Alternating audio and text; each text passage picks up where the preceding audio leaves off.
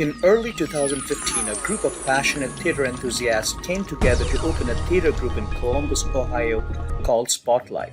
The broad goals were promotion of theatre arts in Greater Columbus and Franklin County, promotion of diversity and inclusion in Central Ohio through a year-long programming, and addressing social issues to theatre and panel discussions. The theme of our first South Asian Theatre Festival in 2015 was celebrating the power of womanhood, and it featured, among other things, two acclaimed plays from Afghanistan and India. Sitara was acted by Monira Hashemi and directed by Leif Pearson. You can even take a life with a word to someone, but I don't want my life for you.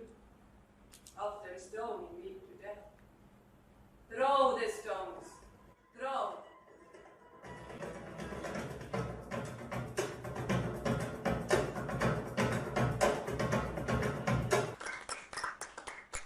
Giving us this hour together with you. I don't have so much to say. I hope this play was taught outside, but I don't need to translate it for you. The home production by Spotlight was Bajbhumi, or The Hurt Stone, directed by the legendary theatre director and actor from India, Meghnad Bhattacharya.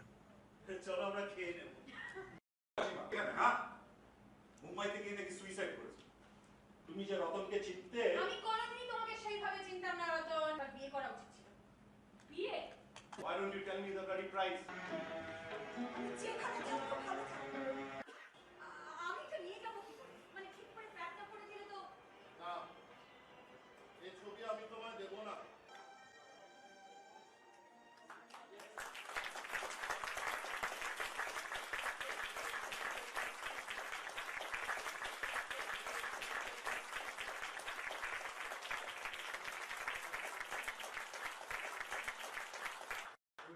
Spotlight act as an advocate for marginalized voices by creating opportunities for non-English playwrights, speakers, and performers to be heard in the Midwest heartland of the United States. 2016 was the second year of our highly successful South Asian Theatre Festival, and it featured two plays, a musical drama, and a panel discussion.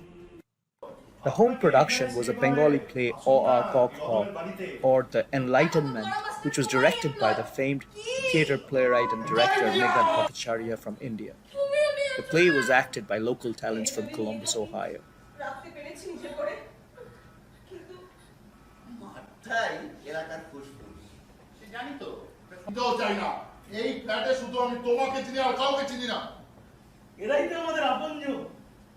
Our director, Meghnad Bhattacharya. The festival also featured the Masrayana by the ICS Theatre Group and was directed by Mahesh Dattani. Dawn began through the eastern sky, underneath the bridge, thunderstorm. Scene 20, in which Mr. Masra is awakened by a notion. Mrs. Halakot. Mr. Masra, it's only a thunderstorm. It's not a storm that go free. What is it? You must go find your friend.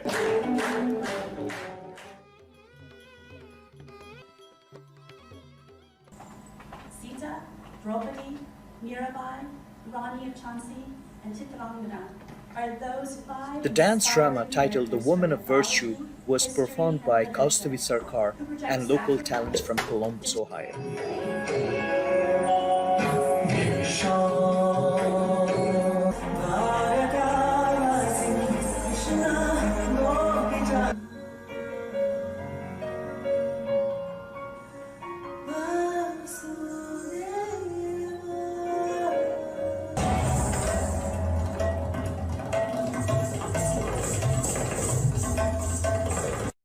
The last event for 2016 was a panel discussion on theatre for social justice.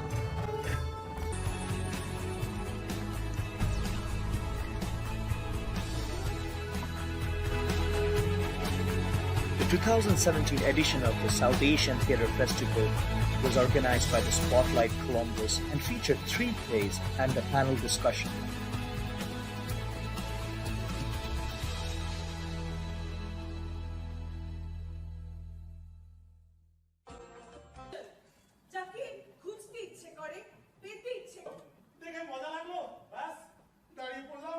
In 2017, the home production for Spotlight was The Woman of Manto. This was a compilation of 3 stories by the famous playwright Sadat Hassan Manto, and this was directed by the famous Indian theatre director, actor, and activist Usha Ganguly. The play was performed by the local talent from Columbus, Ohio. No, I mean India.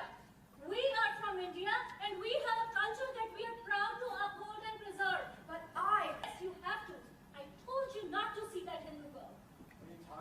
The English drama Our Voices was written by Gargi Mukherjee and produced by Katko. It was the most amazing experience of my life. The play was directed by Andrew Protopappas.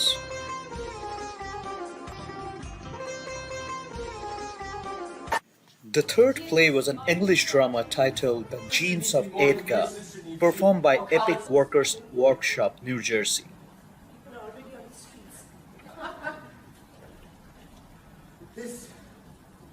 This is really, I need to start.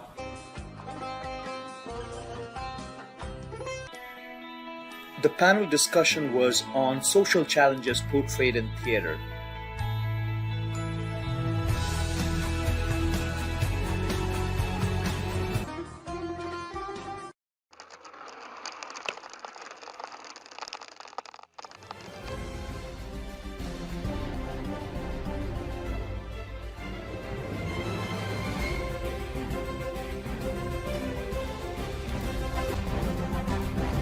In 2018, the South Asian Theatre Festival organized by Spotlight featured 3 plays and a panel discussion.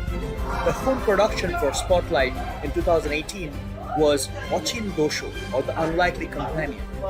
It was directed by the famous actor-director from India, Dev Shankar Halda, and it was performed by the local talent from Columbus, Ohio.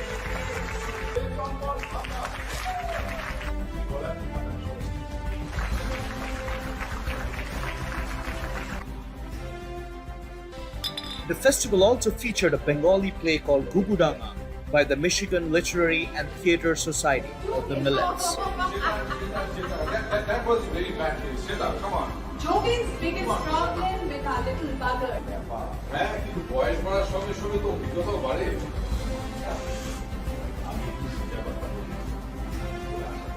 না না কোনো দরকার নেই, শুনুন আপনাদের ব্যক্তিগত Katko presented an English play called The Elephant in the Room, which was directed by Joe Bishara and co-directed by Andrew Protopappas, and was written and acted by Priyanka Shetty. I know I look like I've been chased by a man and still that same shit lives in other life. Turn up!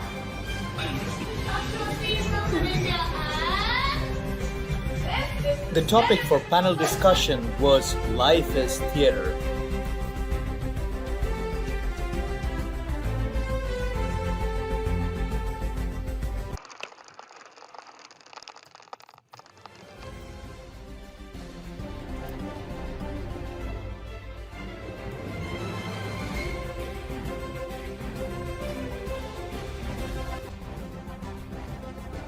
In 2019, South Asian Theatre Festival organized by Spotlight was the mega event.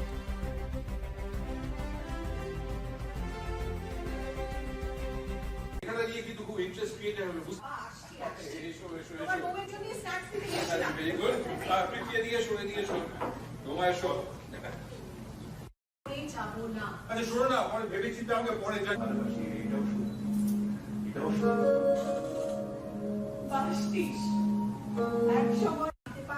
It featured a Bengali play, Ronangon or Warfront, performed by the Michigan Literary and Theatre Society, or Millets. The next play was a Hindi play with English subtitles called Akbari Lota, or Storytelling. It was performed by Mandy Theatre Group from Chicago, Illinois. The home production was Mrityu Na Hatta, or An Accidental Death of an Anarchist. This was a Bengali play with English subtitles and performed by Spotlight Columbus. The play was directed by Parthapratim, a famous playwright and director from India. কিন্তু আপনি তো আপনার অ্যাকসেসগুলো পেয়ে গেলেন নাকি কিন্তু বলতে পারবেন না, চুপ করে থাকুন। আমি না এই বোমাটা এবার ফাটাবো।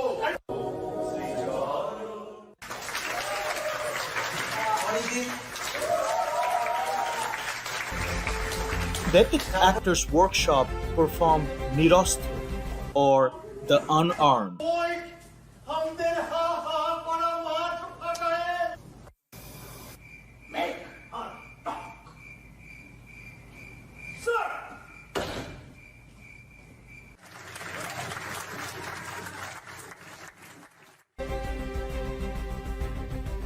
The second day attractions was Tom Paine, a play by Catco Columbus. One of us walks away. Now imagine a pink love. I was lucky in it once. What's left by now?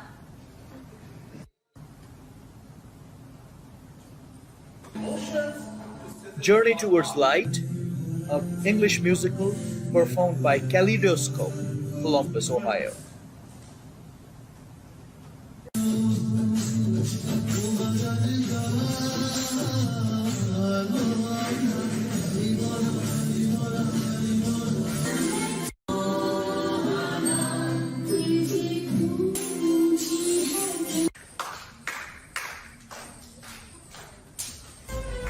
The final play was Chekhov Express, performed by the ICS Theatre Group, New Jersey.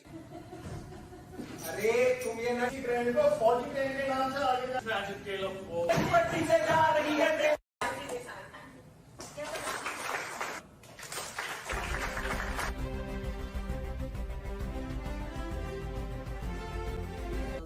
When I'm gone, I want my children to see stories about what was happening when I was alive. You know, what was happening when I was in college. And In year 2020, after 5 years of hosting the South Asian Theatre Festival in Columbus, Ohio, Spotlight was presented with prestigious Harold Award for bringing multilingual dramas and showcasing the South Asian culture in the United States. The Harold Award is named in honor of the late Harold Eisenstein, a theatre director who led the gallery players for decades. 2020 was a year shaped by global upheaval, international travel restrictions, limitations on gathering, and theatre closures. We had to adapt by going virtual for the 6th South Asian Theatre Festival. It was a two-part program. The first was a 2-day retro festival that featured plays from the 1st through the 5th South Asian Theatre Festival. The second was a digital short story festival that featured plays by Devshankar Haldar, Kaushik and Parthapratim from India.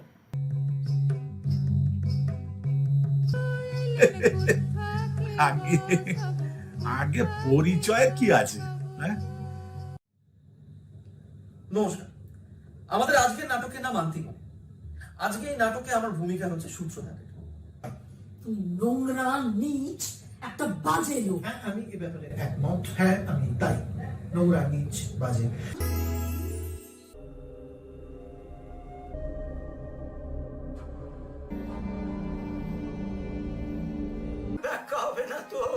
ধর্মের নামে যা করলাম, আমার এক এক সময় মনে হয় দ্বারকা প্রতিষ্ঠার কি সত্যি কোনো শুনিল লাবণী ভাঙিল মোহিনী জটা জুটো বিনোদিনী শ্যামরায় শাখাল তা সিঁদুরে মৃতটি ভাঙিল Binodini.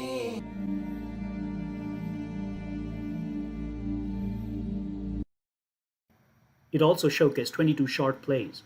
One such play was directed by Joe Bishara. I hate this game! Not much to it, huh? I'd wake up, I'd go to school, I'd go through my classes. Yes! Let me tell you a bit about myself. My name is Montiel Moro. The festival concluded with a panel discussion on is this pandemic changing theatre in the future? Presentation. And what and will my be the place of question to theatre in the myself future? And to folks I was when the pandemic is over, we'll try to give you. But again, it is thank you very much. We at Spotlight are and have been a performing art organization with primary mission to organize, promote, and participate in high-quality theater art, stage drama, musical drama, as well as to provide a platform for expert panel discussions on theater. An emphasis here is to put on collaborations among diverse community artists to engage, educate, and showcase the flamboyance and vibrance of South Asian culture in the United States. Hope you enjoyed this virtual journey. Please sit back and enjoy the 7th South Asian Theatre Festival.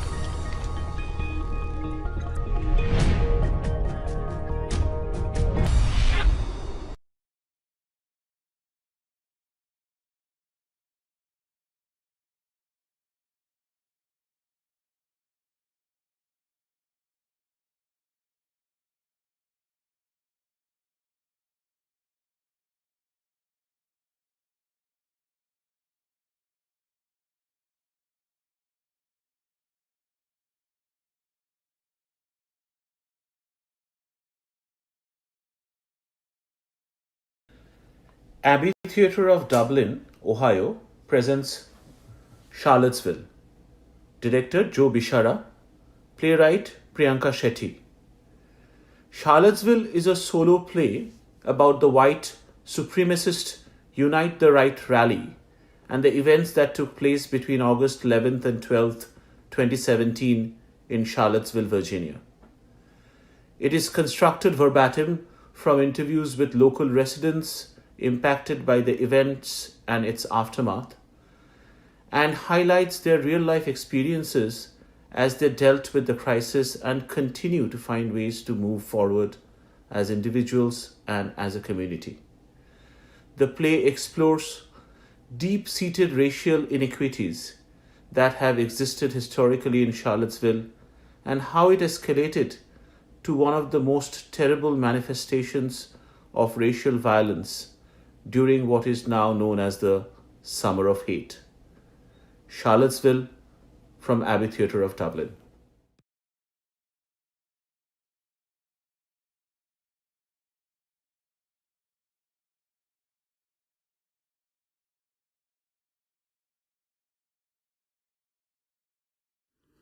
No Nazis, no KKK, no fascist USA. No Nazis, no KKK, no fascist USA. No Nazis, no KKK, no fascist USA.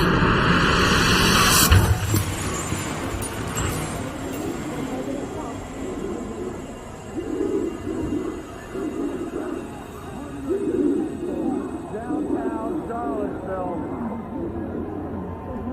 Authorities right now have the intersection blocked off. They are looking through the crowd, making sure that they have been able to find everyone.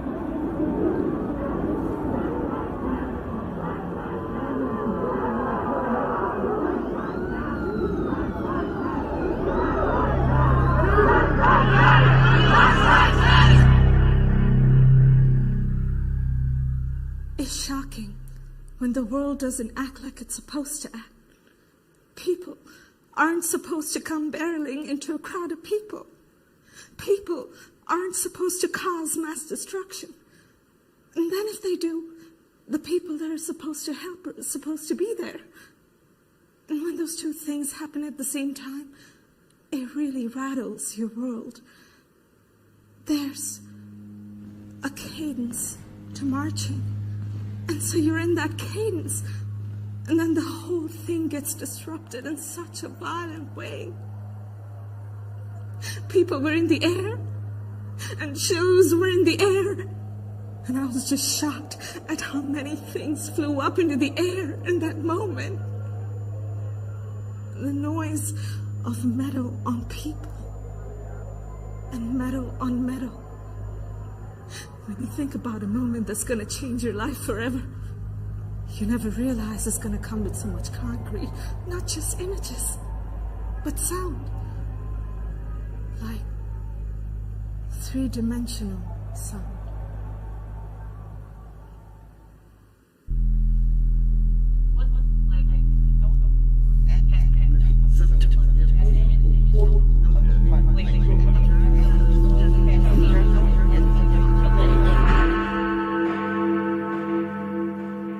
On August 11th and 12th, 2017, I was not in Charlottesville.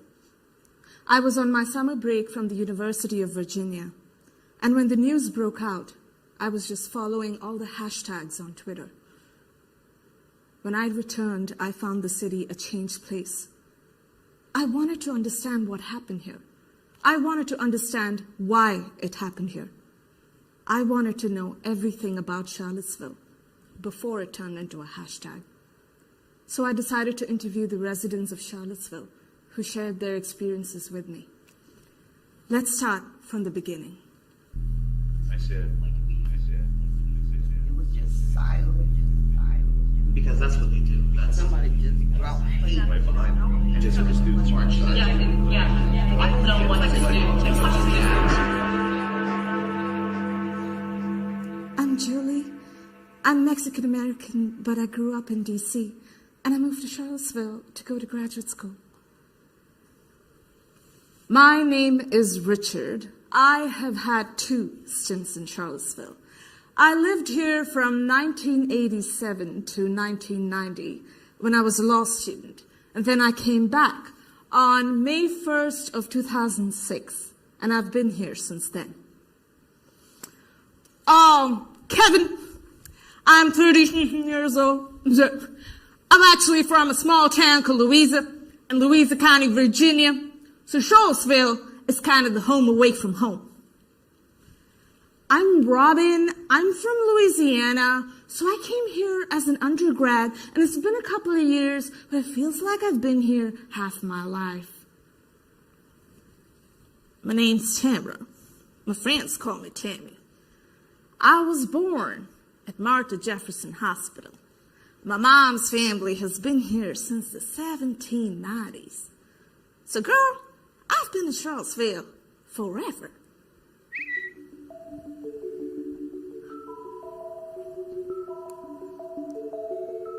Happiness is a place called Charlottesville.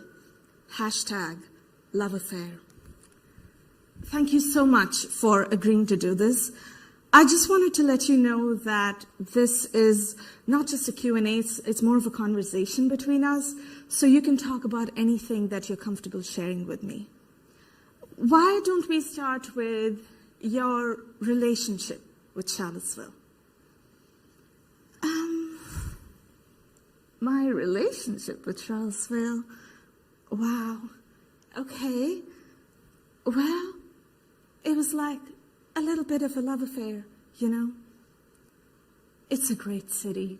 No wonder it's in all these great places to live list year after year. It's kind of self-contained, and I like that there's a university here, there's culture here, and yet there's countryside and country people. I'm a country bumpkin. Grew up in Louisa County, but I've always come back to Charlottesville. When I graduated, the first thing I wanted to do was move can I curse? I'm sorry. Okay. Charlottesville has always been the place that you come to chill. And I take Charlottesville very seriously. It's been the place where I got my first job. I met my first girlfriend here. So yeah, just a lot of firsts, to the point where I consider Charlottesville my home. You know, my friends are in Charlottesville. My work is in Charlottesville. My life is in Charlottesville. Again, I take Charlottesville very seriously. So yeah, I've never lived in the confines of the city of Charlottesville, but Charlottesville's my place. Charlottesville's my home. I'm from southern Louisiana, which is all swamp, so rock is still very exotic to me. The fact that there were all these rocks and some of them were mountains, that was really thrilling. I remember one summer my friend and I went for a hike, and she was from Colorado, so rocks didn't particularly impress her, or mountains. But I was like, look at that rock, look at that rock, look at that rock, look at that rock. She was like, enough with the rocks.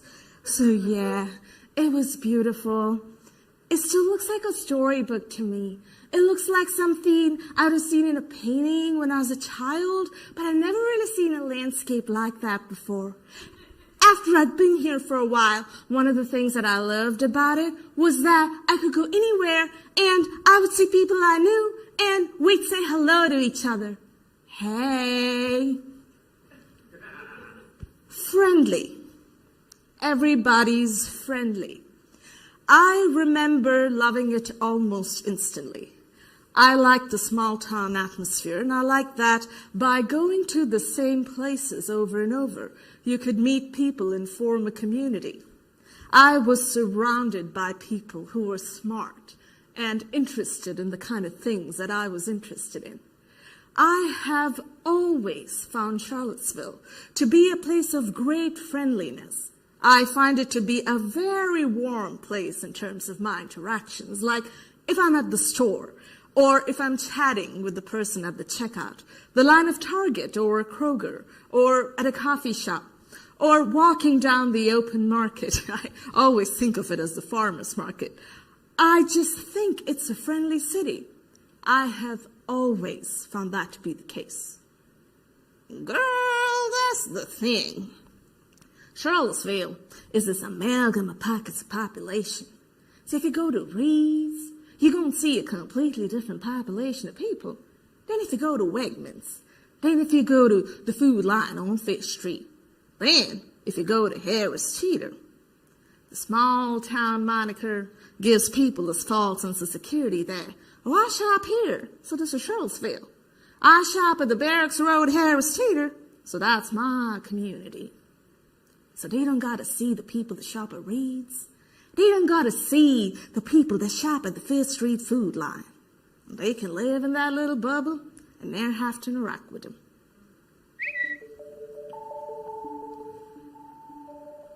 Charlottesville named number 2 friendly small city in the U.S. Hashtag the hook. Tell me more about the people of Charlottesville.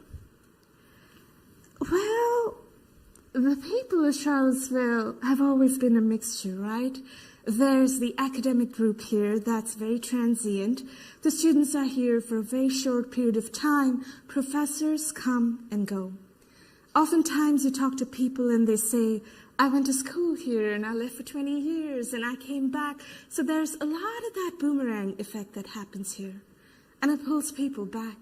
They call Charlottesville the hook because it pulls people back in.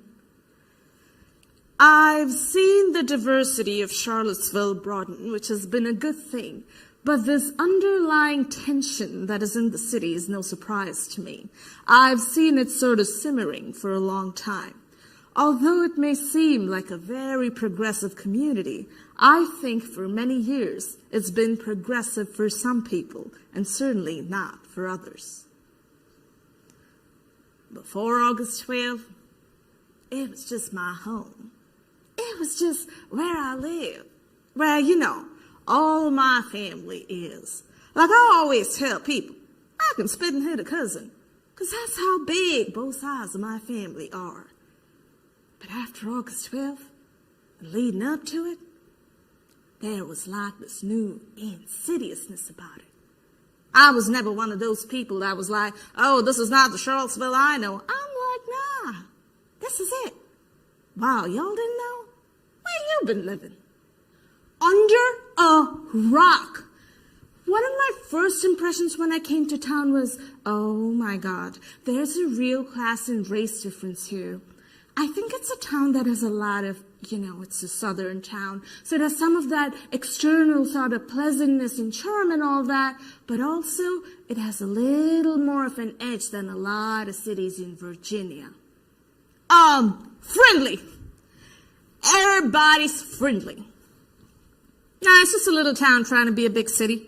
And I think Charlottesville is this perfect little cocoon for whatever lifestyle you want to have. I was under the impression that everyone knew.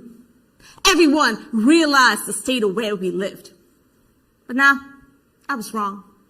They needed something as monumental as the literal Nazis marching down the streets for them to actually pay attention to what was going on around them.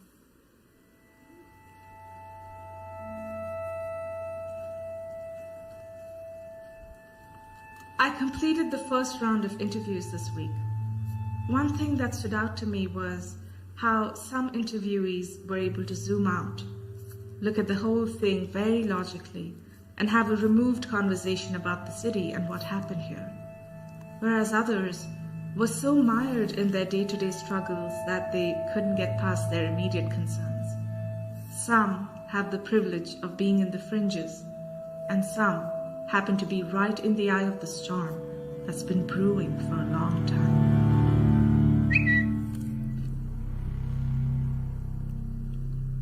Charlottesville attack puts a spotlight on online hate. Hashtag the dark web.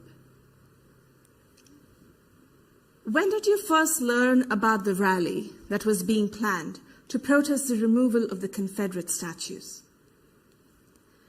My first exposure to the whole question was seeing the flyer that they made for the Unite the Right rally that had really overt Nazi imagery on it. It wasn't exactly the swastika, but everything but. We had a Klan rally earlier that year on July 8th, and that was just these clowns. Just came with their full regalia. I'm Jewish, so I was surprised to see that most of the signs that they were carrying were anti-Semitic. Like, here's the Klan, which is a symbol of anti-African and anti-black violence for generations. And yet, when they came to town with these signs, most of them anti-Semitic, that was the first time that I thought, whoa, what is this about?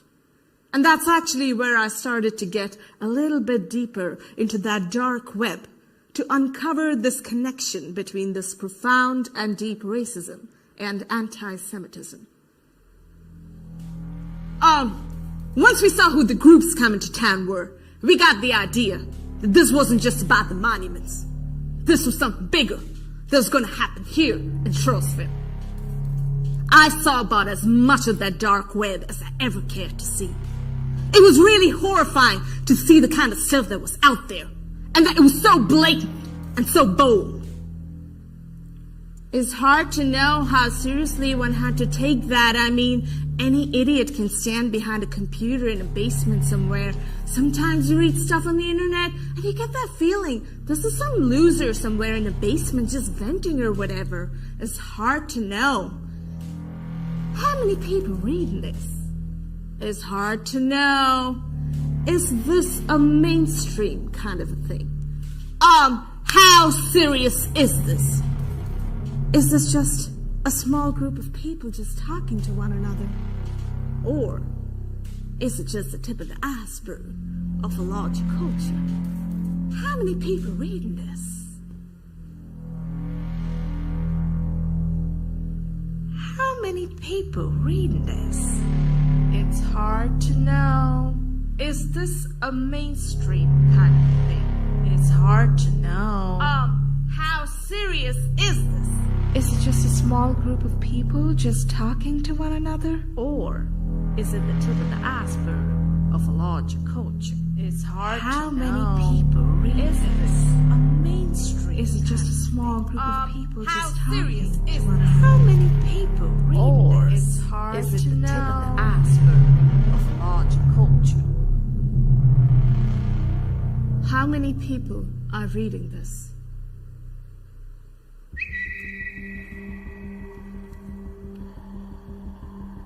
Nazis coming into Charlottesville. Who will stop them? Hashtag war zone.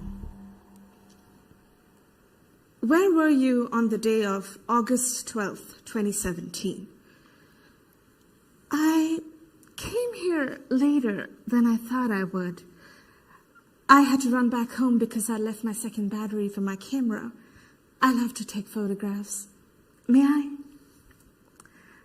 I wanted to be here, as well as be a witness and document it.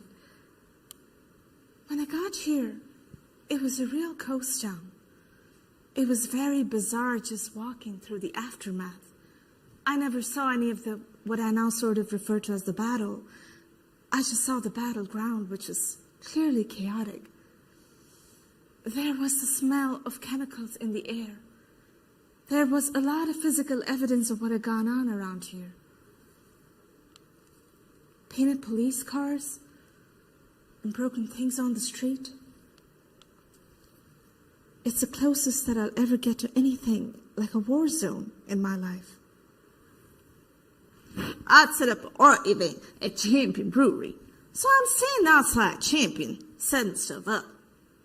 I look up, and there's this black, it looked like a small Toyota, but it's all black. And this tall guy with this huge beard gets up. He's dressed in all black. He gets out and puts on a black face mask. And I'm like, what is that? He's like piddling around in his trunk, and he pulls out this huge black backpack, swings it over his shoulder, and I'm like, I don't know what that is. So I turn to one of the service members and I say, what is that about? And he kind of looks and he goes, okay, you're going inside. I was like, okay, I'm happy with that. I'm good with that. No problem. Turns out he was just a paramedic from Ohio who had driven all night to come and help in case of injuries. He was on the anti-racist side. I'm like, dude, really? You were dressed in all black and have a black face? Really? Yeah, just freaked me the F out. It was very clear there were a lot of outsiders coming into town to show a lot of bravado, it seemed, and stand up for things that I didn't believe in. I called my mother, and she was crying a little bit, and she said, don't get arrested. If being arrested is the worst thing you can imagine happening to me, you don't understand what's going on. When I stepped into the downtown mall, there were state troopers in formation. And yet there were tourists and people milling about. It was a real juxtaposition. And then I saw groups of these alt-right people with huge guns. They were very proud of their signage, their armor. It was really shocking to see them dressed in their garb, carrying their flags and shields, presumably to their cars and trucks. Then I sort of heard this train of people passing a message along. There's a woman that's being beaten up. There's a woman that's being beaten up. I turned and said it to this line of police officers, there's a woman that's being beaten up. They did nothing. That was the first moment it kind of dawned on me. I just told this group of police officers that somebody was being beaten up. And they were just staring straight ahead, not doing a thing. I don't think a lot of us understood the severity of what was about to happen.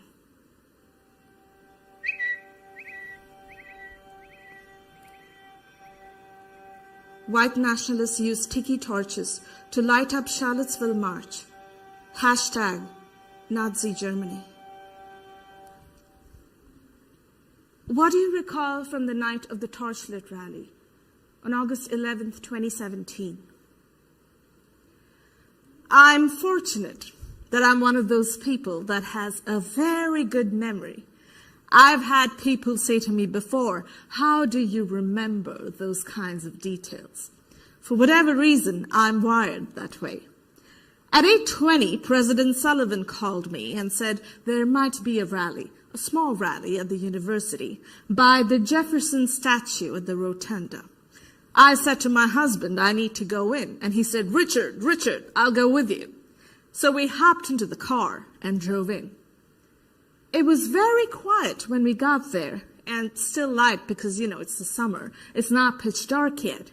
I walked around to the plaza where the statue is. It was quiet, not a lot going on. On August 11th, there was a congregation at St. Paul's Episcopal Church, right across from the rotunda. Basically, pray for Charlottesville. Not prepare, not build barricades, not kick the motherfuckers out. Pray for Charlottesville. Yeah, whatever. We'll just go over to this place and pray. God bless y'all. It was a beautiful service for people that truly needed it.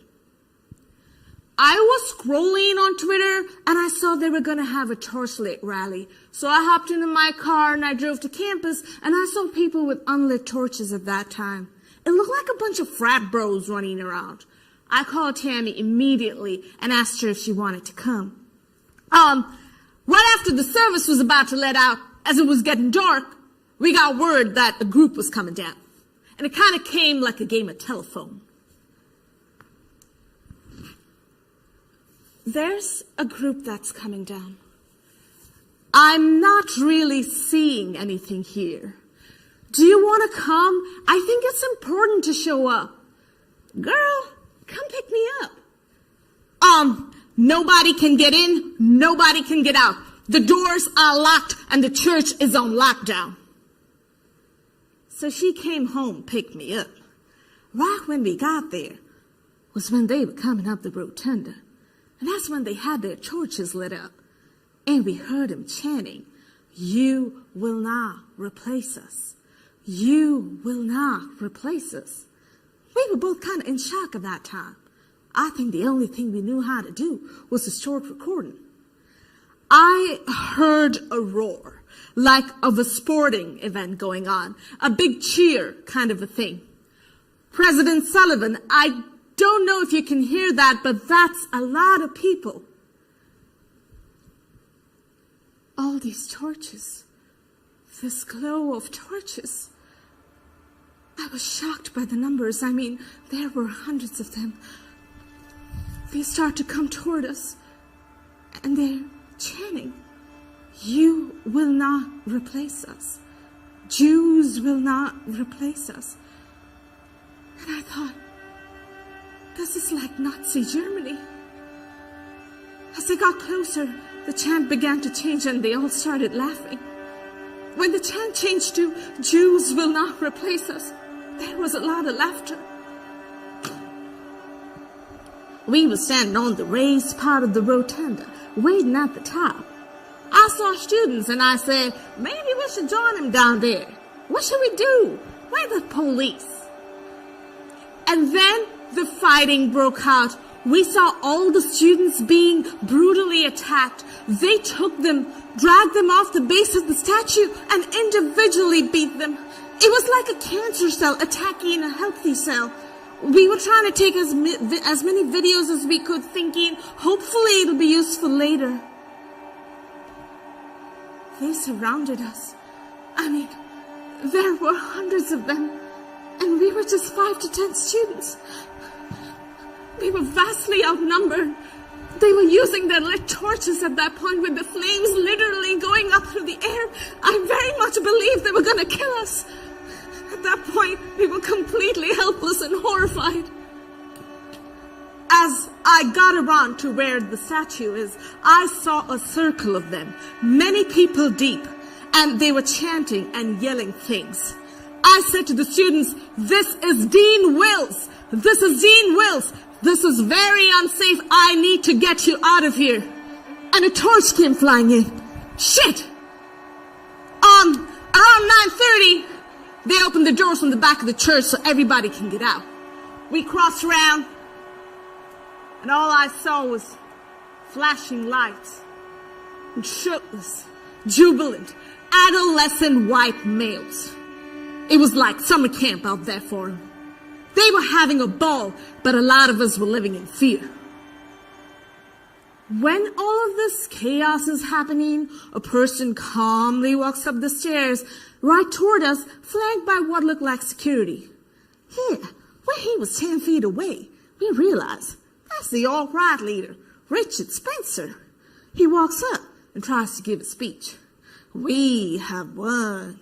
Yeah, we have claimed and restored victory. We have taken the streets." But no one could hear him. When he realized that, he just dips. He just tries to leave. The police are coming in at that point. We just thought he was trying to evade arrest. We were not having it. I have no idea where it came from, but I was like, we should follow Richard Spencer. I just didn't want him to get away. Or at least I wanted there to be evidence of him just being a coward. So we followed him all the way to the campus where he got picked up. He had like a Suburban come pick him up, but his posse was way too big. So he left kids. He left a bunch of 12 to 15-year-old boys right in the middle of campus, like high schoolers or something. Yeah, they were with him the whole night, just like young kids in white polos. It looked creepy. I legitimately believe it was some kind of internship or training. I would never get that close to Richard Spencer ever again. I got hit with some mace because that was now flying around. It did not hit my eyes so I could still see. I grabbed 2 more students and ran in the opposite direction. People evacuated because people started to get arrested. Then all of a sudden, the torches started going out in certain sections. That was super weird. That was one of the surreal things. Just like looking at all the dog tags. I'm assuming it came from the Nazis. On August 11th, it didn't feel like it was about the statues. It just felt like it was more about showing their numbers. Just like intimidation. For them, I don't think it was ever about the statues. I just think it was a nice excuse. I think they were just like, let's use this opportunity as much as we can to meet our ultimate goals. We posted those videos with the intention of asking more people to come to Charlottesville. After experiencing this, I was definitely worried about what would happen the next day.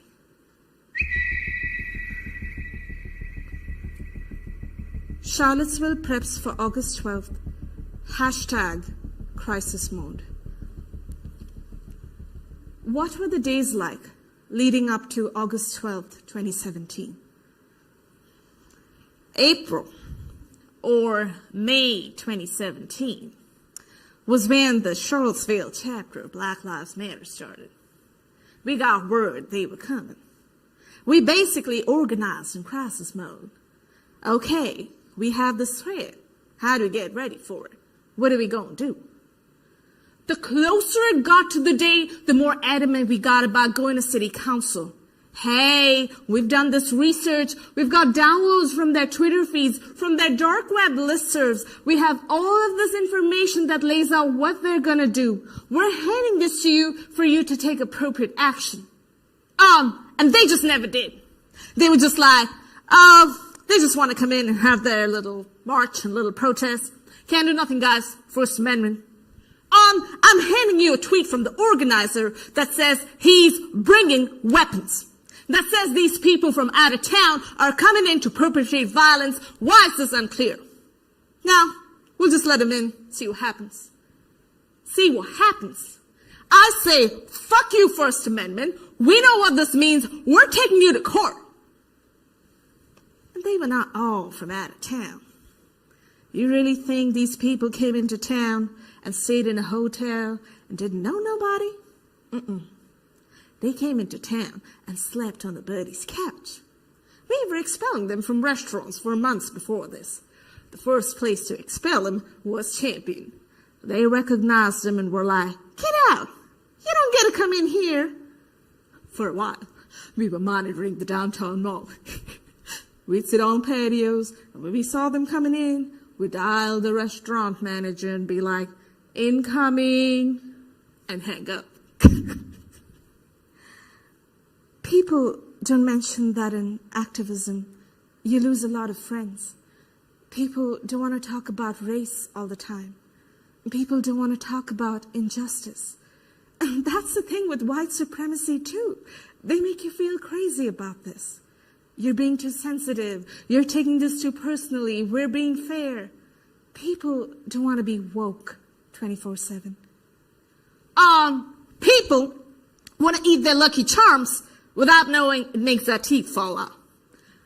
They just want the taste, and I get it.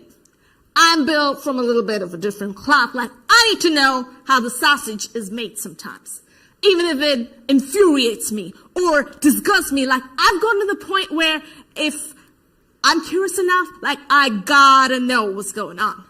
Even to the point where I feel like my parents have feel like my curiosity's been squelched. I just gotta know.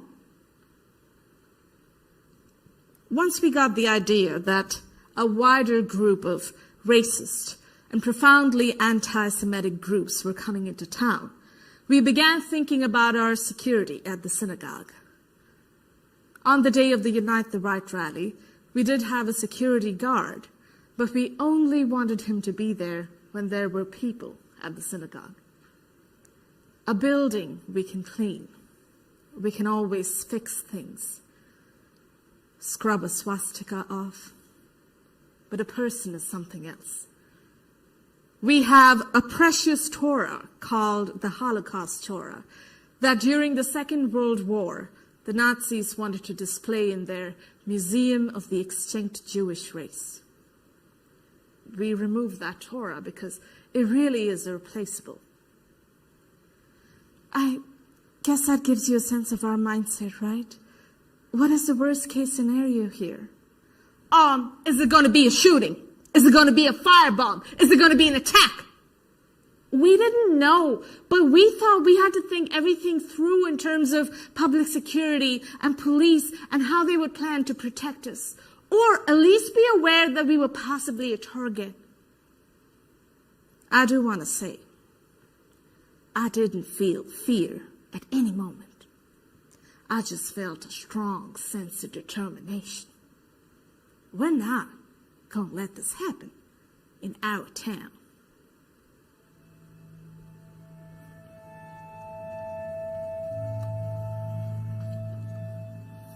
Today there were 9 interviews back to back, all survivors of August 12th. It has been a little over a year since it happened, but I don't think the healing has even begun. Yes, they have masked and concealed the pain and have apparently moved on, but most of them are so broken, emotionally broken. I thought I was removed enough, that I could handle it, but it felt like I was right there with them.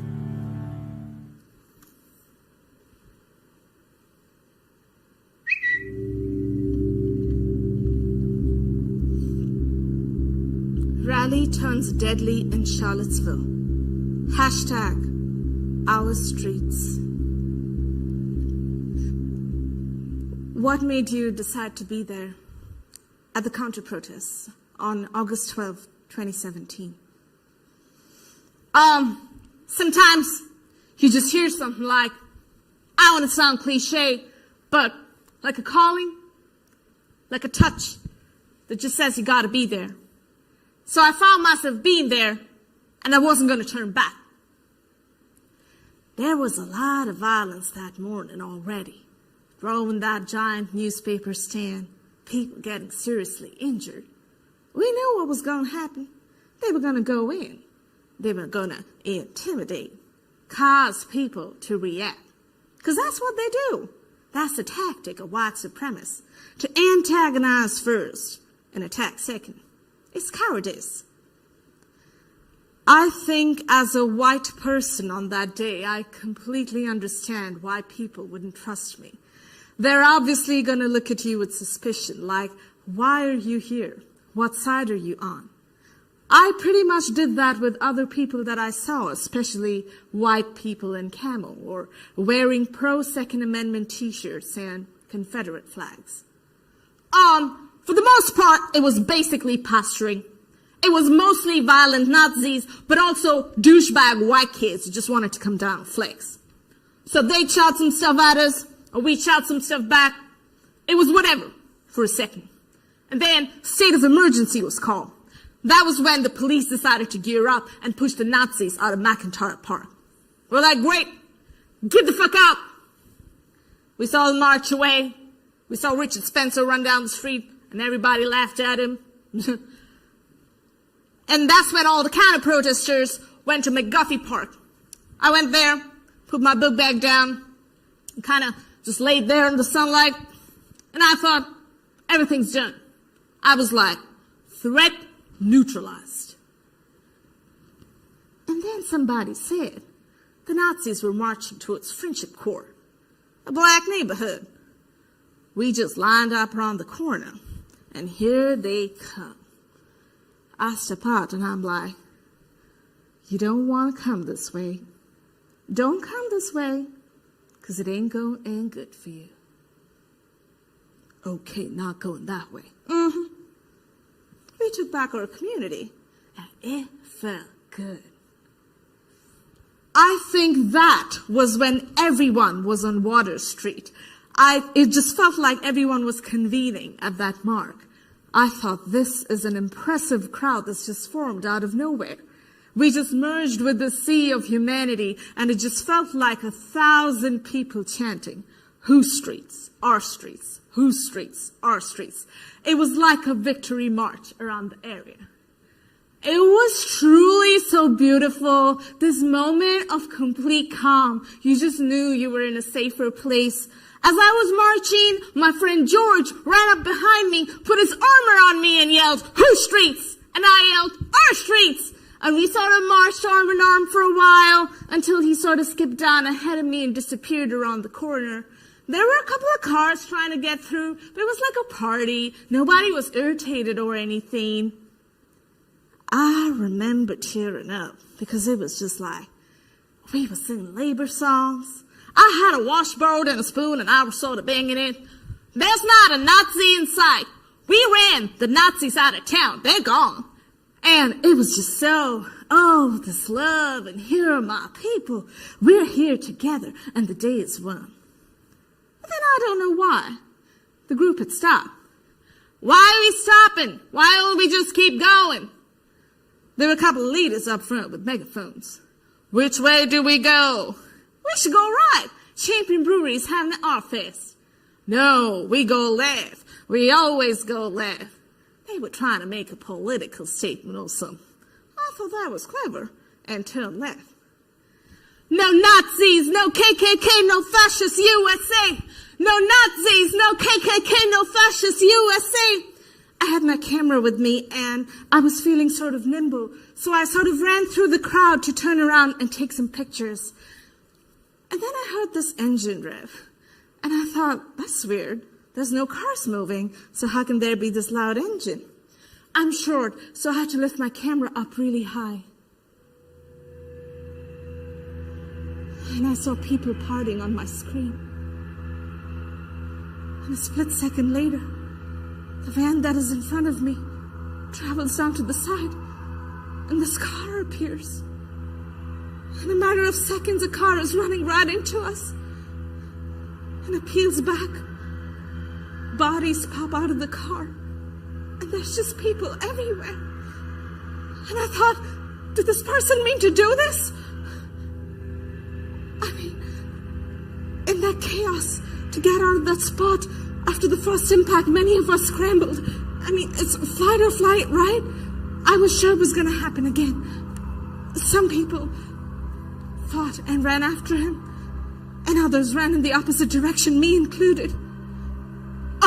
I ran for the car. I mean, it sounds really stupid because how am I going to catch this car? But I ran and I screamed, Grey Dodge! Grey Dodge! Challenger! I stop and lose my breath.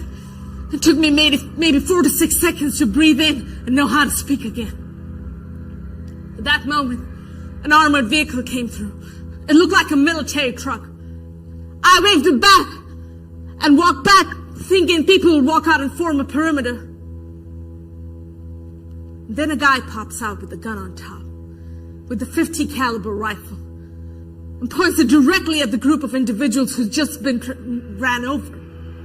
And I thought, this is it. There's a whole bunch of bleeding, traumatized individuals with a .50 caliber rifle pointed directly at their face. And that was when we ran out the back of the alley. Get on higher ground, get off the streets, get on higher ground, don't let them hit you. We didn't know whether to stay or run. In that moment, I thought many people had died because all I saw around me were hurt and bleeding people. I'm in full hysterics at this point. I couldn't breathe, completely sobbing. Then a group of people came who'd just seen their friend be hit by a car. And we just sat in a circle and hugged each other. Medic! I saw a person bleeding. Medic! I saw a person with their eyes roll at the back of their head. Medic! I reached down to pick them up, but then again, don't touch them. Let the medic come. Medic! I was attended to by volunteer medics and taken to a makeshift trauma center. And there I was. I came into town sort of late for the game, and I ended up in ground zero for no particular reason. From happiness to victory and jubilation to horror and pain and just confusion. I could hear this woman next to me say she was giving CPR to this woman and she was so concerned. And then some people came and told her that that woman had died. That's how I found out that there had been at least one death.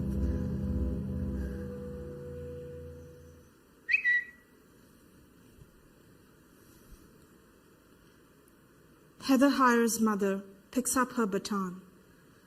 Hashtag remembering Heather.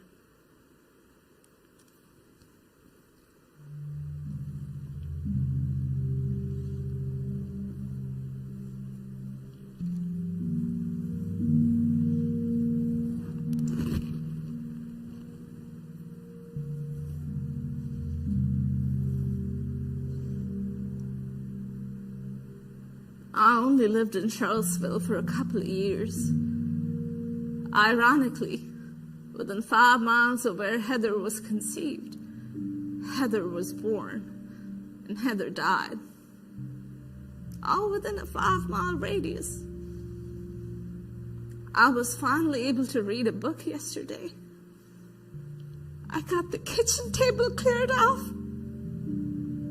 My life has been so chaotic, but not Fire's. I don't have time to breathe. Certainly don't have a lot of time to grieve.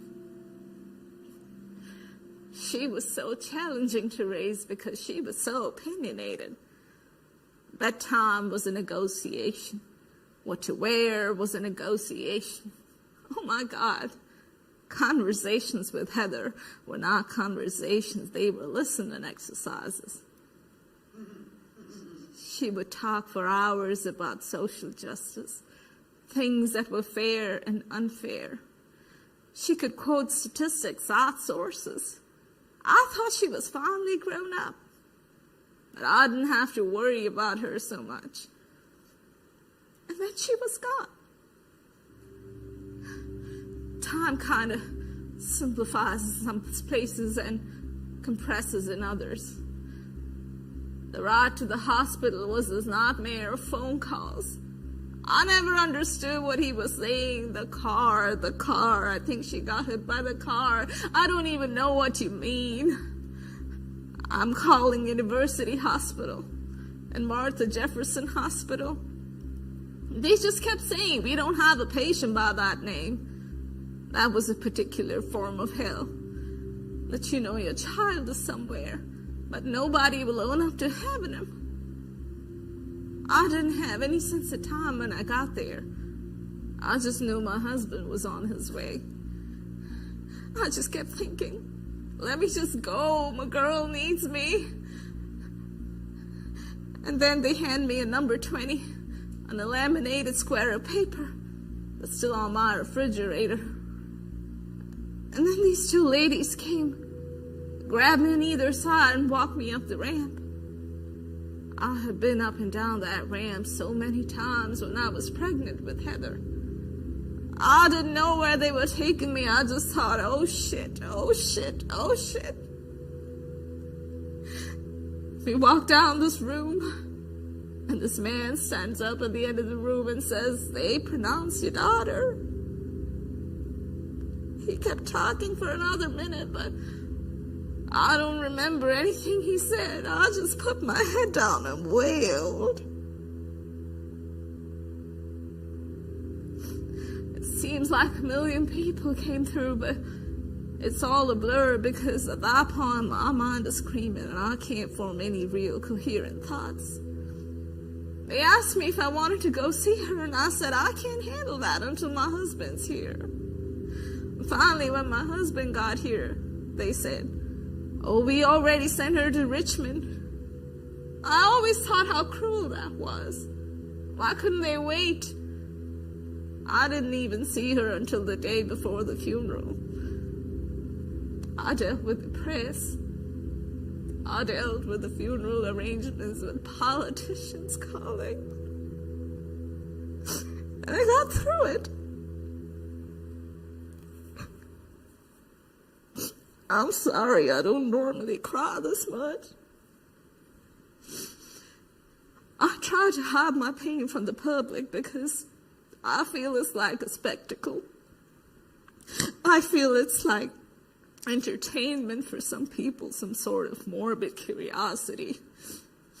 I was so driven by my anger that people would dare silence my child like that. People are like, stop crying, move on, get on with your life. I am getting on with my life. But I can't call it a hole anymore. I just think it's like an amputation. You can survive it. You can learn to adapt. But you're always aware you're an amputee. I see the impact her death has had on a lot of people around the world. But I'd trade everything just to have her back. I'll take her back in a heartbeat. We'll find some other way to make an impact. It's not really fair that she got all of that attention for dying. Not the first person to die because of a car driving through a crowd. Not the first person to die because of hate. But she got all of that attention for dying because she was a white girl. I don't think a lot of people in this country realize how violent the alt-right can be. Those who were paying attention did know. Most of us were not paying attention, which is ironic because Heather had a motto she'd adopted. If you're not outraged, you're not paying attention.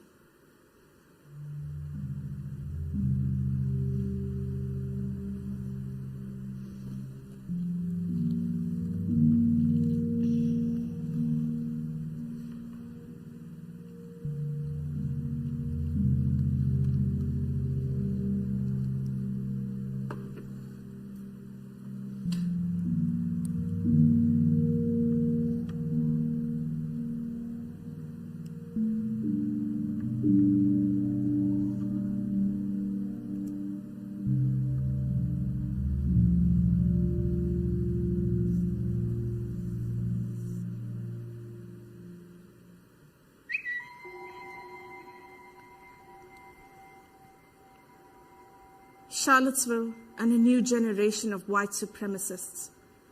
Hashtag alt-right. On August 11th and 12th, 2017, I was not in Charlottesville.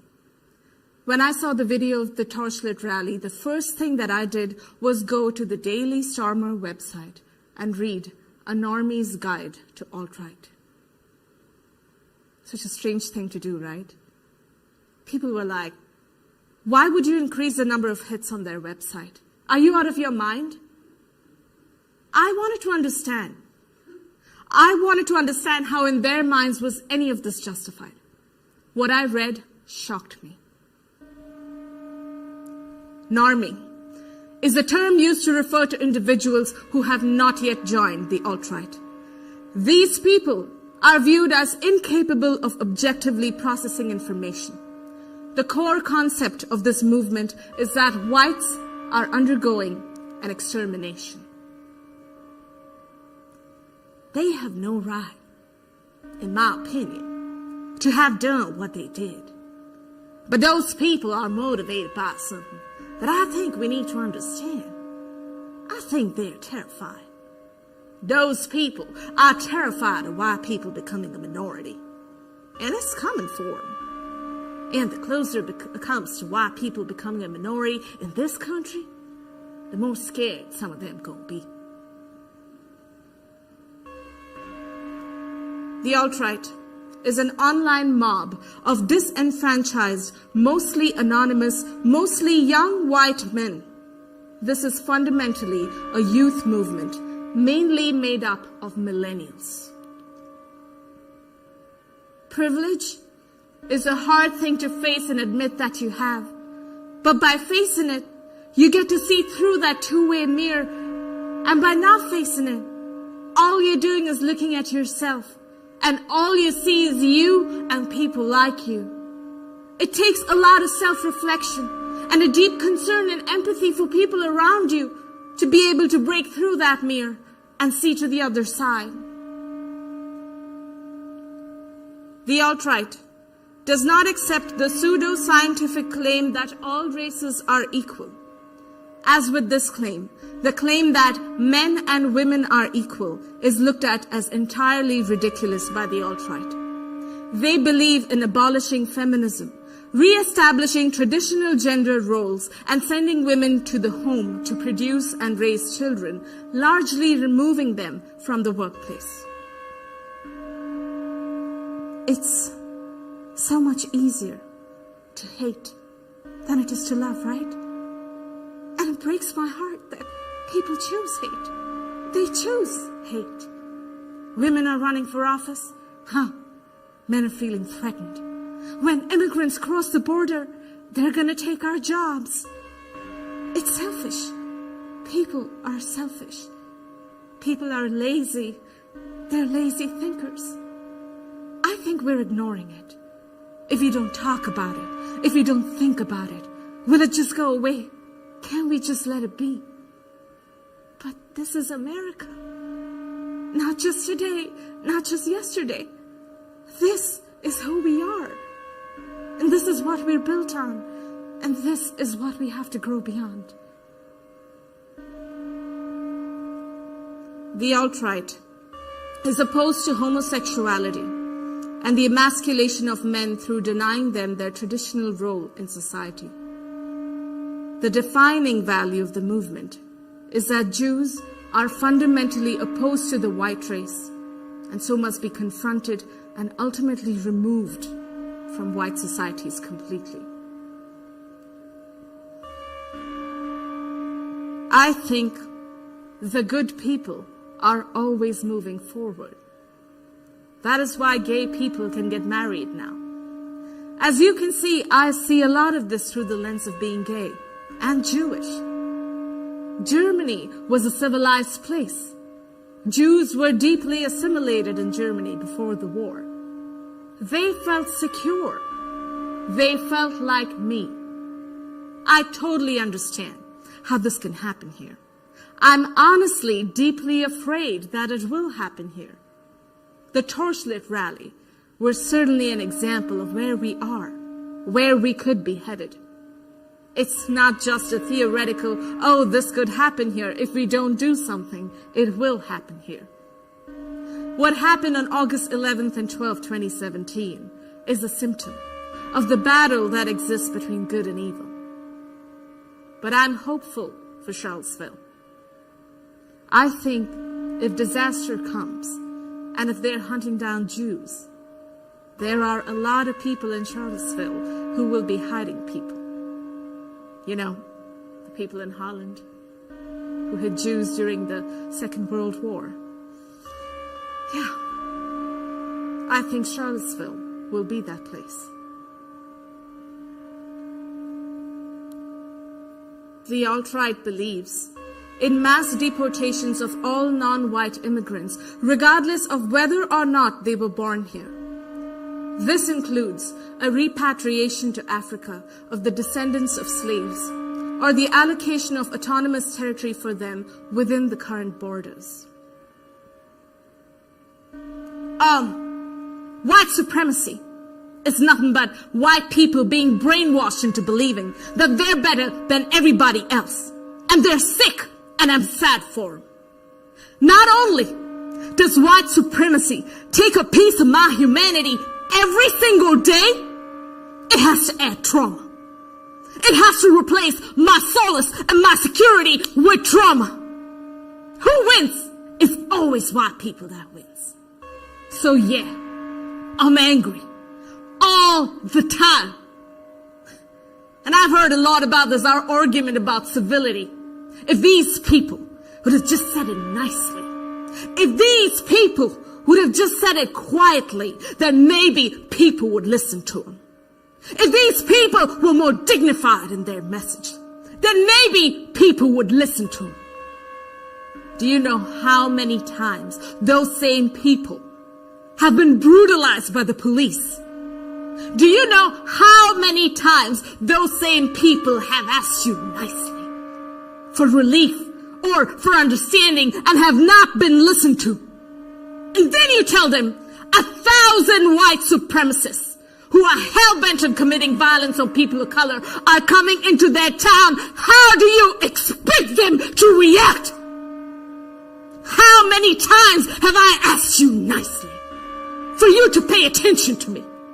How many times have I asked nicely for you to respect me as a human being? Now I'm begging you, save my life.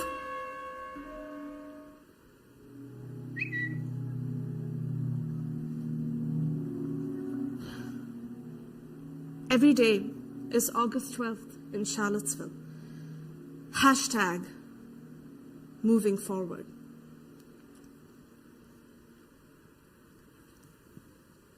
It's shocking when the world doesn't act like it's supposed to act. You can't go back to the moments before it happened to you. I used to be the kind of person that people would say, "What are you doing these days? What are you involved in? What are you up to?" Because I always had my finger on the pulse. Now I'm the kind of person that people say, "How are you doing these days?" I want to say time slipped. Time didn't slip. People just didn't come. And those line of police officers were right where they were told to stand. How's that a policeman doing his job? Unfortunately, the way we train police is written on every car to protect and serve. That's not what their job description is. That's their slogan. Their job description is to enforce the law, whether they like it or not, whether they agree with it or not. I kept asking everyone, "Where's George? Where's George?"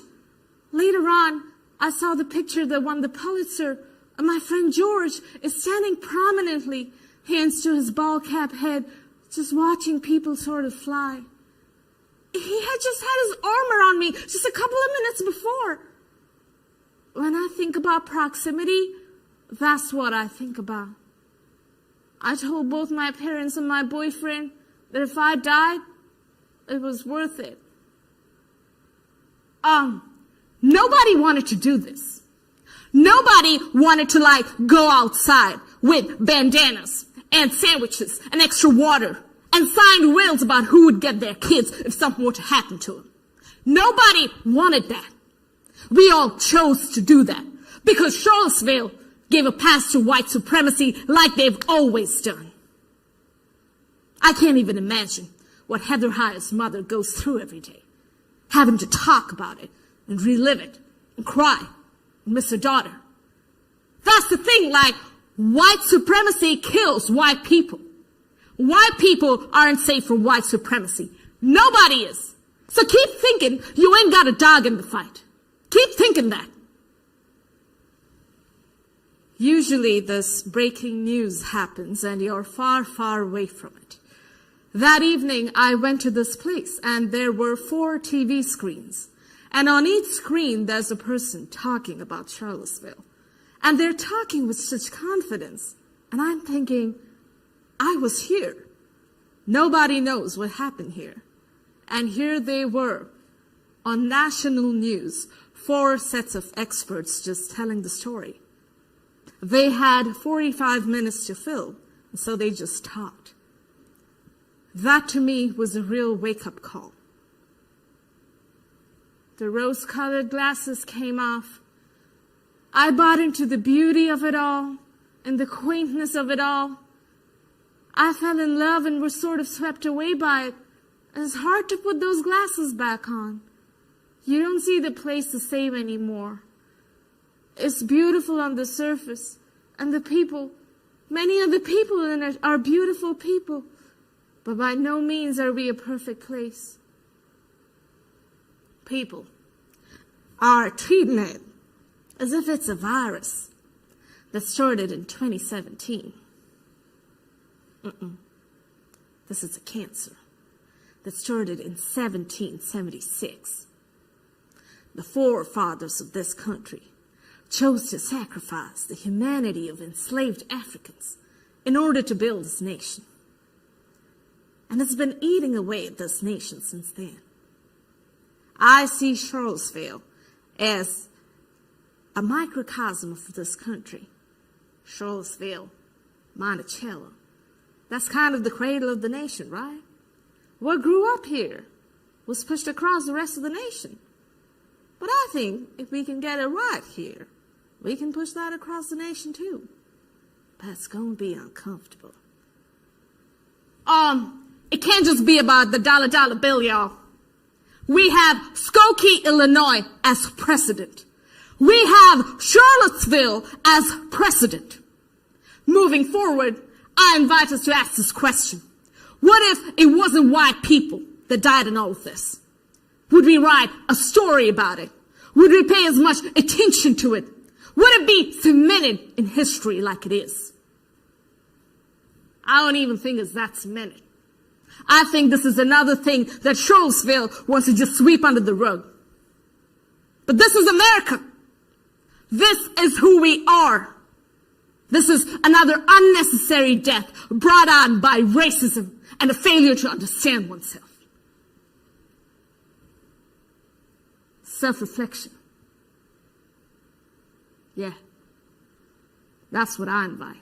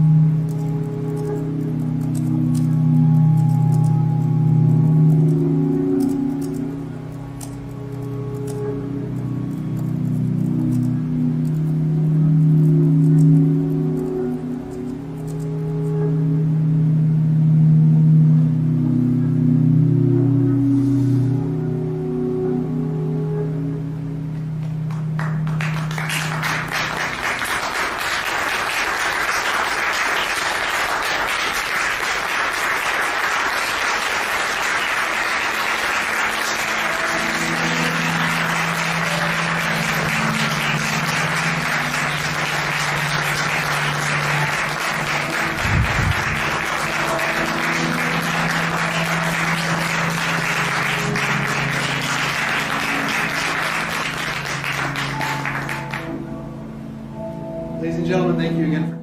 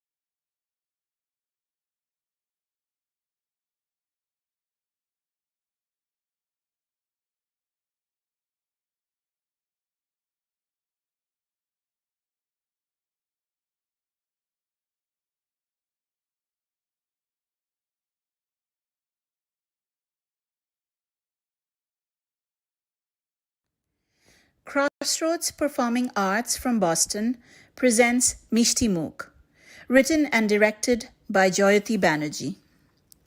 The tenant is a young professional living in a city away from home and family for work, and certainly under a lot of stress to keep a balance between work and life outside. The story Mishtimukh is about a hilarious banter between the tenant and his landlord, starting with sharp accusations about invasion of privacy, to drawing quick judgment about characters, and finally turning the whole episode into a comedy of errors. Presenting Mishtimukh.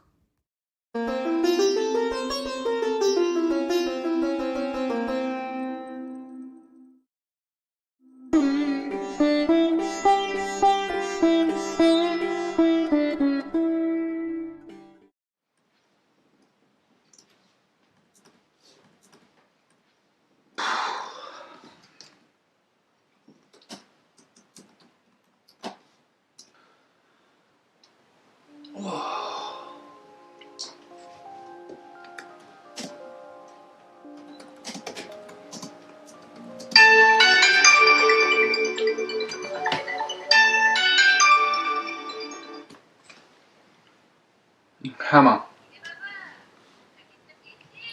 হ্যাঁ হ্যাঁ পেয়েছি প্যাকেজটা। আচ্ছা, আবার shirt পাঠিয়েছো কেন বলো তো? আচ্ছা, কলকাতা থেকে শান্তিনিকেতনে ভালো শার্ট পাওয়া যায় নাকি? হ্যাঁ আচ্ছা আচ্ছা, রাগ করো না। হ্যাঁ হ্যাঁ, আচারটা খাবো। হ্যাঁ, থ্যাংক ইউ।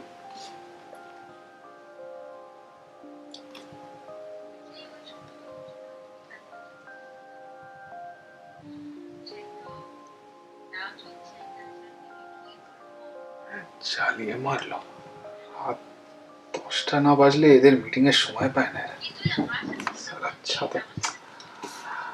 আচ্ছা, কি কি জিজ্ঞেস করছো বলো? সরি, আমি শুনছিলাম না, আমি একটা ইমেল দেখছিলাম অফিসের।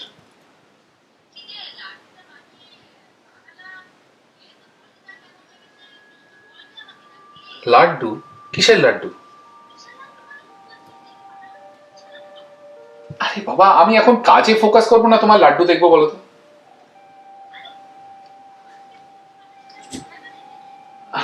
দেখো, বাক্সটা আমার চোখের সামনে খোলা, ভেতরে কোনো লাড্ডু নেই।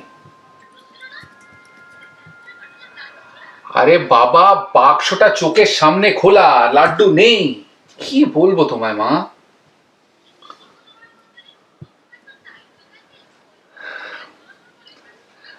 আরে আরে কি মুশকিল। আচ্ছা নেই, আচ্ছা ঠিক আছে, আমি দারোয়ানকে জিজ্ঞেস করছি, ঠিক আছে? আরে বাড়িওয়ালাকে কি বলবো এটা নিয়ে? আচ্ছা, মুশকিল তো। আচ্ছা ঠিক আছে বাবা, তুমি ফোনটা এখন রাখো, আমার এখন অফিসের কাজ আছে, আমি তোমায় পরে ফোন করছি। হ্যাঁ ঠিক আছে, আমি জিজ্ঞেস করে দেখছি। ওকে, চলো, বাই।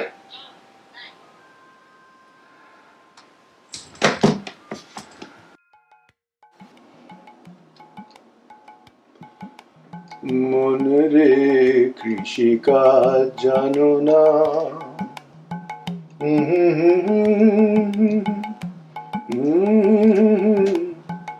আবাদ করলে ফুল তো সোনা। মা, সবাইকে দেখো মা।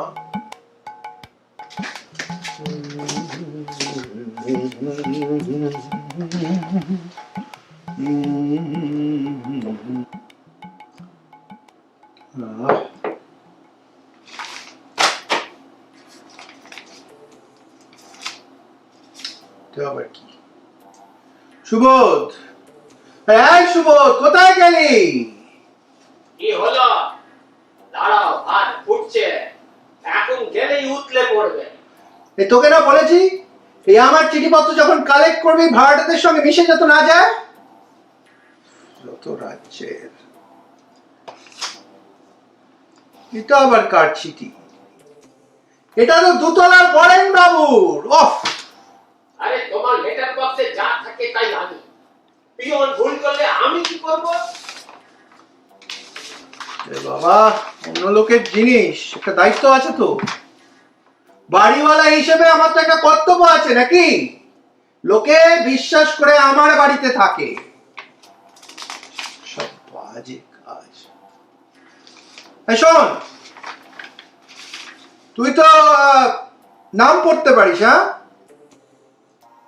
এবার থেকে যদি দেখিস যে কারোর চিঠি আমার সঙ্গে মিশে গেছে, তো তখনই ভুলটা শুধরে দিবি।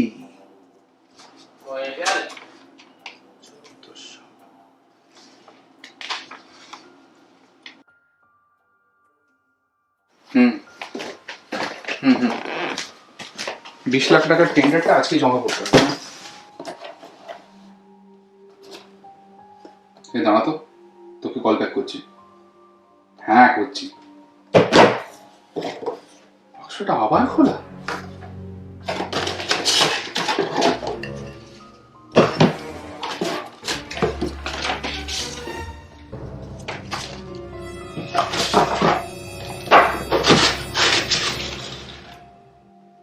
চিঠি? সালাকে আজ দেখাচ্ছি।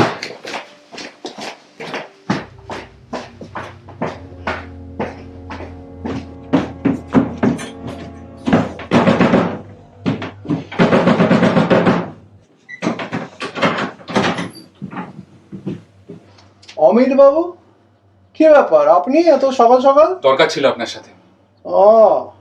এই সময়টা আমি আবার একটু ক্রসওয়ার্ড পাজল করি। ভালো ভালো, খুব ভালো, কিন্তু এই আমার জীবনের পাজলটা না সলভ হওয়া দরকার। ও হবা, চা খাবেন নাকি? হ্যাঁ, চা খেতে খেতেই বলুন না হয়। আমি কিন্তু আর এই ইনভেশন টু প্রাইভেসি সহ্য করব না। হ্যাঁ, সেটা আবার কি? আসুন আসুন, ভেতরে আসুন। হ্যাঁ বসুন। তাই সুবোধ, দুটো চা কর।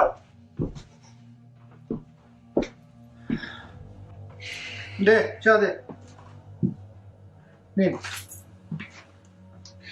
আমার কিন্তু এই প্যাকেজগুলো, এই কনফিডেন্সিয়াল চিঠি, এগুলো কে নিচ্ছে আমার কিন্তু জানা খুব দরকার। হ্যাঁ, সে কি কথা? কেউ আপনার প্যাকেট খুলছে? আপনি এমন করে বলছেন যেন আপনি কিছু জানেনই না। এরকম হাওয়ায় হাওয়ায় কথা বললে কি করে হবে বলুন? কে খুলেছে, কি খুলেছে? আমি আপনাকে মনে করাচ্ছি, আমার মা ঠিক 1 মাস আগে আমার জন্য একটা প্যাকেজ পাঠিয়েছিল। প্যাকেজটাকে দেখেই মনে হলো ওটা কেউ খুলেছে, আর প্যাকেজের ভেতর থেকে একটা লাড্ডুর বাক্স গায়েব। কে খেলো বলুন, কে খেলো? কে খেলো এখন আমি কি করে বলবো? হ্যাঁ, যারা ওই প্যাকেটটা বানিয়েছে আপনি তাদের জিজ্ঞেস করে দেখুন। ওদের অভ্যেস আছে এরকম খেতে নেওয়া। বাজে কথা বলবেন না।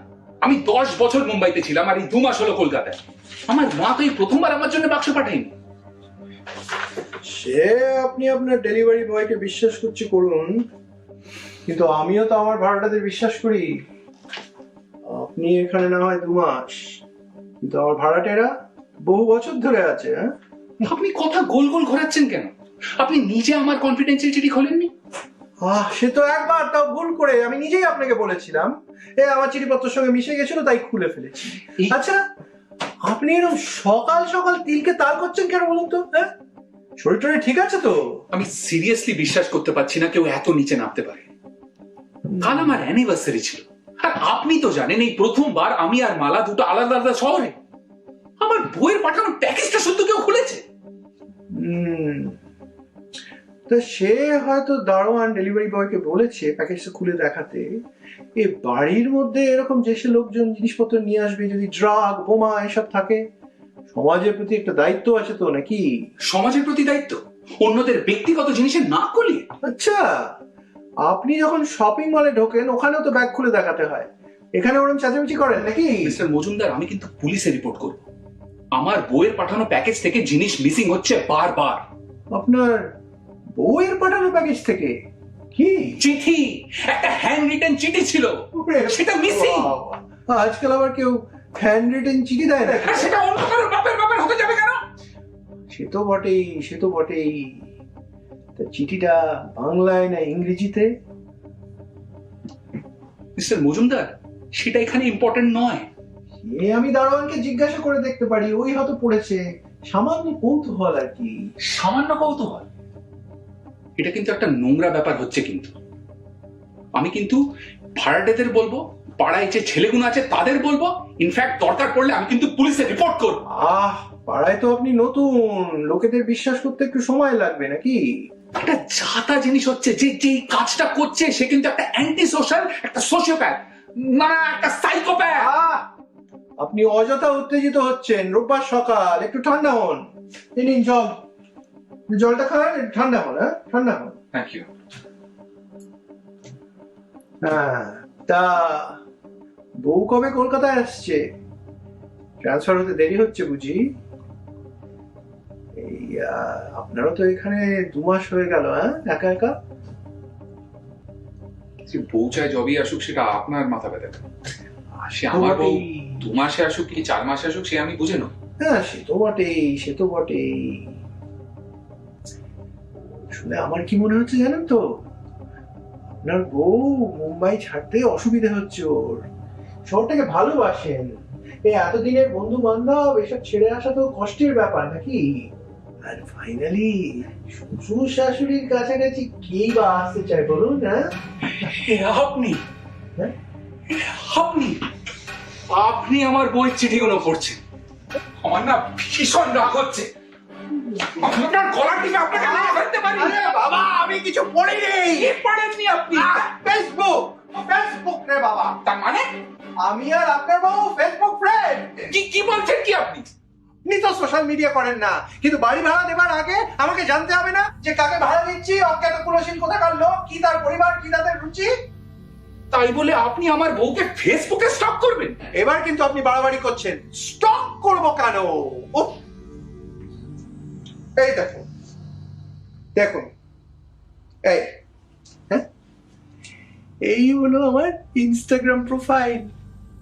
আপনার বউকে আমি ফলো করছি। না, ইম্পসিবল। ইম্পসিবল।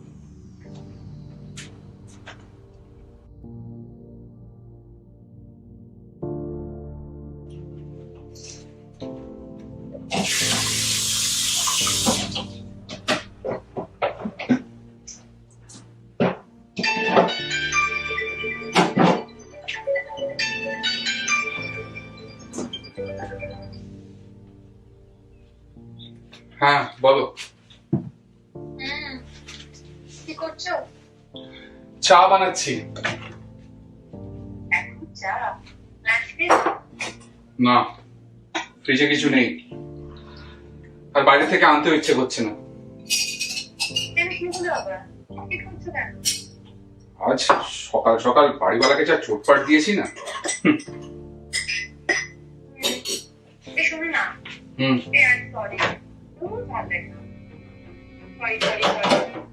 সরি কেন?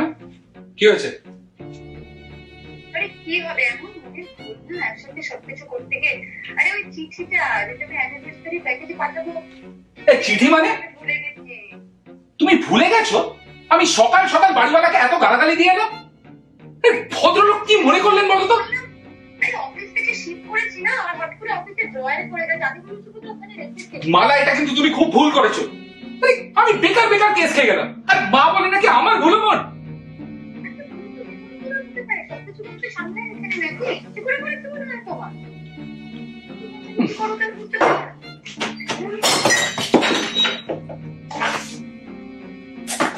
আবার লাড্ডু চাপ বাবা।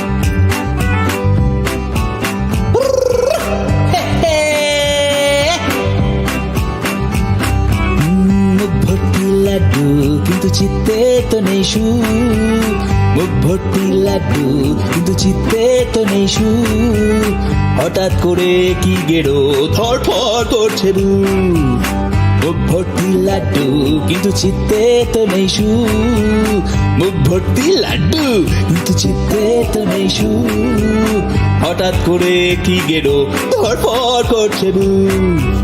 ছিলাম দিব্যির আগ নিয়ে সবার উপর রেগে, সত্যি জেনে খেয়েছি কেস, বিবেক উঠছে জেগে, বাড়িওয়ালাটা বেশি মোড়ল ঘুরিয়ে দেখায় না, বাড়িওয়ালাটা বেশি মোড়ল ঘুরিয়ে দেখায় না, আমি বা চুপ থাকবো কেন, বাজিয়ে দিলাম ঢাক, ভালো মানুষ ভেবে আমায় সবাই দেয় চাপ, ভালো মানুষ ভেবে আমায় সবাই দেয় চাপ, অফিস মা তারপর বউ, বাপরে বাপরে বাপ, এই মিষ্টি যদি না পাঠাতো হতোই না এই ওভারলুক, এখন মুখে বিটার টেস্ট, টোটাল জকে মিষ্টি মুখ, মিষ্টি মিষ্টি মিষ্টি মিষ্টি মিষ্টি মিষ্টি মিষ্টি মিষ্টি মিষ্টি মিষ্টি মিষ্টি মিষ্টি মিষ্টি মিষ্টি মুখ।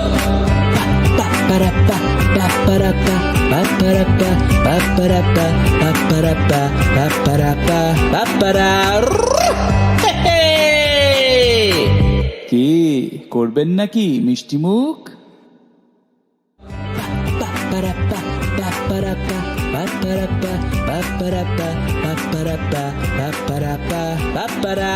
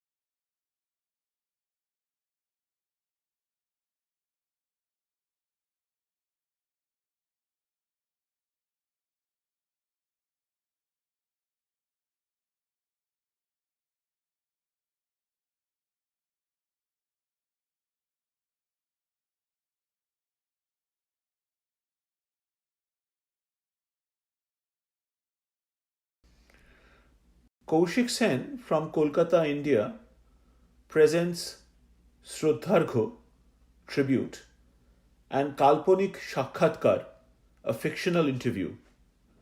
Director Kaushik Sen. This is a tribute to legendary Bengali actor Soumitra Chattopadhyay,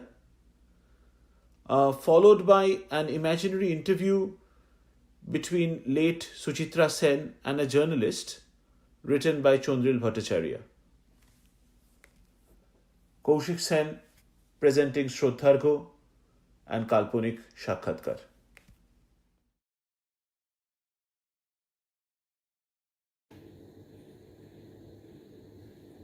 নমস্কার। স্পটলাইট আয়োজিত নাট্যোৎসবে আপনাদের সকলকে স্বাগত জানাই, অভিনন্দন জানাই। খুব সম্প্রতি আমরা সৌমিত্র চট্টোপাধ্যায়কে হারিয়েছি, আমার শিক্ষাগুরু, যার কাছে অভিনয় শিখেছি, যার দ্বারা নানাভাবে প্রভাবিত হয়েছি। তার লেখা একটি কবিতা পড়ে এই নাট্যোৎসবকে একটা ভিন্ন মাত্রা দেওয়ার চেষ্টা করছি।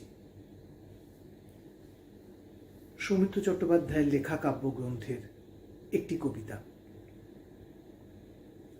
কবি এখন কোন অরণ্যে, ইচ্ছে হলেই খবর নিও কবি এখন কোন অরণ্যে, আরণ্যকের সঙ্গে আরক পান করে যায় দিবস নিশি, শেকড় ঝুরি লতায় আষ্টে পৃষ্ঠে বেঁধে রাখছে তাকে। কেমন লাগছে কবির এখন তরু তৃণের সঙ্গে মিশি, ইচ্ছে হলেও পা রেখো না বিপজ্জনক সেই বিপিনে। তুমি কি আর সত্যি জানো কবি এখন জঙ্গলি কিনা, শিকার পোড়ায় সঙ্গে পড়ে শিকারী তার আগুন নিয়ে, সে পোড়ামুখ দেখবে তুমি নও তো এত হৃদয়হীনা। ইচ্ছে হবেই এমন কোনো নেইকো কথা জানতো কবি, অরণ্যবাস শিকার করে তাই অধুনা নির্বাসনে, মাটির প্রাসাদ পোকায় গড়ে তার শরীরের স্তম্ভ স্মৃতি। সবুজ অল্প সবুজ আরো কবির স্পর্শ সঞ্জীবনে।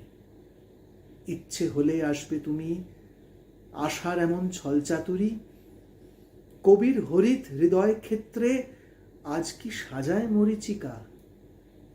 মরুর বালি যদিচ নেই সবুজ নেশায় সিক্ত বনে, মাটির বহু মাইল নিচে জ্বলছে অগ্নিগিরির শিখা। ইচ্ছে তোমার কৃষ্ণচূড়ার প্রখর আগুন বরণ ধরে, তোমায় কি আর সত্যি পোড়ায় এবং স্নিগ্ধ শহরতলি। তবে তোমায় কি করে আর বুনো সবুজ দাবানলের মধ্যে এসে তৃণাসনে কবির সঙ্গে বসতে বলি।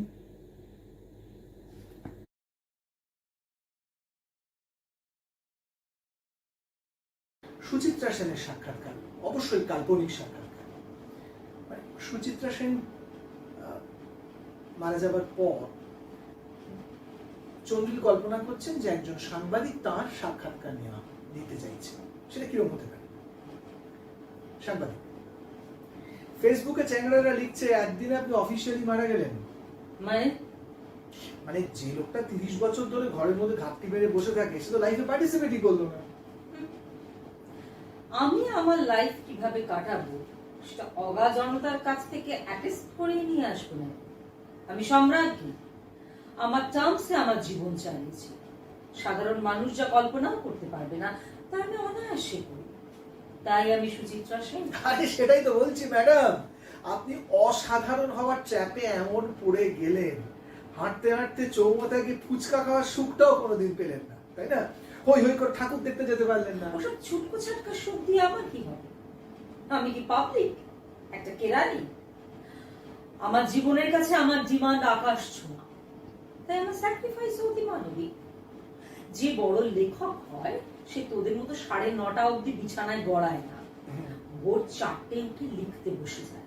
দিনের পর দিন না খেয়ে না দিয়ে টেবিলের উপর ঝুঁকে নিজেকে আসলেই কষ্ট দিয়ে অতি দিয়ে মনি মাণিক্য একেবারে হেঁচড়ে টেনে নিয়ে আসে। অন্যের পুজো পেতে গেলে নিজেকে নিরন্তর ছাপিয়ে যেতে হয়।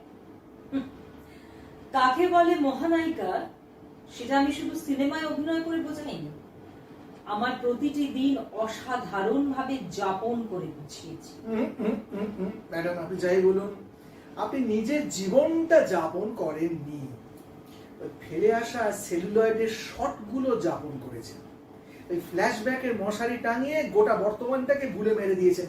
আপনি হচ্ছে সময়ের প্রিজনার। উল্টো উল্টো, সময় আমার প্রিজনার। সময় সবাইকে ডুবেছে, তাবর সুন্দরীদের মুখে কুচ্ছিত ভাঁজ পেয়েছে। সেই সর্বশক্তিমান সময়কে আমি আমার প্রতিজ্ঞার লোহার মুঠিতে আটকে রেখেছি। এখনো সুচিত্রা সেন বলতে সেই সপ্তপদী, সেই চাওয়া পাওয়া। কেউ আমার বুড়ো মুখ দেখতে পায় না। এটাকে কোনো ম্যাচিওর লোক সর্বোচ্চ ক্যালি ভাবতে পারে? এটাই তো হাসি।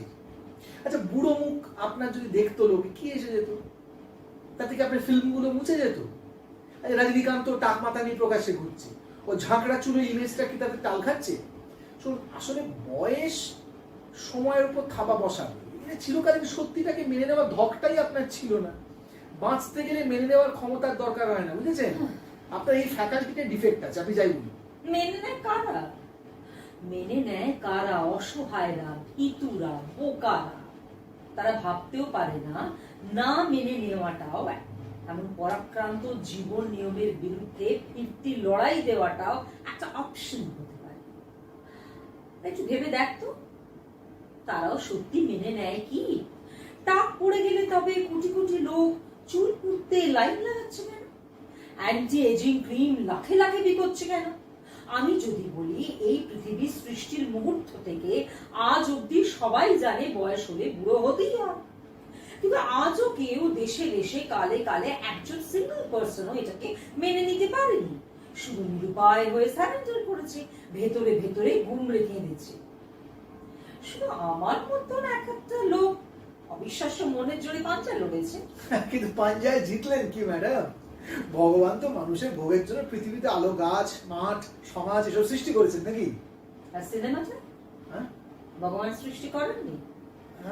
সিনেমার চারপাশের রূপলি হিপনোটিজম, বিভিন্ন মানুষের হৃদয়ে, মস্তিষ্কে তিনি যে চয়েস দিয়েছেন, সেগুলো তার সৃষ্টি নয়। আমি সেই চয়েস প্রয়োগ করে নিয়েছি। বেছে নিয়েছি গ্ল্যামার, রহস্যময়তা। গ্ল্যামার, রহস্যময়তা এসব বাঁচতে গিয়ে নিজের জীবনটাই বাঁচতে ভুলে গেছেন। আপনি বেছে নিয়েছেন মানুষ সুচিত্রাকে নয়, ওই চৌকোনো ফিল্মের পর্দায় ফুটে ওঠা সুচিত্রা সেনের ইমেজ গুলোকে, মানে ওই রোল গুলোকে, আপনার ক্যারেক্টার গুলোকে, ওইগুলোতেই যাতে আপনি হয়ে উঠতে পারেন তা নিশ্চিত করতে আপনি নিজেকে অসহ্য নির্বাসন কষ্ট দিয়েছেন। যাবজ্জীবন কারাদণ্ডের কয়েদির চেয়েও বেশি, কারণ সে তবু অন্যকে অভিশাপ দিয়ে কিছুটা হালকা হয়। আপনার তো সে সুযোগটাও নেই। তুই যেটাকে কষ্ট বলে ভাবছিস সেটা বৃহত্তর একটা আনন্দের কাছে তুচ্ছ হতে পারে, এটা তো মোটা মাথায় ঢুকছে না। ঢুকছে না কারণ তুই যেটাকে স্বাভাবিক বলে লাফাচ্ছিস তা আসলে একটা গড়। গড় গড় মানে হচ্ছে অ্যাভারেজ। বিশ্বটা এমন প্রতিজ্ঞা করেছিলেন যা তাকে জীবনের একটা অত্যন্ত স্বাভাবিক সুখ থেকে বঞ্চিত করেছিল। তাতে কি প্রমাণিত হয় উনি অ্যাবনর্মাল ছিলেন? না উল্টোটা, ওর মনের জোরে উনি নর্মালদের চেয়ে অনেক উপরে উঠেছিলেন না? বিশ্বের প্রতিজ্ঞার কথা শুনে কিন্তু কেউ হাসেনি, পুষ্পবৃষ্টি হয়েছে। এই পয়েন্টটা তুমি আসতে চাইছিলাম ম্যাডাম। এই পুষ্পবৃষ্টির তো ফাঁদ, ভয়াবহ ফাঁদ। ওই হাততালির আওয়াজের কাছে একবার বিকিয়ে গেলে আর নিজের ইচ্ছের লাভডুব গুলো শুনতে পাওয়া যায় না। মানে অবশ্যই যায়, কিন্তু না পাওয়ার ভান করে দাঁতে দাঁত চেপে বসে থাকতে হয়। ভীষ্মের অসহ্য রাত্রিকান্ডার হিসেবগুলো কিন্তু ব্যাসদেব লিখে দেননি, কিন্তু আমরা আন্দাজ করতে পারি। নিজের রক্ত মাংসের চেয়ে নিজের পোস্টারটাকে ভালোবাসলে তার খাজনাটা প্রচন্ড। আদায়ও তুলনাহীন। আমি মারা যাবার পর তোদের মেগা হাহাকারটা দেখলি? মারা যাবার আগে তোদের মুখ্যমন্ত্রীর হাসপাতালে এসে বসে থাকাটা দেখলি?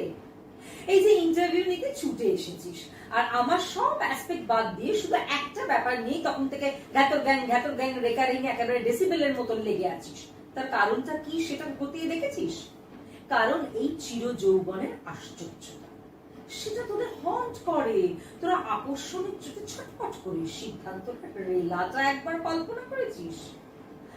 আমার কন্টেম্পোরারি সবাই যেখানে সিরিয়াল বিজ্ঞাপন করে হাল্লা, সেখানে আমার টোটাল রিফিউজালটা কি সাংঘাতিক? সাংঘাতিক হতো হতো যদি সেটা কোনো নীতি বা আদর্শ থেকে আসতো। এটা তো আপনি নিয়েছিলেন আপনি ইনসিকিউরিটি থেকে, আর মিস্টিক ভ্যালুটা বাড়িয়ে দিয়ে জনপ্রিয়তাকে তুঙ্গে নিয়ে যাবার আপনার একটা লোভ ছিল।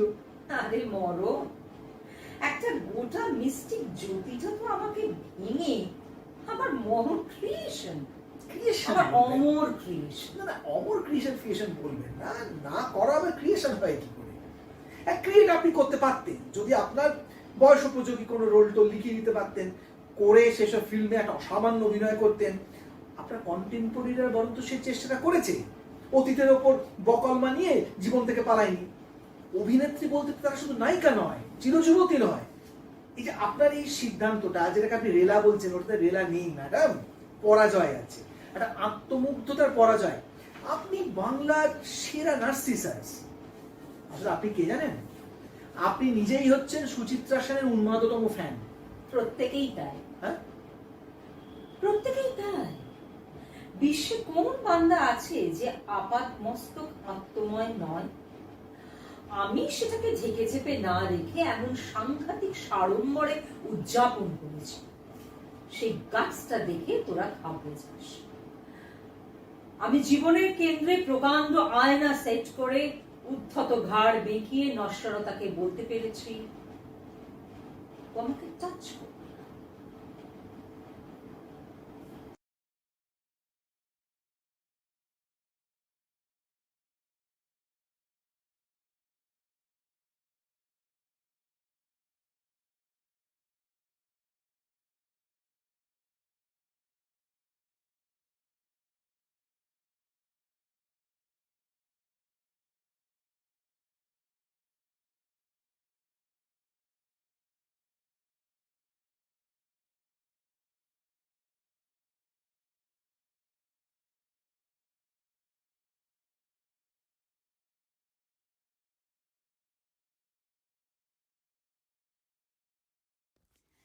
Baghajatin Alaap from Kolkata, India presents Aprakashito, written by Parthapratim Deb, directed by Shagurdeep Deb. Aniket Ray, a celebrated author of his days, is fighting a mental health challenge at an asylum. Aniket and his wife Nilanjana, a singer, has admitted their son Yashraj to a boarding school in order to pursue their own artistic ventures. Yashraj grew up to be a remarkably successful man, but shares an estranged relationship with his parents. In the asylum, a young Shomallo Kumar kept Aniket's company while conducting his own research on human psychology. One morning, some deep secrets get unraveled as Aniket and Shomallo are engrossed in their daily conversations. Presenting Aprakashito.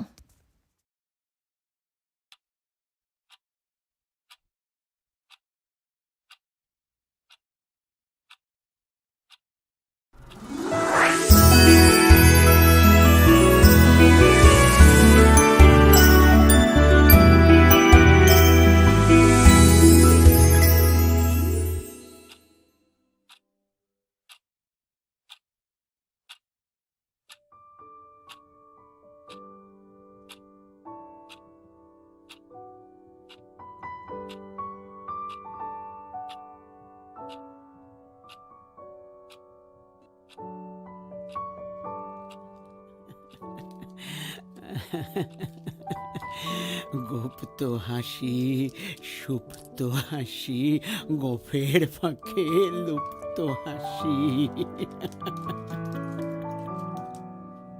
হ্রস্ব হাসি, দীর্ঘ হাসি, সুরসুরিতে শীঘ্র হাসি।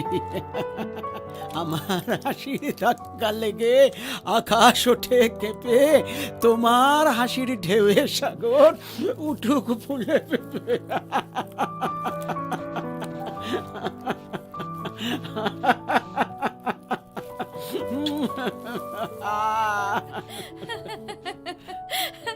সকাল থেকে ছেলে কোলে বসে থাকলেই হবে? দু লাইনও তো লেখনি। এটা কোন মাস তোমার খেয়াল আছে? আছে আছে আছে, মে মাস, মে মাস। মে মাসের আজ 21 তারিখ, সে খেয়াল আছে তোমার? আরে বাবা, আছে রে বাবা, আছে আছে আছে। প্রকাশকদের ঘর থেকে রোজ রোজ তাগাদা আসছে। আচ্ছা মন দিয়ে একটু তাড়াতাড়ি এই লেখাটা শেষ করলে তো মিটে যায়। এরপর তোমার লেখা রিজেক্ট করলে তখন বুঝবে ঠেলা। হো, কত বড় ক্ষমতা! আরে আমি হলাম অনিকেত রায়, প্রখ্যাত লেখক অনিকেত রায়। আরে আমার লেখা পড়বার জন্য পাঠকরা হাপিত্তেশ করে বসে রয়েছে। তাই? আমার রিডার্স রেটিং পয়েন্টের উপরে ওদের পুজোর সংখ্যার সেল দাঁড়িয়ে রয়েছে। আরে আমাকে নাকি বাদ দেবে? আমার মতন কারিশমা কোনো রাইটারের আছে? আমি হলাম গিয়ে অনিকেত রায়। তোমারে বুঝিবে যে গোকুলে বাড়ির শেষে। এইভাবে তো ছেলে কোলে দিন যাবে না, চাকা ঘুরে গেলে তখন বুঝবে ঠেলা। জো, এসো তো, এসো এসো আমার কোলে এসো। খাবারটা খেতে হবে তো, বাবাকে লিখতে দাও। নীলু নীলু নীলু নীলু, কতবার বলেছি তোমাকে, ওর নাম জো নয়, জো নয়, যশ যশ যশরাজ রায়। হ্যাঁ, কতবার বলেছি না ওর নাম যশ না, জোনাথন রায়। আচ্ছা আচ্ছা আচ্ছা নীলু শোনো, দেখো, আচ্ছা আচ্ছা তুমি বলো, এটা একটা কোনো নাম হলো? জোনাথন রায়, আরে বাঙালি ছেলের নাম নাকি জোনাথন রায়? আত্মীয় স্বজন বন্ধু বান্ধব লোকে শুনলে কি বলবে বলো তো? আত্মীয় স্বজন বন্ধু বান্ধবদের তো আর খেদে কাজ নেই। তোমার ছেলের নাম জোনাথন হলো না জগা খিচুড়ি, তাতে তাদের কলাটা। আচ্ছা কি কি তুমি একটা বাবা বাঙালি ছেলের নাম নাকি জোনাথন রায়? হ্যাঁ, এই এই এই যে যশরাজ যশরাজ যশরাজ নামটার মধ্যে কেমন একটা ইয়ে আছে না? নামটা শুনলেই কেমন একটা তানপুরার মূর্ছনা, কেমন সারা ঘর একটা যেন মনে হয় না যে রাগ রাগনিতে একদম মামা মামা মামা মামা মামা করছে। বাবা, সারা ঘর রাগ রাগিনীতে মামা মামা করছে? আচ্ছা, আর আমার এই জোনাথন নামটা শুনলে কেমন একটা ইয়ে হয় না? কেমন একটা অভিনয় অভিনয় ভাব। আচ্ছা আচ্ছা আচ্ছা, জোনাথন কে তুমি জানো? হ্যাঁ না না, হ্যাঁ এইটা না আমি তোমাকে কয়েকদিন ধরে জিজ্ঞাসা করবো ভাবছিলাম। কে গো এই জোনাথন? মানে ক্রিকেট খেলে? ক্রিকেট? ও প্লিজ প্লিজ, তুমি না তুমি তোমার এই লেখাপড়া ছাড়া বিশ্ব সংসারে আর কোনো খোঁজ খবরই রাখো না। জোনাথন রে ব্যাংকস, বিখ্যাত হলিউড অ্যাক্টর। ও হলিউড অ্যাক্টর।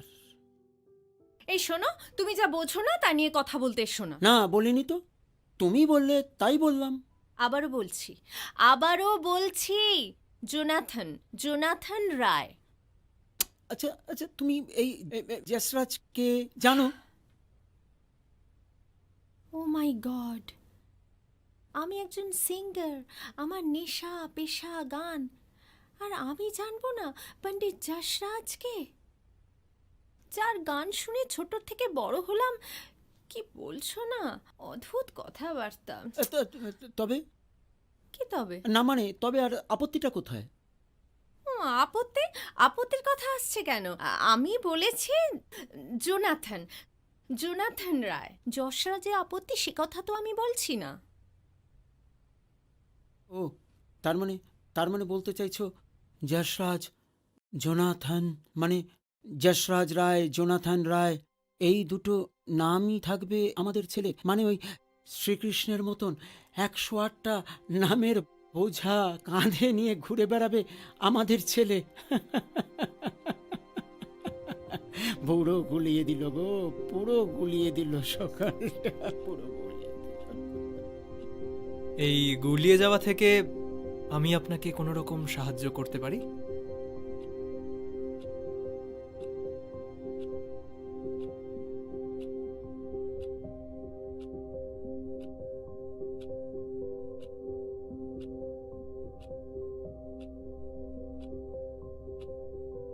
ও ডক্টর কুমার?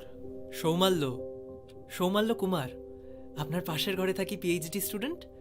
আপনি তো এক্ষুনি জিজ্ঞাসা করবেন, তাই আগে ভাগেই বলে রাখলাম। অনেকটা ওই ইডি সিআইডি অফিসারদের মতন, একই কথা একই প্রশ্ন 108 বার। তা ব্যস্ত নাকি মেসমশাই? না না না না, আসুন আসুন, বসুন বসুন বসুন। জেন্টলম্যান, তা কি খবর? রাতে ভালো ঘুম হয়েছে তো নাকি?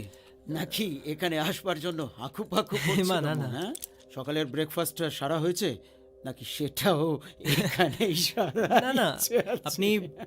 আপনি খামোখাই আমাকে নিয়ে উদ্বিগ্ন হচ্ছেন। আচ্ছা, আমার কালকে রাত্রিরে ঘুমও হয়েছে, আর আজ সকালের কফিটাও ভালো জুটেছে। বাহ বাহ বাহ। এখানে আর আর আপনার কাছে আর ব্রেকফাস্ট করব না। আর তাছাড়া আপনি তো খুব ভালো মতোই জানেন যে ওই চায়ের ব্যাপারে আমার খুব একটা আসক্তি নেই। হ্যাঁ? বাপরে বাপ, এ তো সেই কাজী সাহেবের মতন বললেন যে আমি পান আসক্ত, কিন্তু পানে আসক্তি নেই। এই জন্যই না আমার আপনার কাছে আসতে এতটা ভালো লাগে। আপনার কাছে আসলেই কত কিছু সব নতুন নতুন গল্প শোনা যায়। আসলে আমার জীবনেও তো সঙ্গীত সাহিত্যের একটা ভূমিকা ছিল, কিন্তু জীবনের তাল তরঙ্গে তা ঠিক মিশতে পারল না। অ্যালনালটা কোথায় গেল? মানে অ্যালনালটা কোথাও পাচ্ছি না। অ্যালনেলল ওষুধ পাচ্ছেন না? আমি আমি হেল্প করব? দাঁড়ান দাঁড়ান দাঁড়ান, আমি দেখছি।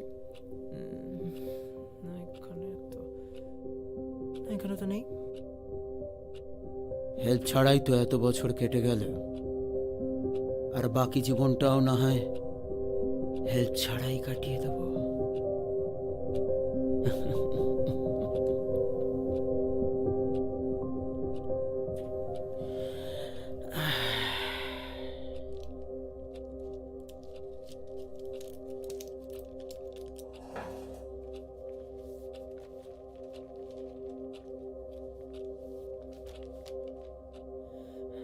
আপনি কি এত ওষুধ খান?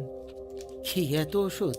আরে ওষুধ কি আর একটা 8-এর ওষুধ? হ্যাঁ, এই তো 5-5টা ওষুধ এখনই খেতে হবে।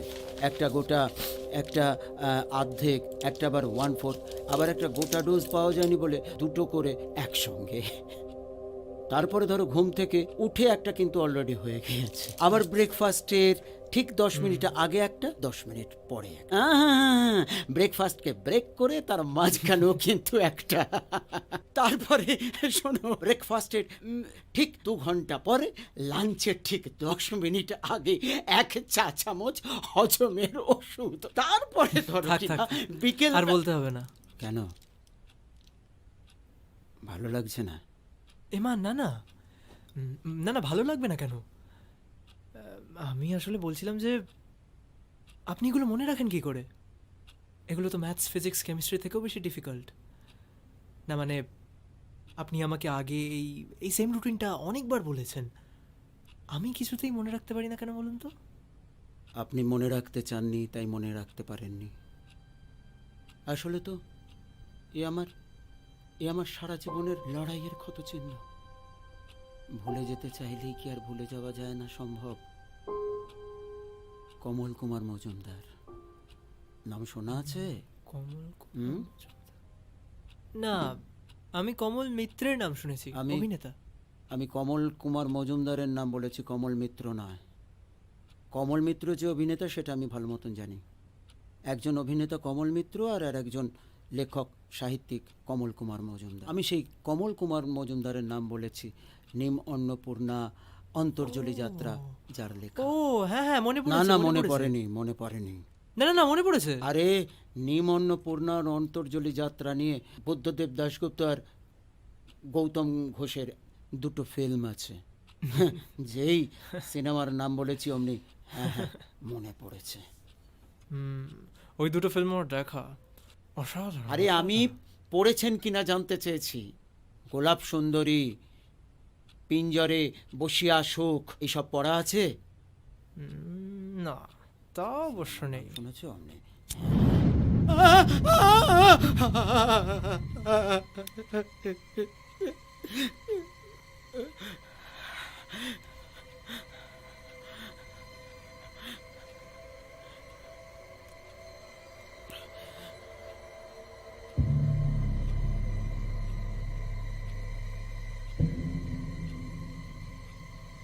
কমলবাবু বামপন্থী রাজনীতিতে বিশ্বাসী ছিলেন। স্ট্রাগল করবেন বলে সিঁড়ির নিচে ঘর বেঁধেছিলেন। অটোবায়োগ্রাফি লেখার বাসনায়। বহুদিন আগে কে যেন একবার আমাকে জ্ঞান দিয়ে বলেছিল, অনিকেত, এখন যদি কষ্ট না করো, কর্ম না করো, তবে ভবিষ্যতে যখন বিখ্যাত হবে তখন মঞ্চের উপরে দাঁড়িয়ে বলবার মতন কথা পাবে না। বিখ্যাত, কষ্ট, কর্ম, যত সব। না না, যত সব নয়। প্রত্যেকটা মানুষ স্বপ্ন নিয়ে বাঁচে। আমি, তুমি, আমরা প্রত্যেকে। আজ তুমি কাজ পাচ্ছ না, তোমার মূল্যায়ন হচ্ছে না, তোমার সম্মান তুমি পাচ্ছ না, তাই বলে তো এইভাবে অভিমান করে বসে থাকলে হবে না। জানবে, এটাও জীবনের চলা, আর একভাবে তো দিন যায় না। ভালো সময় যেমন ছিল, আজ খারাপ সময় যাচ্ছে, আবারও ভালো সময় আসবে। নীলু, নীলু, আমি আজ 7 বছর ঘরে বসা, আমার কোনো কাজ নেই। নীলু, প্রকাশকরা আমার আর লেখা ছাপে না। নীলু,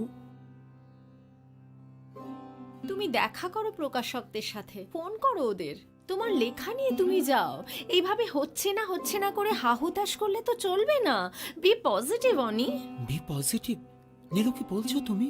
এই গোটা সংসারটা তোমার উপর। ছেলেটাকে হিল স্কুলে ভর্তি করে দেওয়া হলো, এত খরচা তুমি সামলাবে কি করে নীলু? আমি তো করছি। কতদিন করবে? যতদিন পারবো। কতটা করবে?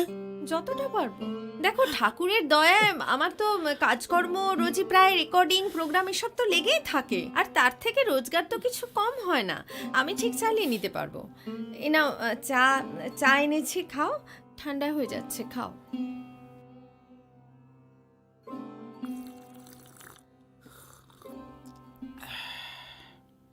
বেশ গুড। বিস্কিট নাও।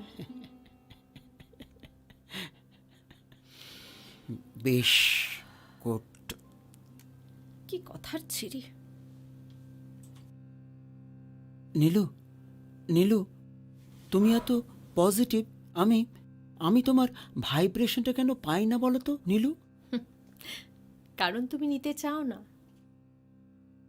অনি, তোমার একটা নিজস্ব গণ্ডি আছে, আর সেই গণ্ডি ছেড়ে তুমি বেরোতে চাও না। সারাক্ষণ হচ্ছে না করে হাহুতাশ করাটা তোমার একরকম বিলাসিতার মধ্যে পড়ে। আর এটাই তুমি ভালোবাসো, পছন্দ করো, লালন করো। অনি, তোমার এই অগোছালো বিছানাটা ছেড়ে উঠে দাঁড়াও। যাও না, যাও। এই হাতের বই, খাতা, কলম এগুলো ফেলে বেরো, একটু রাস্তায় বেরো, একটু রাস্তার ধুলো, বালি, কাদা এগুলো মাখো, তারপর আবার হাত ধুলে দেখবে সব পরিষ্কার হয়ে গেছে।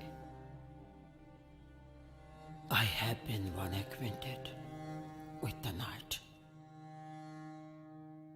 I have been one acquainted with the night. I have walked out in rain and back in rain. I have outwalked the furthest city light. I have looked down the saddest city lane. I have passed by the watchman on his beat and dropped my eyes, unwilling to explain. I have stood still and stopped the sound of fate when far away an interrupted cry came over houses from another street. অনি, একটা কথা তোমাকে মানতেই হবে। জীবনে তোমার যতটা প্রাপ্য তুমি ঠিক ততটাই পাবে, না এক চুল কম, না এক চুল বেশি। আর চাইলেই তো সবটা পাওয়া যায় না। নীলু, চাইলেই সবটা পাওয়া যায় না? তাহলে কে বা কারা এই কথাটা, এই প্রবাদ বচনগুলো লিখেছিলেন? কষ্ট করলেই কেষ্ট মিলবে? না না, আমি এত শত জানি না, আর জানতেও চাই না। আচ্ছা, তুমি কি ট্রেনের টিকিটটা কেটেছো, নাকি আমি প্রফুল্লতাকে বলবো কাটতে? কেটেছো? কিসের টিকিট? কিসের টিকিট মানে? যশের স্কুলে প্যারেন্ট টিচার্স মিটিং আছে, আমাদের তো সেখানে যেতে হবে নাকি? কি গো, নীলু, জ্ঞান প্রকাশনী থেকে আমার লেখা রিজেক্ট করেছে। কাল লেটার বক্সে ছিল, একটা ফোন করার প্রয়োজন মনে করেনি। নীলু, কাল নির্মলা ফোন করেছিল, বলল এবছর আমার গান রেকর্ডিং করতে পারছে না, ওই বছর পুজোয় পুলকের গান রেকর্ডিং করবে। নীলু, নীলু, কেষ্টটা কিভাবে মেলে নীলু? অনি, এটা একটা কথা হলো? জ্ঞান প্রকাশনী তোমার লেখা রিজেক্ট করলো, কি নির্মলা তোমার লেখা গান গাইছে না, তাই বলে তো জীবনটা বিফলে গেল না। কি বলছো নীলু? জীবনটা বিফলে না যাক, কিন্তু সময়টা যে গেল, আমার জীবনের প্রাইম টাইম। পয়সা গেলে পয়সা আসবে, সম্মান গেলে সেটাও ফিরে পাওয়া যাবে, কিন্তু সময়, সেটা যদি একবার চলে যায়, তাকে আর ফিরে ফিরে পাওয়া যায়?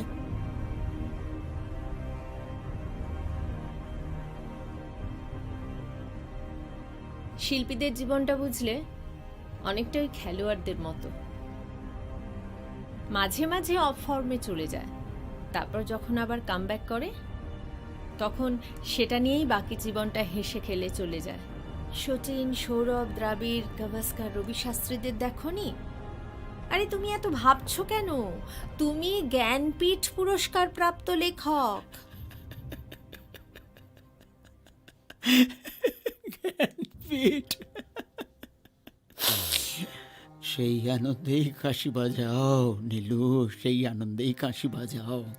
আরে আমার মতন হাজার হাজার লেখক ফ্যাফা করে রাস্তা রাস্তায় ঘুরছে, আমার চেয়ে কম পারে, কম জানে, ওরাই এখন দেশ আনন্দবাজারের পেটেন্ট লেখক। তারা সব পত্রিকা অফিসে সারাদিন ধর্ণা দিয়ে পড়ে থাকে, নানা রকম উপহার সৌজন্য নিয়ে সম্পাদকদের সাথে দেখা করে। তোমার মতো এরকম হচ্ছে না করে আকাশের দিকে তাকিয়ে বসে থাকে না। আমি পারবো না নীলু, আমি পারবো না। আমি আমার লেখা কালগোজ কলম ফেলে আমি পত্রিকার অফিসে গিয়ে বসে থাকতে পারবো না। আচ্ছা, আমরা কি দার্জিলিং যাচ্ছি না যাচ্ছি না? নীলু, তুমি যাও, যশকে আমার হয়ে সরি বলো। ঠিক আছে, যা ভালো বোঝো করো, আমার আর কিছু বলার নেই। But not to call me back or say goodbye. And further still at an unearthly height, a luminary clock against the sky proclaimed the time was neither wrong nor right. I have been one, acquainted with the night. এটা Robert ফ্রস্টের কবিতা, তাই না?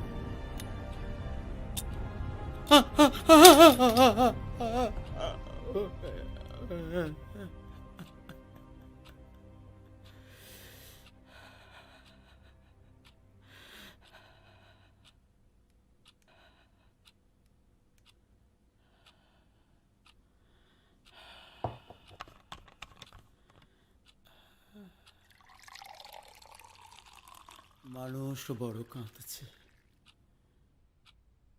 তুমি মানুষ হয়ে পাশে দাঁড়াও। মানুষই ফাঁদ পাতছে, তুমি তাহার পাখির মতো পাশে দাঁড়াও।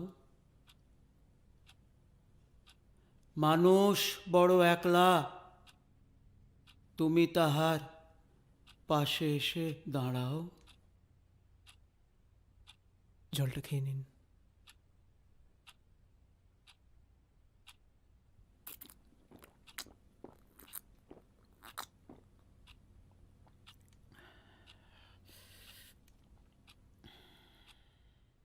Acquainted with the night. Robert frost. পরের টাকার নিশ্চয়ই জানা নেই, বাংলা তো। না জানারই কথা। শক্তি চট্টোপাধ্যায়, আপনার কি কোনো না বলা কথা আছে? না মানে আমি আপনার কথায় কি যেন একটা অভাব খুঁজে পাই। আপনি কি আমায় কিছু বলতে চান? কেন কেন কেন কেন কেন আমি আপনার কি বলতে চাই আর? কেন আমার না বলা কথা তা তা আমি আপনার সঙ্গে শেয়ার করব কেন? আপনি কি আমার প্রেমিকা নাকি? হ্যাঁ, প্রেমিকা না বলা বাণী থাকবে কেন? এই যে আমার কিসের অভাব আছে? আমি ইংরাজিতে বললাম বা বাংলায় কবিতা বললাম, কেন আপনি কি হিন্দি সংস্কৃত শুনতে চান? এই আমি কিন্তু চাইনিজও জানি। জানি। না না, আমি তা বলতে চাই। কেন আসেন? হ্যাঁ, এখানে কেন আপনি আসেন? হ্যাঁ, না মানে আপনি চান না আমি আপনার কাছে আসি? তা আগে কোনোদিন তো আসেননি। হ্যাঁ, বেশ, তাহলে আমি চলে যাচ্ছি। না, আমি তা বলিনি, তা বলতে তাহলে চাইনি। আপনি কি আমি বলতে চাইছেন? তা আপনি তো একজন ডাক্তার নাকি? আচ্ছা, আপনি এই ওষুধগুলো এগুলো আপনি কেন খান? এই আমি আমার হার্টের অসুখ। না না না, এগুলো একটাও হার্টের ওষুধ নয়। আমার ডাক্তার খেতে দিয়েছে।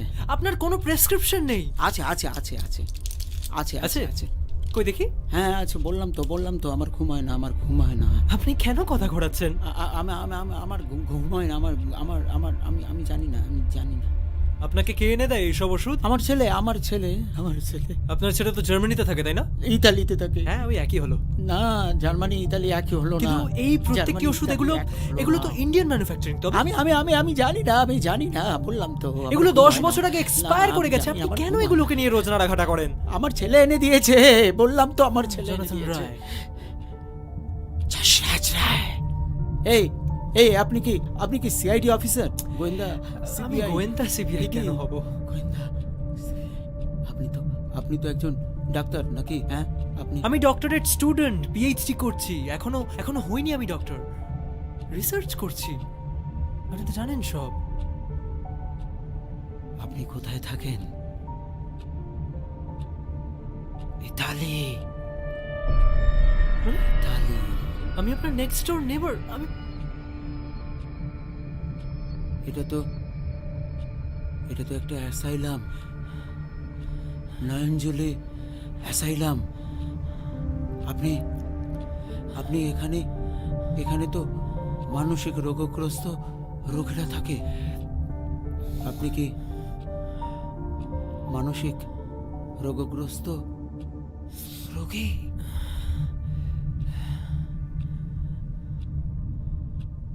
মানুষের মনের একটা স্বাভাবিক ক্ষমতা রয়েছে, যে কোনো অপ্রিয় স্মৃতিকে দূরে সরিয়ে রেখে মধুর স্মৃতিগুলোকেই আঁকড়ে ধরে।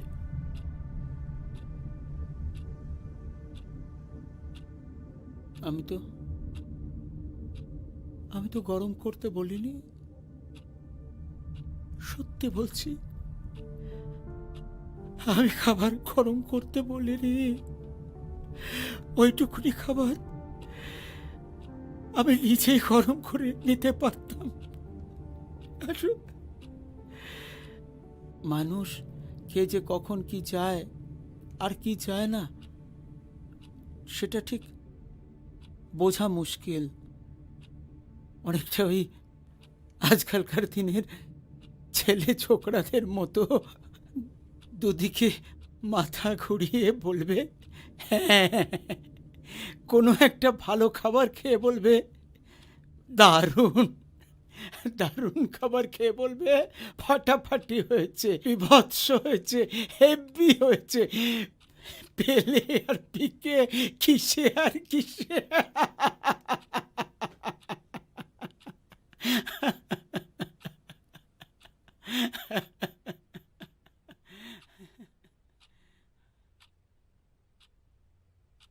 গোলানো সময়, গোলানো মানুষ। হ্যাঁ, কিছু বললেন?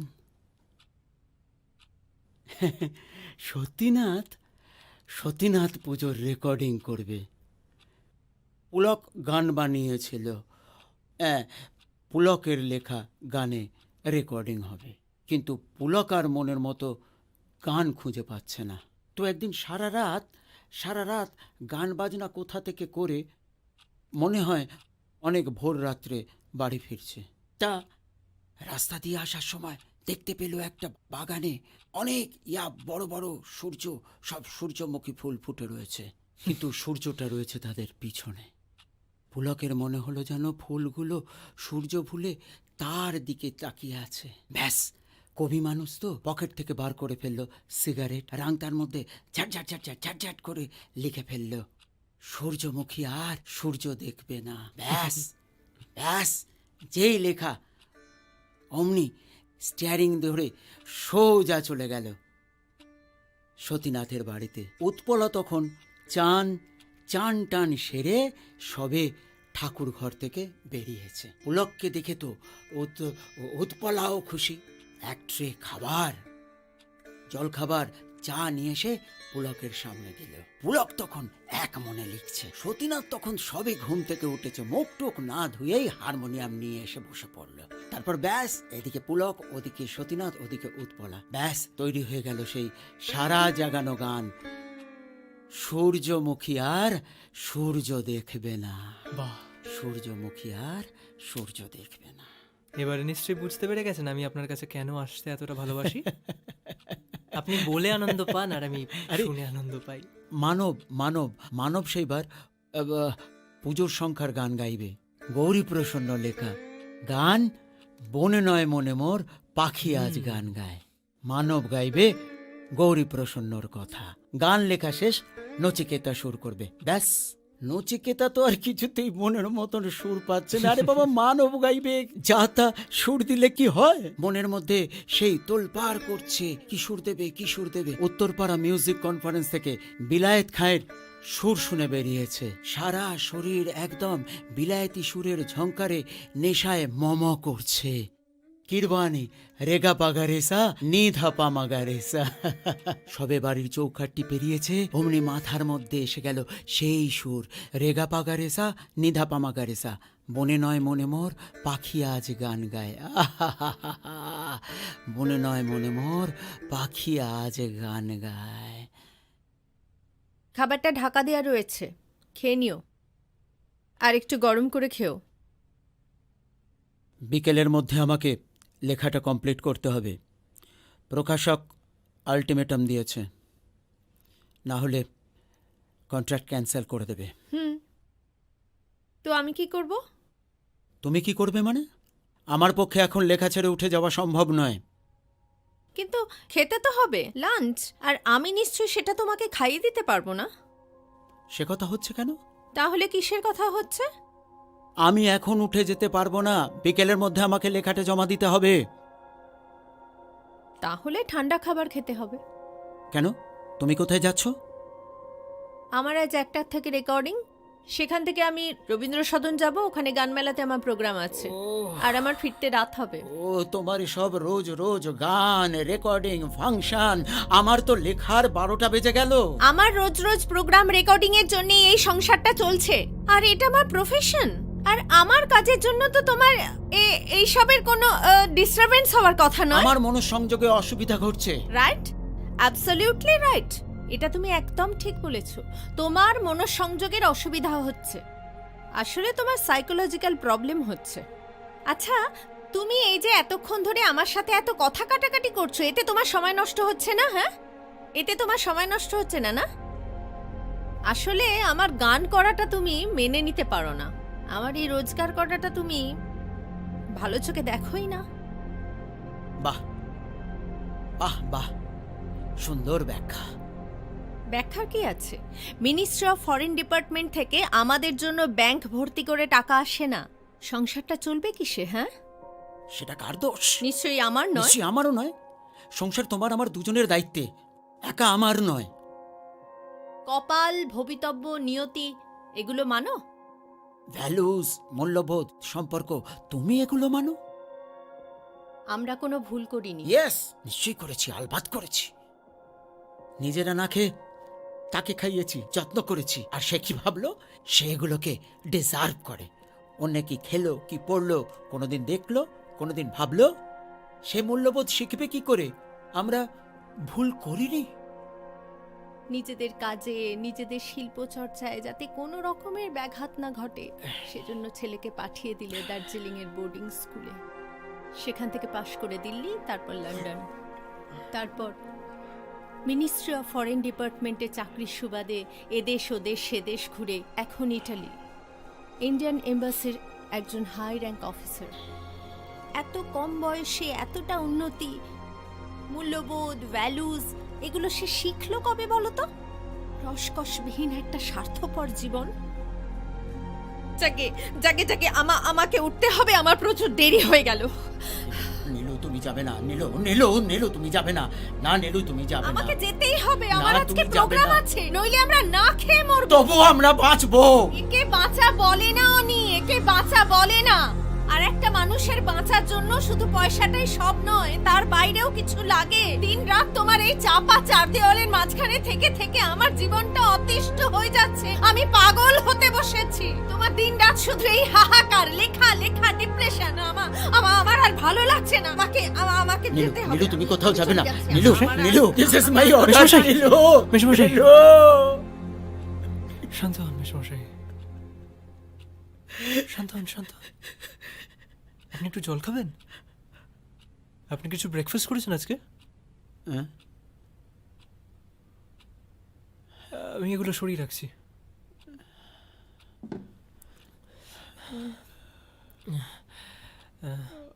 নীলাঞ্জনা কে?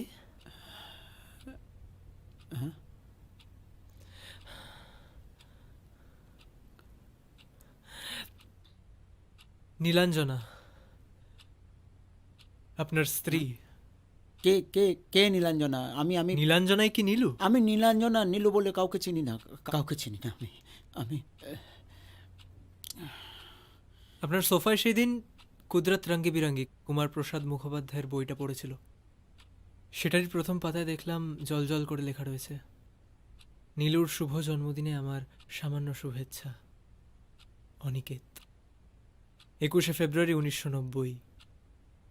খুব ভালোবাসতেন নীলাঞ্জনা দেবীকে? বাবা, এত নিখুঁত ডিটেইলে মনে আছে?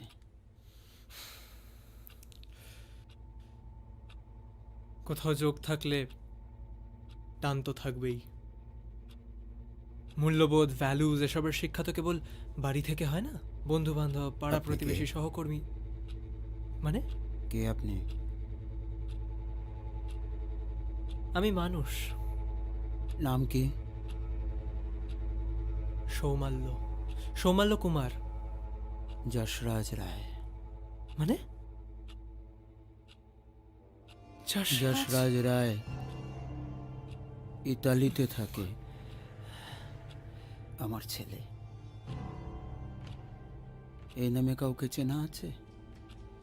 না মানে আমি আপনার ছেলেকে কি করে চিনবো? না না না, আমি ইটালিতে থাকা যশরাজ রায় নামে আমি কাউকে চিনি না। আপনি তো আমার ব্যাপারে সবকিছুই জানেন, তাহলে আবার কেন নতুন করে জানতে চাইছেন? না না না, আপনি জানেন, আমি কতবার বলেছি যে আমি আপনার পাশের ঘরে থাকি, আমি পিএইচডি স্টুডেন্ট। আমি কি করে জানবো? আমি তো বলেছি 3.5 বছর বয়সে ক্রেশে পাঠিয়ে দিলাম, তারপরে দার্জিলিংয়ে বোর্ডিং স্কুল, তারপরে দিল্লি, তারপরে লন্ডন, এখন ইতালি। কখন জানলাম?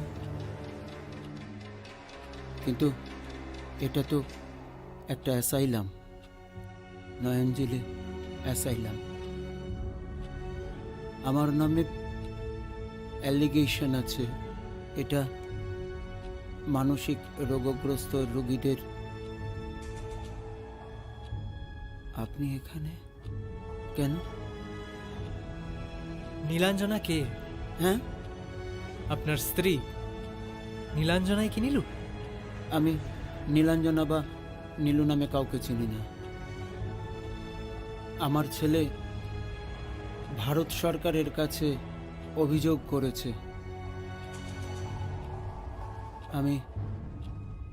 আসামি, মানসিক রোগগ্রস্ত, বন্দী। না না, আপনার ছেলে আপনার বিরুদ্ধে কোনো রকমের অভিযোগ করেনি। আপনি অসুস্থ মেশমশাই, মেশমশাই আপনি অসুস্থ। হ্যাঁ, আমি আমি অসুস্থ।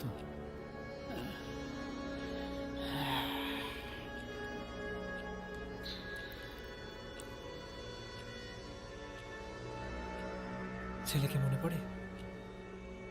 শেষ কবে দেখেছেন?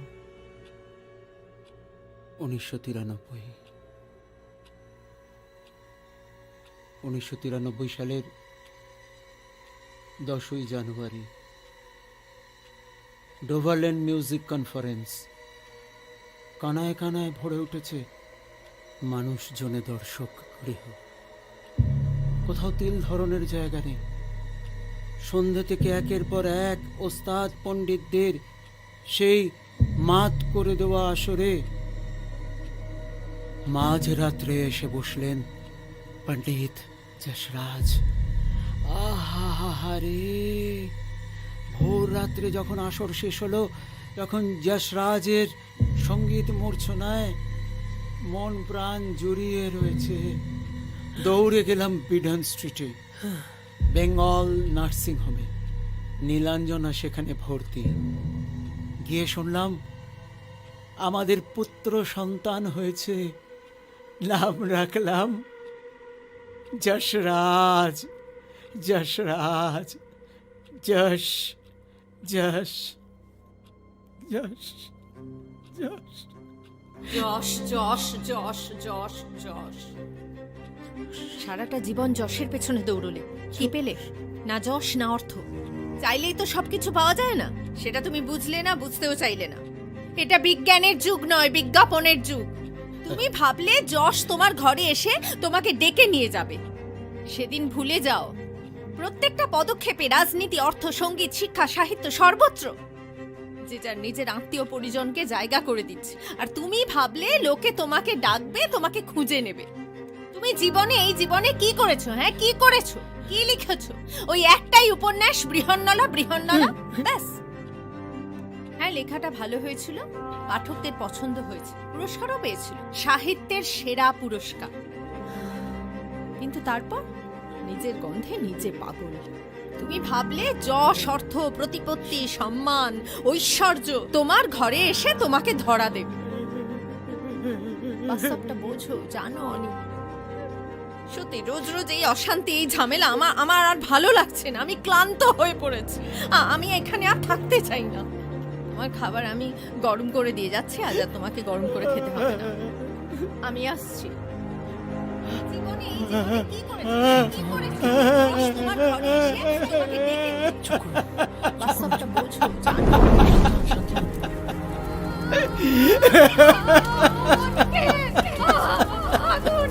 না না না,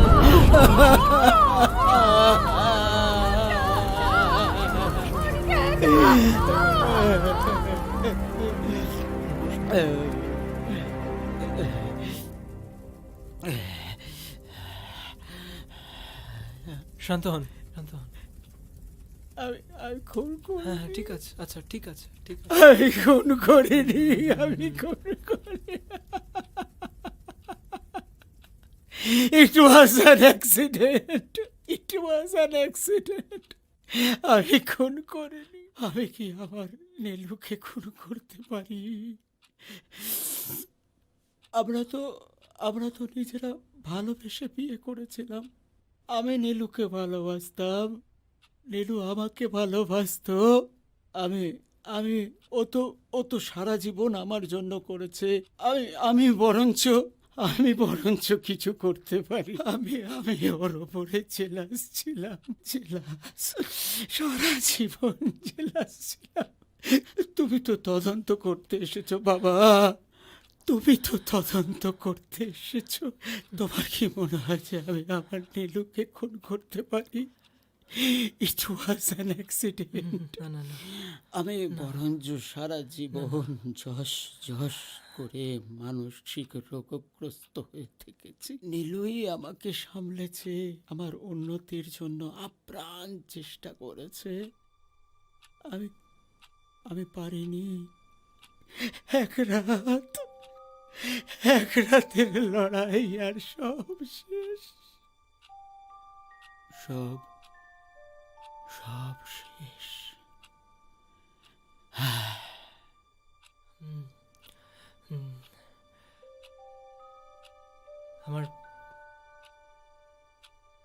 আমার যা জানার ছিল আমি তা সব জেনে নিয়েছি, আর আপনার কাছে আসবো না কখনো।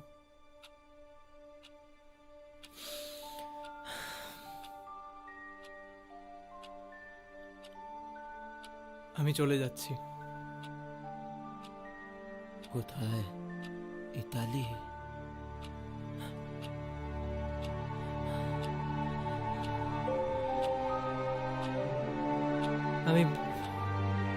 আমি আসছি।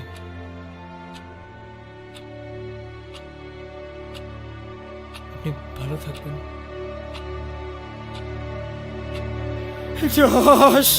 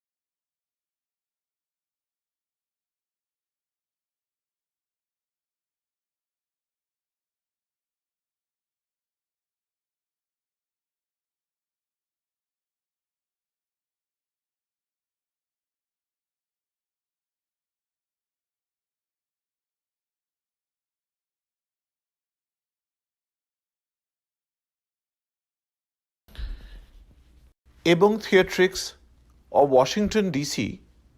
presents The Living Doll, directed by Paroma Sharnal and Dibyendu Paul, playwright Paroma Sharnal. Patriarchy, with its message of happily ever after, are still transforming women into living dolls. devoid of independent thought, with a home as their coveted anchor. The living doll journeys from an old nursery rhyme in Bengal to early 20th century US and India to now, only to find patriarchy and the pressure to conform to certain societal norms have boxed women into narrow roles. Caught in the midst of this choreographed existence, are they able to walk away from it all? The Living Doll from Ebong Theatrix.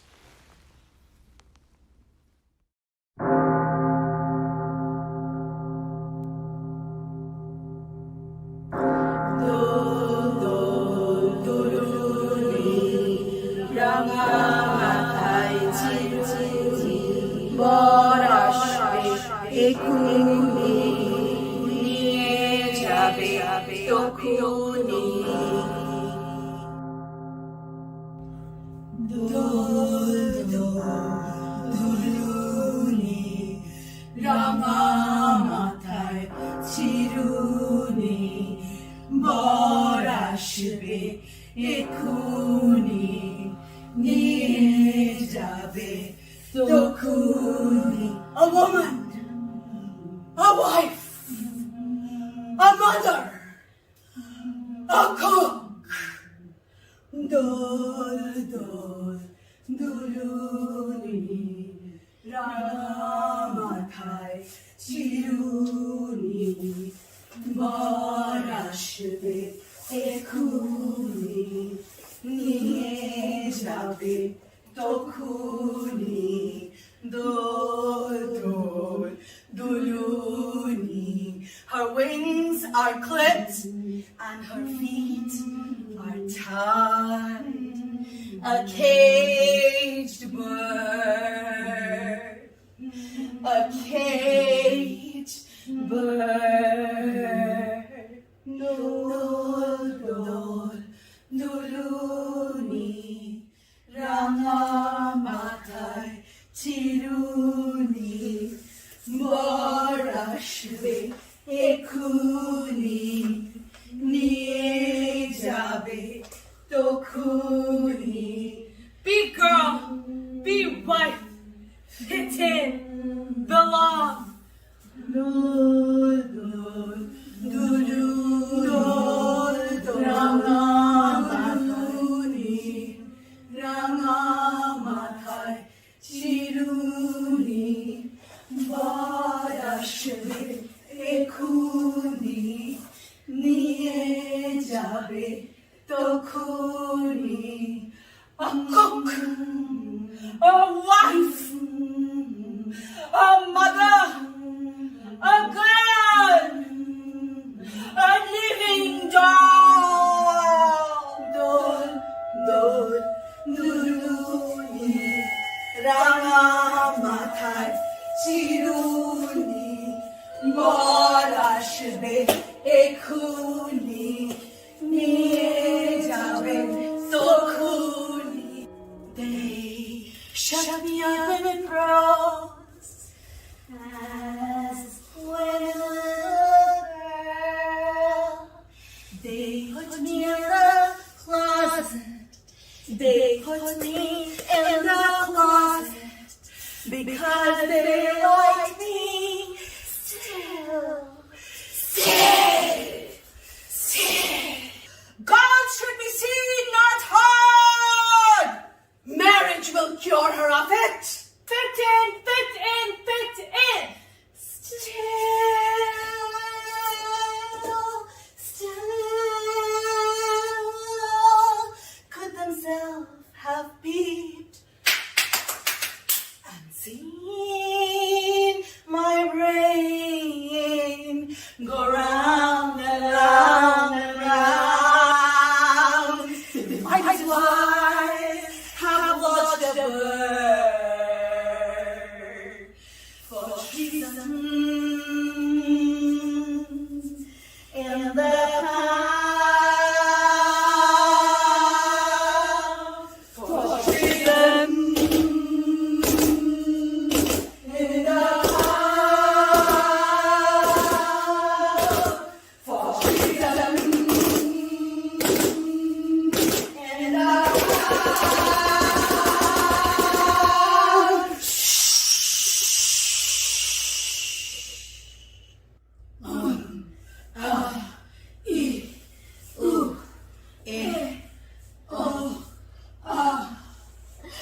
My birth! My birth without me was a blemished offering on a collection plate. A moment of flesh, imprisoned in flesh.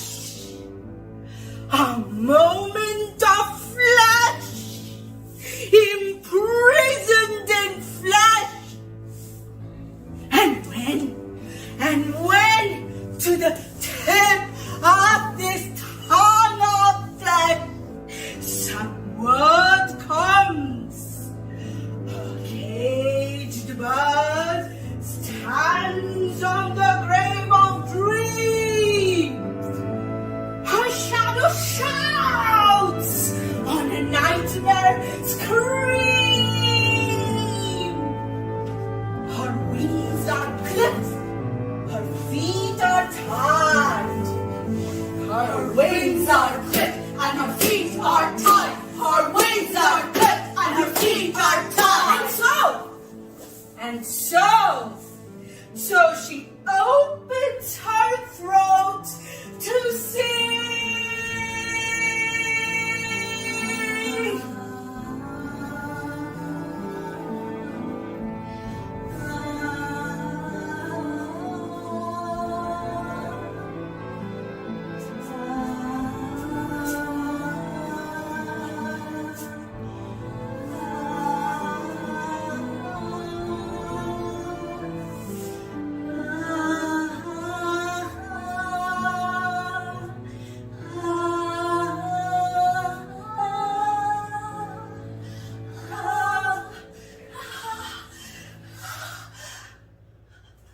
It kills itself for treason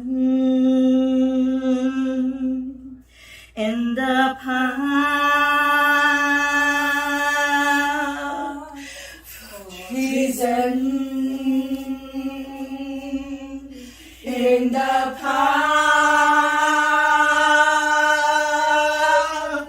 For treason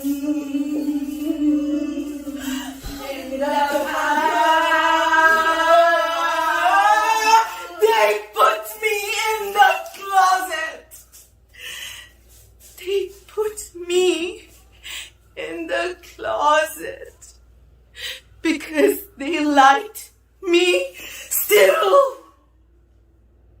For treason in the past. For treason in the past.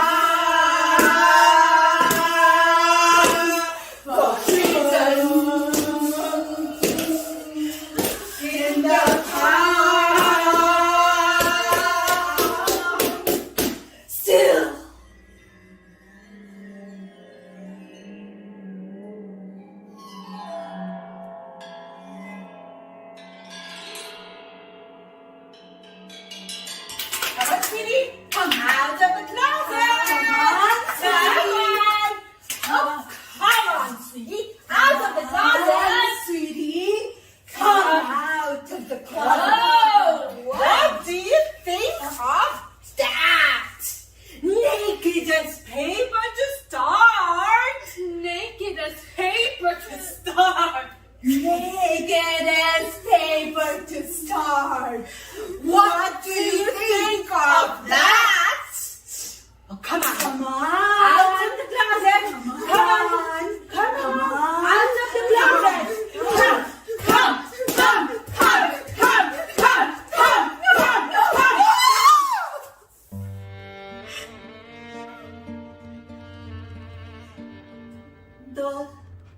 Dol, dulu, ni, rana, মাথায় চিরুনি বর আসবে এক্ষুনি নিয়ে যাবে তখুনি দোল দোল দুলুনি রাঙা মাথায় চিরুনি বর আসবে এক্ষুনি নিয়ে যাবে তখুনি and willing to fill teacups and roll away headaches, to fill it and willing to bring teacups and roll away headaches, and do whatever you tell it to do, and do whatever you tell it to do.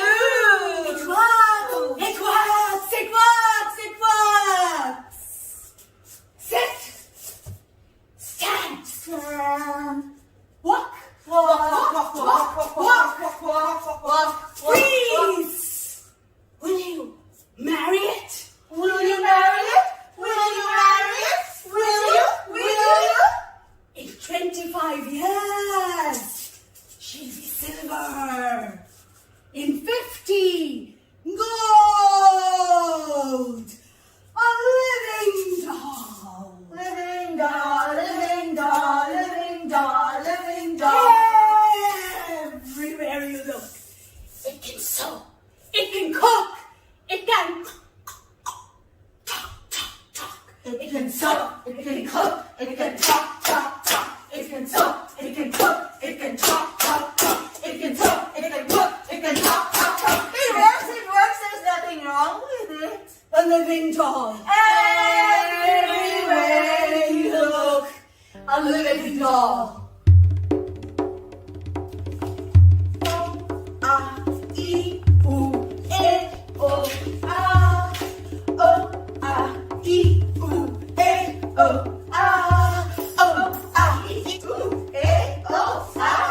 Are you a sorrowful person? Do you have false teeth, glass eyes, rubber breasts? No. Oh, stop crying. Get on with it. Fit in. Hallelujah! Where is sorry be a girl? Where is sorry be a wife? Fit in. Belong. Amen to that. Be good. Be a quarreler of servants. Fit in. Belong. Fit in. Belong. Fit in. Be wife. Be maid. Fit in. Belong. Fit in. Be wife. Be maid. Fit in. Belong. Fit in. Belong. Be wife. Be maid. Fit in.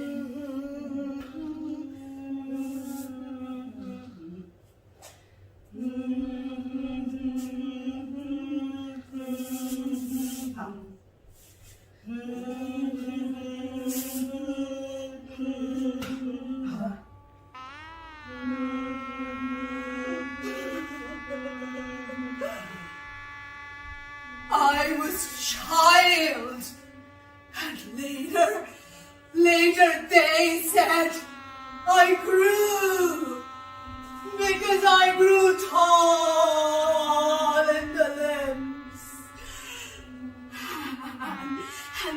And when I asked for love, not knowing what to ask for, he drew me, a child of 16. He drew me into the bedroom and shut the door. No. He did not beat me. But my sad woman's body felt so beaten. The weight of my breasts and wombs crushed me.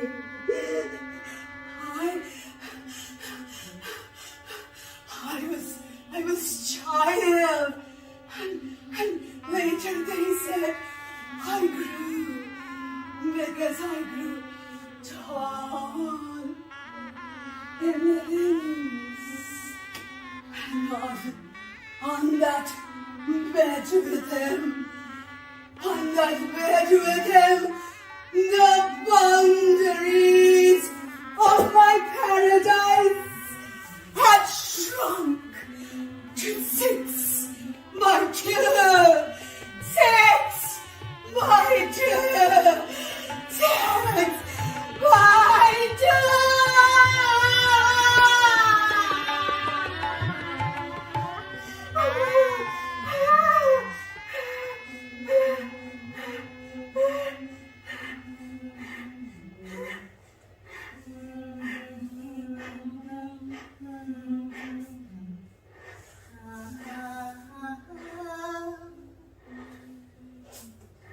I'm so busy. I'm so busy. I'm so busy. I'm so busy with no time to spare. I'm so busy. I'm so busy. I'm so busy with no time to spare. I'm so busy. I'm so busy. I'm so busy. I'm so busy with no time to spare. Kids to tend. Kids to tend. Clothes to mend. Floors to mop. Food to shop. Chicken to dry. Baby to fry. Mouths to feed. The garden to feed. Shirts to dress. Tops to press. So busy. I'm so busy. I'm so busy with no time to spare. Kids to mend. Kids to mend. Clothes to tend. Chicken to dry. Baby to fry. Baby to fry. Mouths to eat. The garden to feed. The garden to feed. Shirts to dress. The tops to rest. What? I'm so busy. I'm so busy. I'm so busy. I'm so busy. I'm so busy. I'm so busy. Shirts to dress, clothes to wear, chicken to fry, baby to dry. Mouths to feed, the garden to feed. What? Oh, let me explain. This world has been someone else's world, not mine, not mine, not mine, not mine.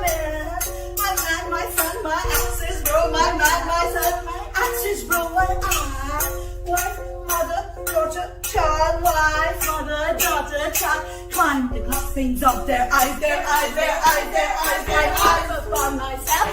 I laugh myself to death.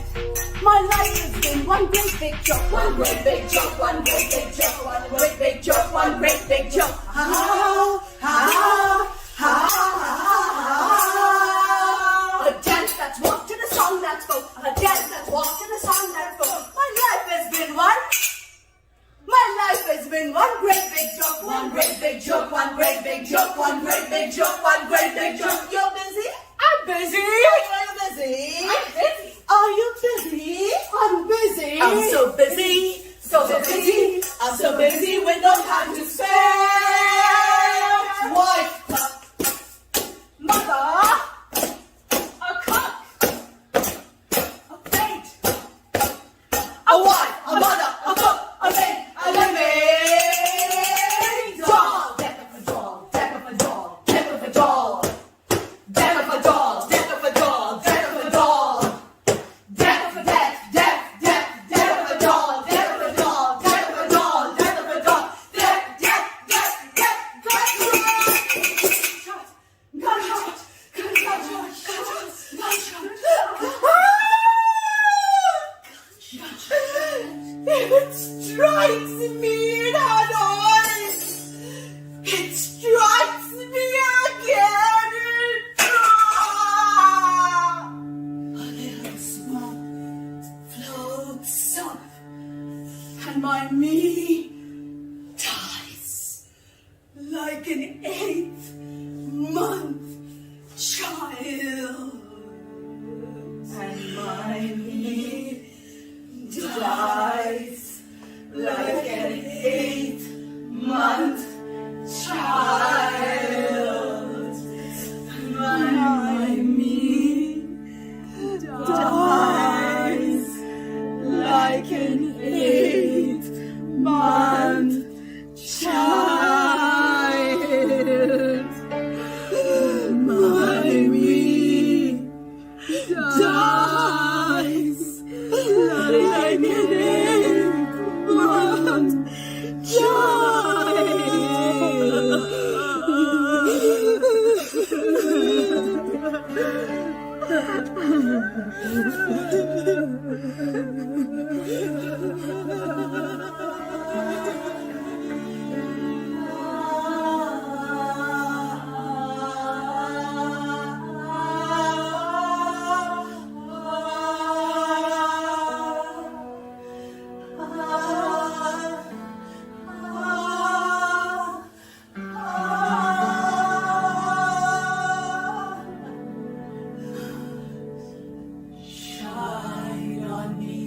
sunshine.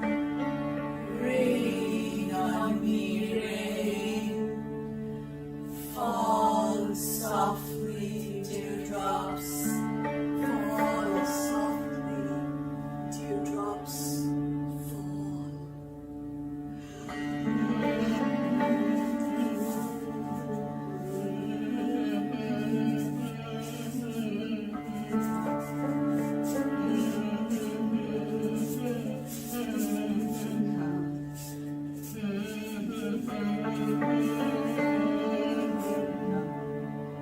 Mother and daughter sit, two storm-tossed birds. I shall not return to that man. She shall not return to that man.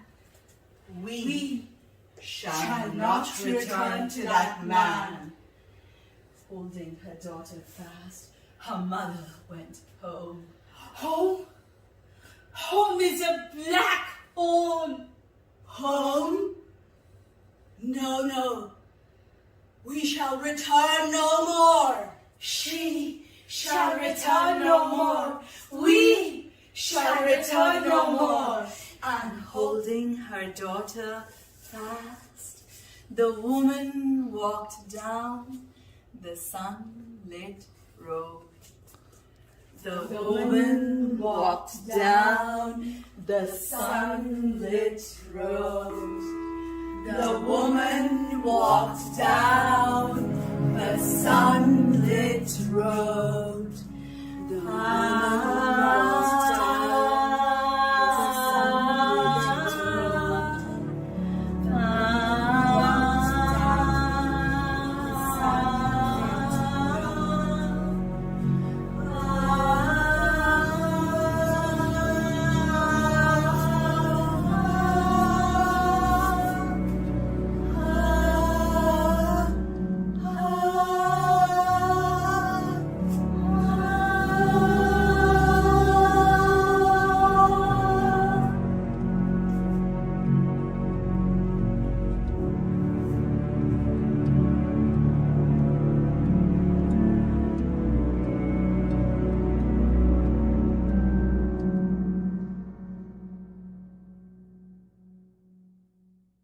দোল দোল দুলু নি রাঙা মাথায় চিরু নি বর আসবে এক্ষুনি নিয়ে যাবে তক্ষুনি দোল দোল দুলু নি রাঙা মাথায় চিরু নি বর আসবে এক্ষুনি নিয়ে যাবে তক্ষুনি দোল দোল দুলু নি রাঙা মাথায় চিরুনি বর আসবে এক্ষুনি নিয়ে যাবে তক্ষুনি দোল দোল দুলুনি রাঙা মাথায় চিরুনি বর আসবে এক্ষুনি নিয়ে যাবে তক্ষুনি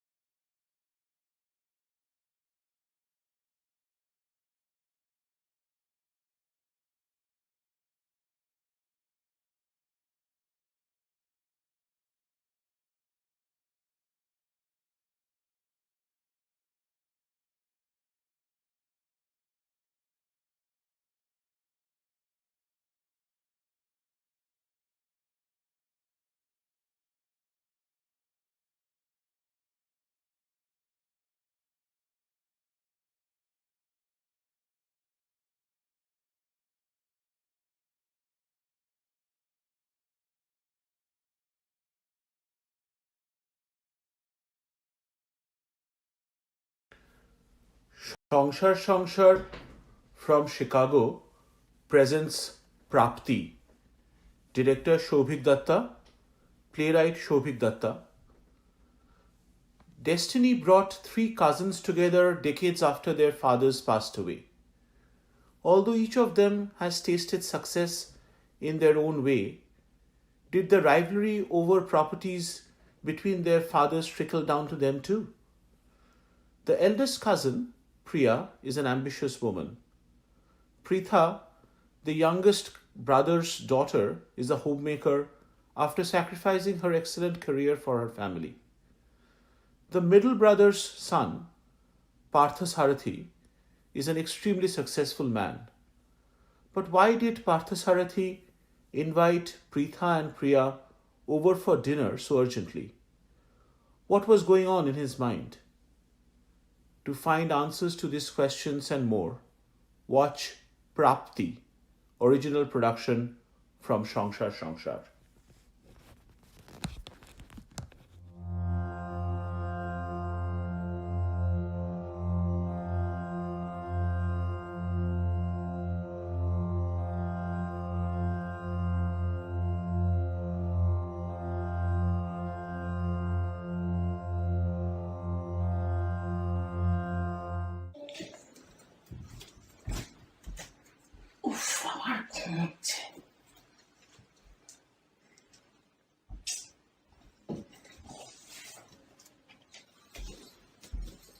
প্রিয়াদি, ও কখন এলি রে? এই তো, কেমন আছো? ভালো। আরে পৃথা, কখন এলি? দেখ তো, বইটা পড়তে পড়তে চোখটা কখন লেগে গেছে। এই তো এলাম দাদা। কি রে, একবারও বললি না? আমি অনেকক্ষণ আগে থেকে এসে বসে আছি। শোন পার্থ, আমি অনেকক্ষণ এসেছি, তুই ঘুমোচ্ছিলি বলে জাস্ট আমি এখানে ওয়েট করছিলাম। প্রিয়াদি, এসে গেছিস? হ্যাঁ, আচ্ছা শোন, তাহলে কি ডিনারটা করে নিবি, তারপরে কথা বলবো? প্লিজ প্লিজ প্লিজ, আর সাসপেন্স আর বিল্ড করিস না।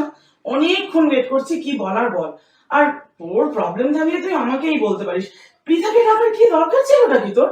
ও তোকে কিভাবেই বা হেল্প করবে? হ্যাঁ, ও তোর সংসার বাচ্চা নিয়ে পুরো হাবুডুবু খাচ্ছে। প্রিয়াদি, আমি কিন্তু ইন্ডিপেন্ডেন্ট, চাকরিও করতাম।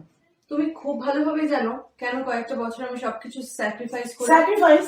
কিসের স্যাক্রিফাইস? ওরে থাম থাম থাম থাম, এক্স্যাক্টলি এই কারণেই আমি তোদেরকে আজকে ডেকেছি। আমরা তো 3 ভাইয়ের সন্তান, তাই না? প্রিয়াদি, তুই হচ্ছিস জেঠুর মেয়ে, আমার বাবা ছিলেন মেজ, আর পৃথা তুই ছোট কাকুর মেয়ে। আমাদের বাবারা সারাটা জীবন এই পৈতৃক সম্পত্তি নিয়ে কোর্ট কাচারি করে গেল। কিছু কি তাতে লাভ হয়েছে? আজ তারা কেউ নেই, কিন্তু ওই কেসগুলো এখনো চলে যাচ্ছে। প্রিয়াদি, তোর মনে আছে কালী পুজোর সময় আমরা কিরকম লুকিয়ে লুকিয়ে বাজি পড়াতাম? তার কারণ ছিল বাবারা কথা বলতো না কেউ। এই সম্পত্তি নিয়ে অশান্তি হলে পরিবারে কেউ কোনোদিন সুখী থাকে না। আর সেই কারণেই আজ আমি ইন্ডিপেন্ডেন্ট, কারোর ধার ধারি না। আমি আজ ইনফ্যাক্ট ভেবেইছিলাম তোদের সাথে কথা বলে কেসটা ডিসমিস করবো। এই অভিশপ্ত সম্পত্তির আমার একটুকুও ভাগ চাই না। I make enough for myself and my family. করে থাম তুই, সব ব্যাপারে ডোন্ট জাম্প টু কনক্লুশনস। আমি আজকে তোদেরকে ওই পৈতৃক সম্পত্তি বিভাজনের জন্য রাখিনি। আমরা আজ বেশ তো করেছি, আমরা 3 জনই নিজেদের মতন করে আমাদের জীবন গড়েছি। আমরা কেউই আমাদের বাবা জেঠু কাকুদের মতন ভাবি না, আর ভাববো না। আজকে তোদেরকে একটা অন্য কথা ডিসকাস করার জন্য ডেকেছিলাম। কি বলছিস দাদা এসব পুরনো কথা নিয়ে? বৃথা, তুই না চিরকাল পার্থর ফাঁদে পা দিস। ও ছোটবেলা থেকে একটা নাটকবাজ, ধাঁধাও ভালোবাসে। বল পার্থ, তোর আজকে কি ধাঁধা সলভ করতে হবে শুনি। ওকে, তাহলে পয়েন্টে আসি। বুঝলি, গত 6 মাস ধরে শরীরটা ঠিক ভালো যাচ্ছে না। Let's get the details. তোর এই আমি জানতে পারলাম কয়েকদিন আগে যে আমার স্টেজ 4 ব্লাড ক্যান্সার। তবে মেডিকেল সায়েন্স আজকাল যা উন্নতি করেছে, বুঝলি, কতদিন যে বাঁচবো কিছুই বুঝতে পারছি না। বেস্ট কেস সিনারিও হয়তো আরেকটা ইউএস প্রেসিডেন্সিয়াল ইলেকশন দেখে যাবে। আর ওয়ার্স্ট কেস সিনারিও ধরো এই কোভিডের সময় ভ্যাকসিনটা বেরোনোর আগেই বটলটা তুললাম। কি কি বলছিস কি দাদা? পার্থ, তুই কি সেকেন্ড আর থার্ড ওপিনিয়ন নিয়েছিস? আমি কিন্তু টপ অনকোলজিস্টদেরকে চিনি।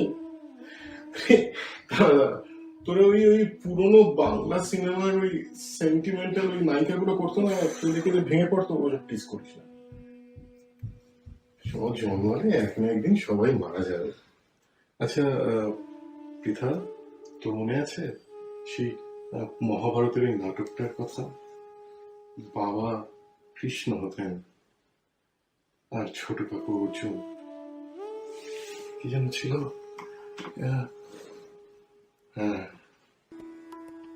তুমি না মারলে অর্জুন, আমি কাল হয়ে গ্রাস করবো সবাইকে, তোমাকেও করবো। দেহ ধারণ করলে মৃত্যু অনিবার্য, এটাই একমাত্র সত্যি। হাট বকিস না তো পার্থ, আমি সত্যিই টপ অনকোলজিস্টদেরকে চিনি। ঠিক আছে দেখে নেবো। অ্যাকচুয়ালি কি জানিস তো, তুলি বলাতে আমি সেকেন্ড থার্ড দুটো ওপিনিয়ন নিয়েছি। Unfortunately it is confirmed. জায়গায় বাদ দে, যে জন্য তোকে ডেকেছিলাম আজকে। জানিস তো আমাদের কোনো বাচ্চা কাচ্চা নেই, আর আমাদের যা সম্পত্তি আছে, আমাদের দুজনকে ছেড়ে রেখে দেওয়ার পরেও প্রচুর এক্সেস থাকবে। আমি ভাবছিলাম যে তোদের তো সন্তান আছে, পরিবার আছে, আমি তোদের দুজনকে দিয়ে যেতে চাই। তুই কি পাগল হয়ে গেছিস পার্থদা? এই সময় টাকা পয়সা সব থেকে বেশি দরকার তো তোর, এর মধ্যে আমাদের। না প্রীতা, শোন, I have given this a very deep thought. আমাদের যা এক্সেস আছে ও আমাদের লাগবে না, ওটা আমি তোদের দিয়ে যেতে চাই। কিন্তু আমার কি তারা শর্ত আছে। Guys, this is really not the time to talk about money. And Partho, for a change, I do agree with Pritha. আচ্ছা প্রিয়াদি, তুই তো practical, you know in this country the lawyer fees, right? You know that, right? And the complications, you are aware of all of that, aren't you? তুই তো আজকালকার দিনের practical, Cosmopolitan, independent, pragmatic নারী শক্তির প্রতীক রে। তুই of all people should know the complications involved, right? এইসব যদি করতে হয় আমার মৃত্যুর পরে। আর তাছাড়া তুলিও আর আমি দুজনেই চাই যে we be very mature about this. আচ্ছা এসব ছাড়, শর্ত তো তাহলে shall we talk about our clause?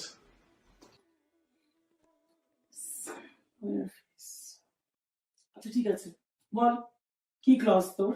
প্রিয়াদি, তুমিও কি পাগল হলে নাকি? Pritha, please don't be overtly emotional. ও নাটকবাজ হতে পারে, কিন্তু আমি প্রিটি শিওর যে ও পুরো জিনিসটা ভালোভাবে ভেবেই ডিসিশনটা ও নিয়েছে। পার্থ, তুই বল তোর ক্লজটা কি?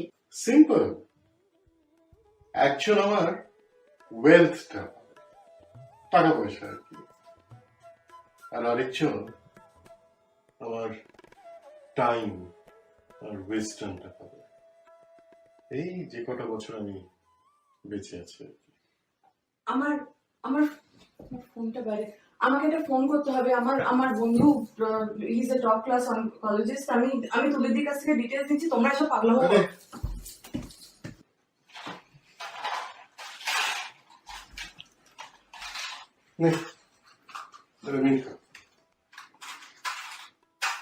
এটা আবার কিসের ক্লজ তোর?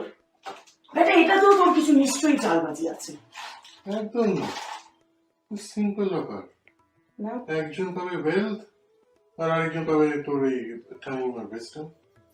বুঝেছি, তার মানে বেসিক্যালি তুই আমায় কিছু $1000 দিয়ে আর পুরো সম্পত্তিটার একটা উইল করে পৃথাকে দিবি, তাই তো? আচ্ছা প্রিয়াদি, তোর ছোটবেলা থেকে এরকম সবকিছু ট্যারা ব্যাপার দেখিস কেন?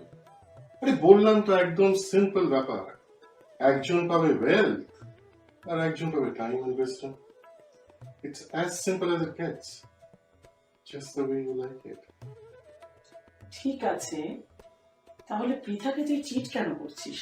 তুই জানিস যে ও ওভারটলি ইমোশনাল, আর এখন তো তাছাড়া ও ঘরেও নেই।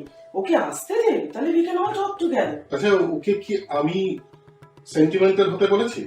Did I tell her to get out of this room? ওরা বাদ দে। তুই কি চাস বল? পার্থ, এখানে চয়েসের কি আছে? If you don't mind, frankly speaking, তোর stage 4 cancer. Your time makes no sense. আমার একটু খারাপ লাগছে যে তুই এরকম নিষ্ঠুরভাবে পৃথাকে এক্সক্লুড করছিস। তো খারাপ লাগছে না রে?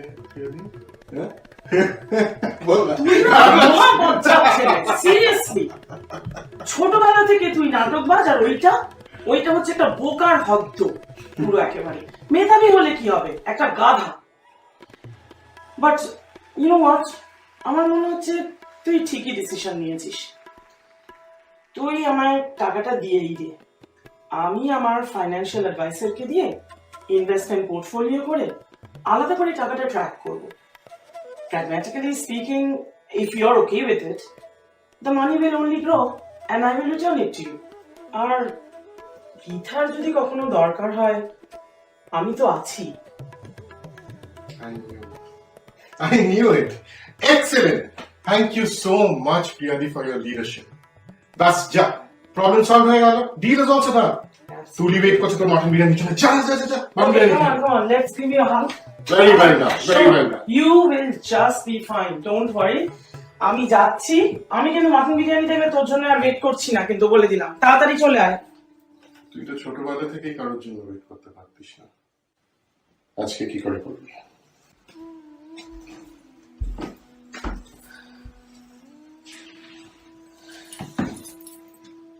তুই আগে কিছু কেন বলিসনি দাদা?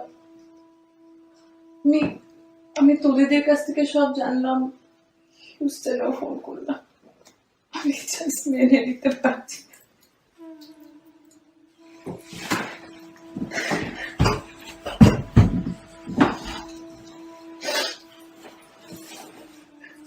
পুনে ইউনিভার্সিটির বেস্ট আউটগোয়িং স্টুডেন্ট ছিল তুই। ইঞ্জিনিয়ারিং ম্যাথমেটিক্সে আজ অব্দি তো স্কোর কেউ বিট করতে পারেনি। জিআরইতে টপ স্কোর করলি, 85% স্কলারশিপ নিয়ে এদেশে এলি, 4.0 জিপিএ, রাইট? মাল্টিন্যাশনাল কোম্পানিগুলো পিছন পিছন ঘোরাফেরা করতো তোর চাকরি দেওয়ার জন্য। কোথায় যেন চাকরি করতে শুরু করলি? গুগলে চাকরি করতে শুরু করলি তুই। এত স্টিপ ক্যারিয়ার পাথ। আমাদের সব ভাই বোনের মধ্যে তুই সবচেয়ে বেশি মেধাবী ছিলি। কেন ছেড়ে দিলি রে সবকিছু? হ্যাঁ দাদা, ছেড়ে দিয়েছিলাম সবকিছু। সাকসেস পেয়েছি প্রচুর, কিন্তু জানিস, বাবাকে দেখেছিলাম যখন মেজর জেঠু বলল কোর্ট কেস উইথড্র করে নিতে, বাবা এক কথায় সব ছেড়ে দিল। বড় জেঠু তো তুই জানিস শেষ জীবন অবধি খুব বেটার ছিল, কিন্তু বাবা এখানে এসে আমার সাথে লাইফটা খুব এনজয় করেছে রে। টাকা খুব ভালো জিনিস, সাকসেসও, কিন্তু দাদা ফ্যামিলি তো প্রাইসলেস বল। শুভ্রকে বিয়ে করলাম, টুকলু হলো। টুকলুর মুখটা দেখে আমার মনে হলো সব কিছু আননেসেসারি। বুঝলাম, ঠিক আছে। আচ্ছা, এখন কি করছিস? কিছু করার কথা ভাবছিস কি? হ্যাঁ রে, এই তো লাস্ট উইকে একটা নতুন স্টার্টআপ শুরু করেছি ডেটা অ্যানালিটিক্সে, আমরা কলেজে কয়েকজন বন্ধু মিলে। আচ্ছা, তাহলে তোর গো টু মার্কেট স্ট্র্যাটেজিটা কি? আমরা এখনো কিছু ডিসাইড করিনি রে, জাস্ট যদি একটা অপরচুনিটি পেতাম। কি যেন নাম রেখেছিস? Arrow Inc. তুই কি করে জানলি? হ্যাঁ, এই তো লাস্ট উইক ইনকর্পোরেট করালাম। পৃথা, শর্ত অনুযায়ী তুই কি পেলি আমার থেকে? সময় আর উইজডম। প্রিয়াদি কিন্তু সব টাকা পয়সা নিয়ে চলে গেল রে। তোর কাছে কিন্তু আজকে আর কোনো অপশন নেই। অপশন থাকলেও দাদা আমি তোকেই সিলেক্ট করতাম। একটা সুটকেস নিয়ে এত বড় দেশে এসেছিলি তুই, আর আজ এই সাম্রাজ্য বানিয়েছিস। শুধু চাকরি করিসনি, কত কোম্পানির অ্যাডভাইজার বলতো তুই আজও। তোর জ্ঞান বিদ্যে বুদ্ধির জন্য তোকে আজও লেকচার দেওয়ার জন্য কত ইউনিভার্সিটিজরা ডাকে। আমি কিন্তু বোকা নই পার্থদা। তুই ছোটবেলায় আমাকে একটা প্রভাব শিখিয়েছিলিস, চাইনিজ প্রভাব, সেটা কিন্তু আমি আজও ভুলি না। You give a man a fish and you feed him for a day, but you teach him how to fish and you give him an occupation that will feed him for a lifetime. আমি তোরই guidance চাই পার্থদা। আরে বাবা রে, সেই বিশাল বড় প্রভাবটা তোর এখনো মনে আছে? থাকবে না? আচ্ছা, তোর কর্পোরেট স্ট্রাকচারটা কি করছিস? ইজ ইট তুই বোধহয় হায়ারার্কিক্যাল করবি না। তুই তো ম্যানেজিং পার্টনার্স করছিস, রাইট? ওই আমরা 5 বন্ধু কলেজে, তুমি চেনো বোধহয় ওদেরকে, সৌনক, ঋদ্ধি, আমি আর টুইন্স জয়া আর বিজয়। এখনো রোলস অ্যাসাইন করিনি, তুই কিছু সাজেস্ট কর না। বাবা, সব কটা নাম মনে পড়ে যাচ্ছে কিরকম। সৌনক কি স্পটলেস ইমেজ ছিল ছেলেটির। He should B the CEO of your company. একটা স্টার্টআপে একটা চিফ অপারেটিং অফিসারের প্রচন্ড এনার্জি চাই। ঋদ্ধি কি অসাধারণ, কি অসংখ্য ক্ষমতা ছিল, কর্মক্ষমতা ছিল ছেলেটির। He should be a CEO.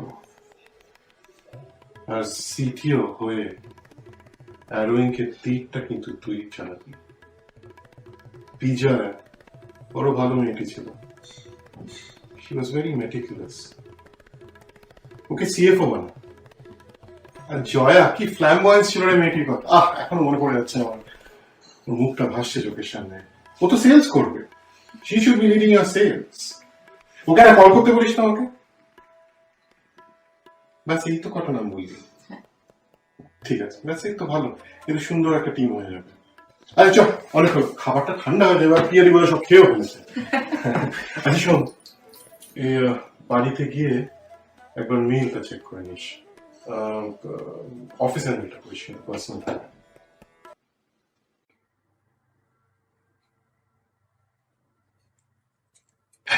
What? Pritha Sengupta arrowing?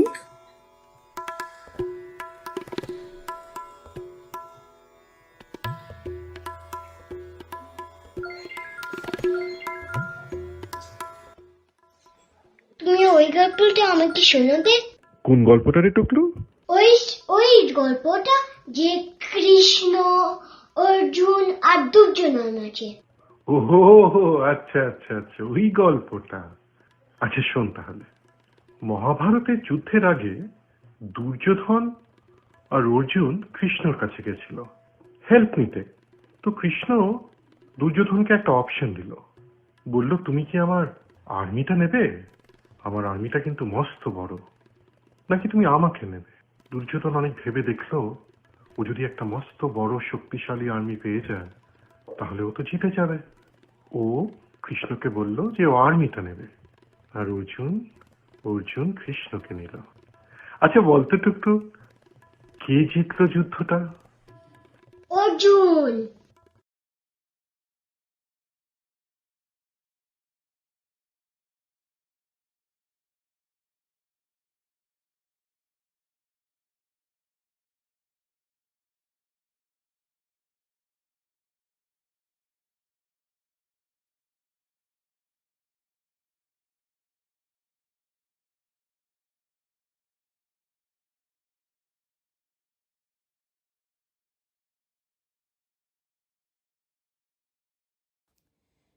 Drama Club of Charlotte presents Raate Mor Duar Guli.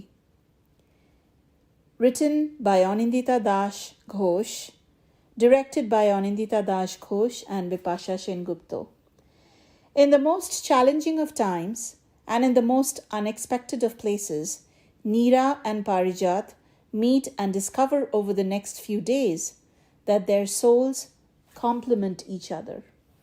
Presenting Raate Mor Duar Guli, the night you came to my door.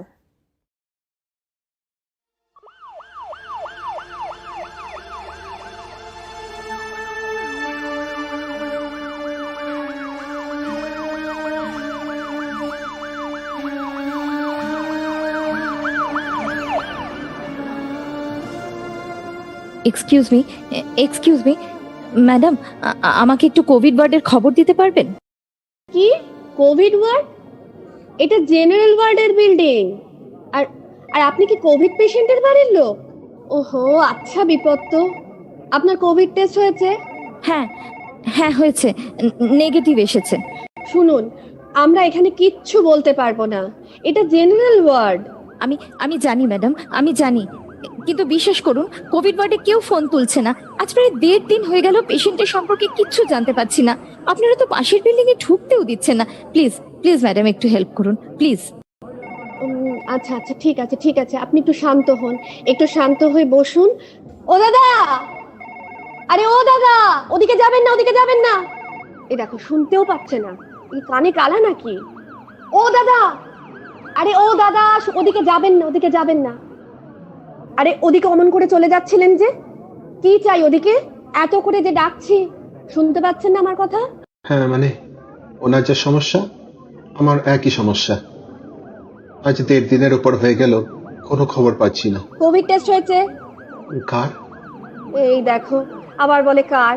আরে আপনার। হ্যাঁ হয়েছে। তো ওদিকে কি দেখছিলেন অমন করে? এত করে যে ডাকছি আপনাকে, শুনতে পেলেন না? পাশের বিল্ডিং এর অ্যাম্বুলেন্স কোনো দেখছিলাম। তা কি ভাবলেন? সব কোভিডের ডেড বডি। ওরকম অন্যমনস্ক হয়ে পড়লেন কেন?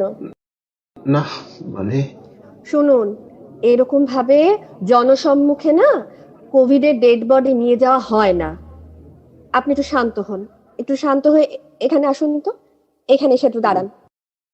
Thank you madam. আর আপনারা দুজনেই আপনাদের যে পেশেন্ট ভর্তি রয়েছে না, তাদের নাম, কোন বেডে ভর্তি, সেই বেড নাম্বার আমাকে এখানে লিখে দিন। এই যে এই কাগজ ধরুন, এখানে লিখে দিন। আচ্ছা, ঠিক আছে। আর আরেকটা কথা শুনুন, এই যে ওয়েটিং রুম আমাদের, ওখানে গিয়ে বসুন। আমি দেখছি কি করা যায়, আমি দেখছি। আবার ওখানেই বসবেন, এদিক ওদিক আবার যেন চলে যাবেন না, ঠিক আছে? Thank you madam. আপনি বোধহয় খুব ভয় পেয়ে গেছেন না? একটু পেয়েছি।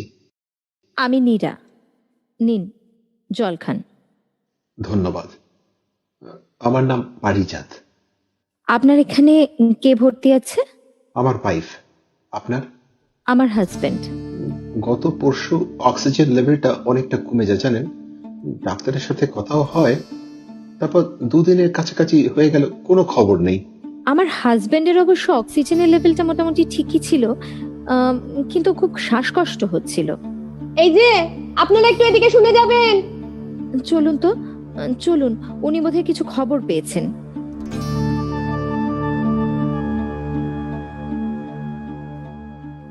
পারিজাত বাবু। এই যে আপনাকে পেয়েছি, ভালোই হলো। আচ্ছা, কালকের ওই রিসেপশনিস্ট দিদিটা কোথায় বলতে পারেন? আপনি কি ভাবলেন রোজ এক সময় এখানে আসলে ওনাকে পাওয়া যাবে? কাল উনি যা সাহায্য করলেন, এরা তো কিছুই বলতে চাইছে না। তবে আজ এখানে এসে আমি একটু উপায় বের করেছি, জানেন?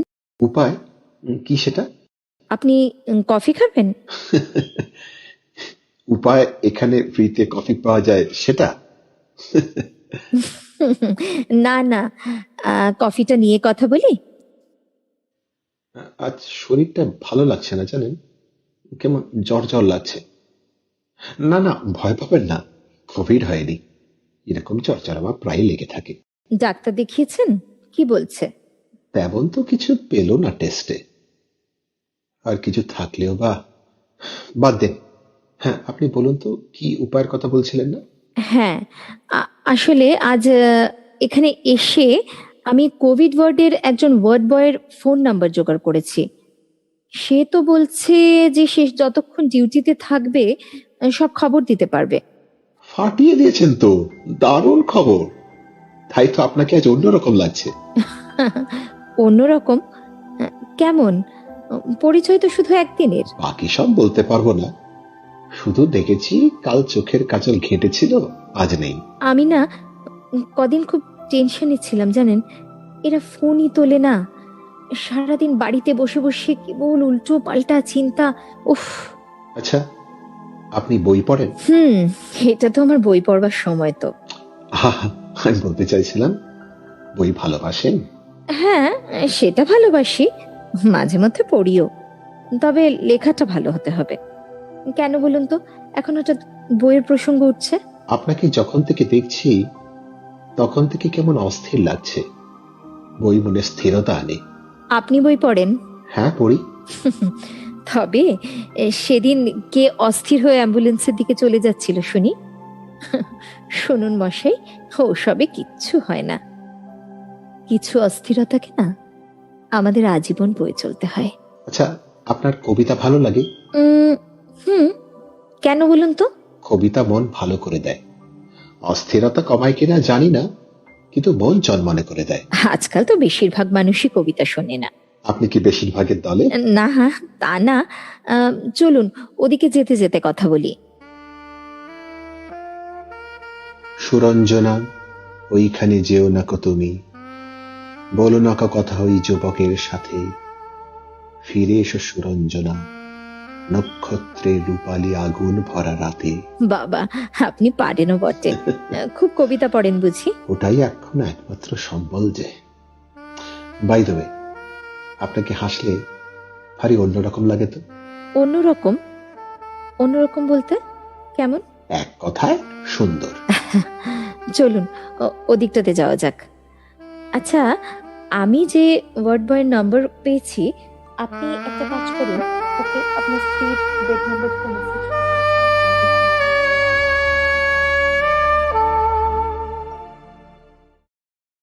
এই গরমে বিনা ফ্যানে কি করে বসে আছেন? ও, আপনি কখন এলেন? এই তো এই মাত্র। আপনার শরীর ঠিক হয়েছে? আপনার মনে আছে দেখছি। হ্যাঁ, এই মোটামুটি কাল রাত 2:45 নাগাদ আরোগ্য লাভ করেছি। খুব বেশি হুমায়ুন আহমেদ পড়া হয় বুঝি? আপনাকে আজ অন্য মনস্ক লাগছে। কি ভাবছিলেন? মানে যদি আপনার আপত্তি না থাকে বলতে। সেদিন আপনি আমাকে ওয়ার্ড বয়ের নাম দিয়ে অনেক উপকার করলেন। যদি আমি কোনো উপকারে আসি। না, কোভিড নিয়ে নয়, আমি তো এখন আপডেট পাচ্ছি, বোধ করি আপনিও আপডেট পাচ্ছেন। তবে আজ আবার এখানে? সে প্রশ্ন তো আমিও করতে পারি। আসলে এদিক দিয়ে যাচ্ছিলাম, মনে হলো ওয়েটিং রুমে আপনাকে দেখতে পাবো। আপনি সেদিন নিজে থেকে সাহায্যের হাত বাড়ালেন। আমি কিন্তু সত্যি সেদিন ভেঙে পড়েছিলাম জানেন। আমি না দেখেছি জানেন, ছেলেরা এমন পরিস্থিতিতে একটু অস্থির হয়ে পড়ে, কি করবে ঠিক বুঝতে পারে না।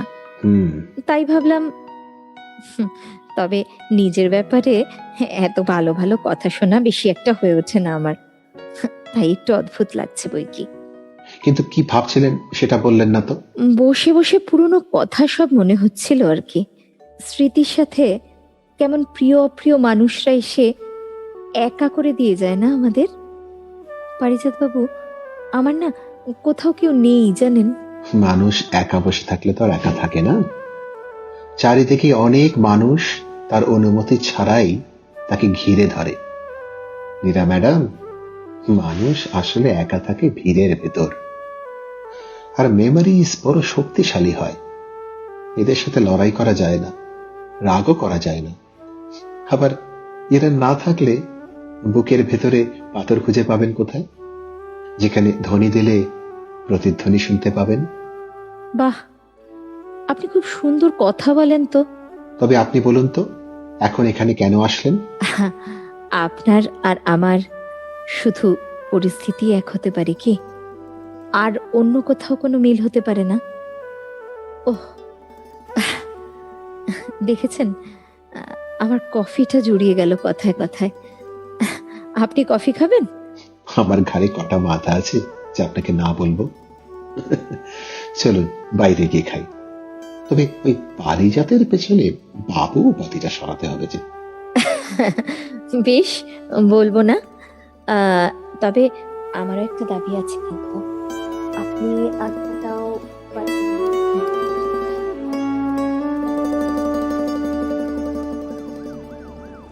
মীরা, তুমি এখন এখানে? হাসপাতাল থেকে ফোন করলো যে, বললো আমার হাজবেন্ডের কন্ডিশন নাকি ক্রিটিক্যাল। ও, ওয়ার্ড বয় আমাকেও সেম খবর দেয় আমার ওয়াইফের ব্যাপারে। আরে ওখানে গিয়ে বসলে কেন? এখানে এসে বসো, ওখানে জলে ঝাপটা পড়বে। এই বাদলায় ওয়েটিং রুমে বসার জায়গার অভাব হবে না। ওখান থেকে সরে এসে বলছি। আর শোনো, ওই বিল্ডিং এর দিকে তাকিও না। আচ্ছা আচ্ছা, এই বডিগুলো যারা নিয়ে যায় তাদের একটু টাকা দিয়ে শ্মশানে নিয়ে যাওয়া যায় না? সেটা করা যেতেই পারে, তবে সেটা কি জনসাধারণের জন্য ভালো হবে? সব ঠিক হয়ে যাবে, কারো কিচ্ছু হবে না, শান্ত হতো। বাইরে বৃষ্টি শুরু হলো বোধহয়। হ্যাঁ, আমি ঢুকতেই ঝমঝম করে নামলো। আজ রাতে কি সব শেষ শেষ হয়ে যাবে পারিজাত? আমারই ভুল, জানো তো, আমারই ভুল। এখন এত আফসোস হচ্ছে আমার, সেদিন ওই বন্ধুর সঙ্গে দেখা করতে যেতে দেওয়াটাই ভুল হয়েছে। বারবার মনে হচ্ছে এটা করলে হতো, ওটা না করলে হতো। উফ, শান্ত হও তুমি। জল খাবে? না। আচ্ছা, তোমায় একটা প্রশ্ন করব। হ্যাঁ, করো। মানুষ মরে গেলে কোথায় যায়? আমার ওসব ব্যাপারে আগ্রহ নেই। জীবিত অবস্থায় যা কখনো হলো না, মরে গিয়ে তার খবর না পাবো আমার পোষায় না। আমি কি তাই বললাম নাকি? আমি আসলে তোমাকে বোঝাতে পারছি না আমি কিসের মধ্যে দিয়ে যাচ্ছি। তোমাকে কেউ বোঝাতে বলেছে? আমার শূন্যতা তো আজকে নয়, অনেক আগে থেকে। নতুন করে তো কিছু হারানো নেই আমার। জানি না তবু কেন আজ এত কষ্ট হচ্ছে আমার। মায়া নীরা, মায়া। শূন্য থেকে নিঃস্ব হতে চলেছে এই রাত। হবে হয়তো। আচ্ছা, তুমি কর্ম মানো? না, আগের জন্ম পরের জন্ম আমি কিছুই মানি না। ঈশ্বর মানো? মাঝে মাঝে ওনাকে প্রতিপক্ষ ভাবি, তবে মানুষের ভেতরে খুঁজি। আর ভালোবাসা মানো? ক্ষেত্র বিশেষে। আমি মানি না। ভালোবাসা মানি স্বার্থ, অধিকার ফলানো আর আর ভালোবাসার কদর না করা, তাই তো? এক্স্যাক্টলি। আচ্ছা নীরা, তোমার ভেতরে তো ক্ষোভ কেন? ও, তোমার নেই বুঝি? আছে, অনেকটাই আছে। জানো, পৃথিবীতে সব থেকে তীব্র অবহেলা হচ্ছে ভালোবাসার অবহেলা। সেটা উপেক্ষা করা যায় না। আমিও তো চাই বুকের ভেতরে আমাকেও কেউ গুছিয়ে রাখে, যেমন কখনো হাড়ের নিচে একটা হৃদয় খুব যত্নে থাকে। ওয়ার্ড বয়টা এইমাত্র ডিউটিতে ঢুকলো। অনেকক্ষণ থেকে ট্রাই করছিলাম, এই জাস্ট পেলাম। ওর কাছে আপডেট নিচ্ছি। ও, কিছু কিছু জানালো গো? না, এখনো তো না। তুমি অবহেলার কথা বলছিলে না তখন? জানো তো, আমার না এখন সব কেমন গা সওয়া হয়ে গেছে। আমিও তো ছিলাম অন্তহীন অপেক্ষায়, কিন্তু পেলাম কই। এখন সব চুকে বুকে গেছে। সিগারেট খাবে? না, আমি সিগারেট খাই না। ভালো করো, খুব ভালো করো। Cigarette smoking is injurious to health. তবে তুমি খাও কেন? ওই ধরে নাও, আর কিছু আঁকড়াতে চাইছি না, না এ দেহ না এ মন। দেহের কথা জানি না, তবে মন কাউকে আঁকড়াতে চাইলে কি আর তোমাকে জিজ্ঞাসা করে আঁকড়াবে? তা ঠিক, সেটা বেশ বুঝতে পারছি। মাচিসটা কোথায় রাখলাম মন্ত্র? তুমি এখানে স্মোক করতে পারবে না। ওই দেখো, এটা কিন্তু নো স্মোকিং জোন। ও, তাই তো। আচ্ছা, তুমি অ্যারেঞ্জ ম্যারেজ করেছো? না, স্কুল কলেজের সহপাঠী বেস্ট ফ্রেন্ডকে বিয়ে করেছি। তুমি? অ্যারেঞ্জড ম্যারেজ, রীতিমতো বিয়ের বাজারে নাম লিখিয়ে নিজে একটা প্যাকেজ হয়ে আরেকটি প্যাকেজকে বিয়ে করেছি। কিন্তু কেউ ভালোবেসে বলল না আমার চোখে কাজল প্রশ্রয় পায় কিনা, আমার হাসিতে মাদকতা কতটা, কটা রাতি বা সে জেগে কাটিয়েছে আমার আমার দুপাঁচটি কথার আবেগে। সর্বনাশ, তুমি বরের কাছে এইগুলো আশা করেছিলে? কেন, বর প্রেমিক হতে পারে না? না, পারে না। গাছতলায় বসে কাব্য করা আর সংসার করার মধ্যে অনেক তফাৎ আছে নীরা ম্যাডাম। ওহ, আমার না কেমন গুমোট লাগছে। ও আচ্ছা, দাঁড়াও দেখি ফ্যানটা বাড়ানো যায় কিনা। জানো, আমার একটা বয়ফ্রেন্ড ছিল। তাই? সে কোথায়? জানি না। বিয়ে করলেন না কেন? যখন একসাথে ছিলাম কদর করিনি। ওর সাথে লাস্ট ফোন কলটা আজও মনে আছে আমার। জানো,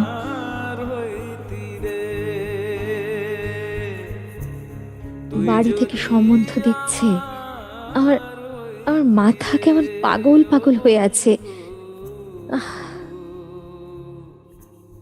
হ্যালো হ্যালো, কিরে চুপ করে আছিস কেন? শুনতে পাচ্ছিস না? হ্যালো, তুই বুঝতে পারছিস না কেন বলতো? বাড়িতে রোজ আমার বিয়ে নিয়ে আলোচনা হচ্ছে। আমি সব বুঝতে পারছি, কিন্তু তুই বল আমি এখন কি করব? তুই আর আমি স্কুলের ব্যাচমেট, সবে গ্রাজুয়েট হয়েছি, অতি কষ্টে একটা চাকরি পেয়েছি, সেটা তোদের বাড়ির স্ট্যাটাসের সাথে যায় না, তো আমি কি করব? আমার ক্ষমতাটা না এতটুকুই।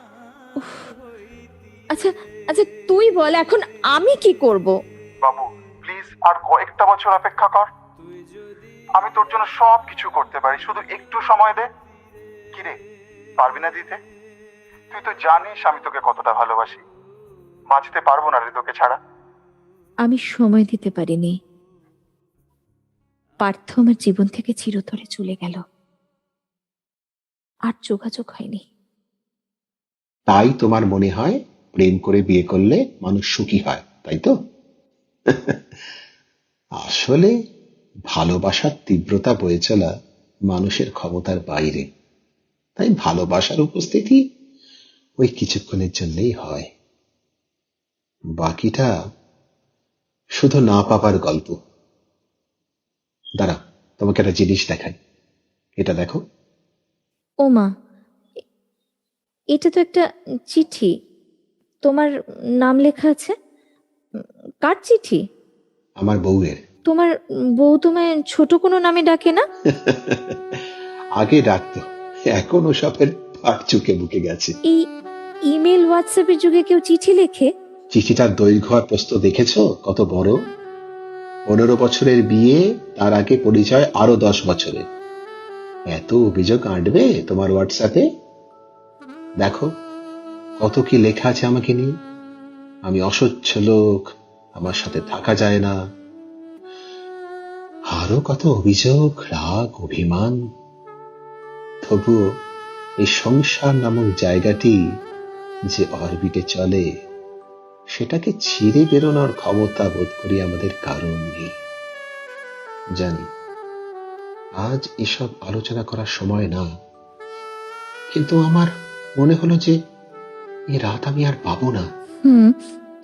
আচ্ছা আচ্ছা, ফ্রন্ট ডেস্কের দিক থেকে কেমন গন্ডগোলের আওয়াজ আসছে না? তাই তো। আরে মশাই, আপনাকে তো তখন থেকে আমি বলছি যে এটা কোভিড এর ওয়ার্ড নয়। আপনি তো মাথা খেয়ে ফেললেন, বেড দিন বেড দিন বেড দিন বলেই যাচ্ছেন। দেখুন, আমি কিচ্ছু করতে পারবো না। আরে দেখুন, আপনি বুঝতে পারছেন না, না এভাবে বলবেন না। আমার পেশেন্ট অ্যাম্বুলেন্সে রয়েছে, একটা বেড জোগাড় করে দিতে পারছেন না আপনি? কি মুশকিল। প্রথম কথা হচ্ছে যে এটা কোভিড এর বিল্ডিংই নয়, আর আপনি মশাই এতক্ষণ কোভিড পেশেন্টের সাথে ছিলেন না, আর এইভাবে হাসপাতালের জেনারেল ওয়ার্ডের বিল্ডিং এর মধ্যে ঢুকে পড়লেন, আর আপনার সাথে তো আরো 10 জনকে ইনফেক্টেড করবেন। আর আপনি বলুন তাহলে আমি এখন কি করব? বেড নেই, এদিকে অ্যাম্বুলেন্সে আমার অক্সিজেন শেষের দিকে। উফ, এটা নিয়ে এই 5 নম্বর হাসপাতালে এলাম, কোথাও কোনো বেড নেই। আমার রোগীর কন্ডিশন একদম ভালো না। না, আপনি বলুন, আপনি আমাকে বলুন যে আমি কি করব। আমি তো বলছি যে আমি এই জেনারেল ওয়ার্ডের একজন রিসেপশনিস্ট। রোজ না আপনার মতো অনেকেই আমার কাছে আসছে বেড চাইতে ভুল করে। আর আপনারা বোঝেন না যে আমাদেরও তো অসহায় লাগে নাকি? এসব কোভিড টোভিড সেরে গেলে ওই যে আমাদের 3 নম্বর বিল্ডিং, ওখানে একজন ভালো সাইকিয়াট্রিস্ট বসে, পারলে একটু তাকে দেখিয়ে নেবেন। কি আপনি আমাকে পাগল বললেন? আপনি জানেন আপনার এই চাকরি আমি খেতে পারি। প্লিজ, এটা করলে না বেঁচে যাই মশাই। রোজ রোজ এসব দেখতে আর ভালো লাগে না। আর এতই যখন ক্ষমতা আপনার, আমার চাকরির পেছনে না লেগে একটু বেড খোঁজাতে কাজে লাগান না। ঠিক আছে, ওসব ঠিক করে নেবো। 2 পয়সা রিসেপশনিস্ট আর তার দিমাগ দেখুন। এই যে তা 2 পয়সারই হই বা লাখ টাকার, এই কোভিড এর কাছে না সবাই সমান মশাই। এই দেশে নেতার থেকে নেতার ভাতিজা বেশি। মরতে বসেছে, তাও ক্ষমতার দম্ভ দেখানো কম গেল না। সত্যি তো, লোকটা ওভাবে কি করে ঢুকে পড়লো? ওর অবস্থাটা দেখেছিলে? এই সময় মাথা কাজ করে না। তাই বলে আরো কিছু লোককে বিপদে ফেলবে? ওই যে ওদিন তুমি বললে বিপদে পড়লে ছেলেরা গুছিয়ে কাজ করতে পারে না। তোমার মোবাইলে শব্দ হলো মনে হয়। দেখো তো কোনো খবর এলো কিনা। না, এখনো তো না। আচ্ছা, তুমি কাল কি শাড়ি পরেছিলে? তোমার চোখের কাজলের সাথে বেশ মানাচ্ছিল। আমি কিন্তু কাজল খুব কম ধরি। আমার চোখের নিচে ডার্ক সার্কেল আছে তো। আমি তোমার চোখের কালো চাই, তাই তোমার দিকে তাকাই। তুমি তাকাওনি আমার দিকে, তাই ধূসর বিকে। সত্যি ধূসরই বটে। মীরা ম্যাডাম, ইস্পাতের শহরে আজও রং আছে। তুমি শুধু ধূসরটা গায়ে মেখো না। একবার আমার হাতটা ছুঁয়ে দেখো, একবার আমার হাতটা ছুঁয়ে দেখো। আয়ুরেখায় আর কিছুর প্রয়োজন বোধ করি না। আচ্ছা, আজ বাংলাতে কত তারিখ? হঠাৎ বাংলার তারিখ জিজ্ঞাসা করছো? না, মনে হলো আজ শেষ শ্রাবণ। আমারও তাই মনে হচ্ছে জানো। আচ্ছা পারিজাত, তোমাকে একটা কথা জিজ্ঞাসা করব? করো। আমি কি তোমার ভেতরে কোথাও প্রশ্রয় পেতে শুরু করেছি? যদি বলি এটা আমার হাতে ছিল না, যা হয়েছে তাও জানতেই হয়েছে। যদি তোমার হাতে থাকতো তবে তুমি কি হতে চাইতে? আমার প্রেমিক না আমার পুরুষ? বাবা, অত শক্ত কথা বুঝি না। তবে আজ ভীষণ স্বার্থপর হতে ইচ্ছে করছে জানো। সকাল বেলায় চেয়ে দেখি দাঁড়িয়ে আছো তুমি একই, ঘর ভরা মোর শূন্যতারি বুকের উপরে। যে রাতে মোর দুয়ার খুলি ভাঙলো ঝড়ে। অনেক রাত হয়ে যাচ্ছে, আমাকে বাড়ি ফিরতে হবে। বৃষ্টিও ধরে এসেছে মনে হয়। মীরা, তোমায় একটা অনুরোধ করব? করো, তবে কথা দিতে পারছি না যে রাখতে পারবো। প্রেম নয়, বিয়ে নয়, সংসার নয়, কিচ্ছু চাই না তোমার কাছে। শুধু তোমাকে চাই। আমৃত্যু ভালো বন্ধু হয়ে থাকতে পারি, সেই সুবাদে তোমার ক্ষত আমার ক্ষত একটা ঠিকানা পাবে। বহুকালের স্বাদ ছিল তাই, কইতে কথা বাঁধছিল। দুয়ার খুলে দেখিনি ওই একটি পরমাদ ছিল। যখন তুমি দাঁড়াও এসে আন্ধারের উত্তরে ভেসে, হাসির ছটা ফুলিয়ে গেল, ভিতরে কেউ কাঁদছিল। দুয়ার খুলে দেখিনি ওই একটি পরমাদ ছিল।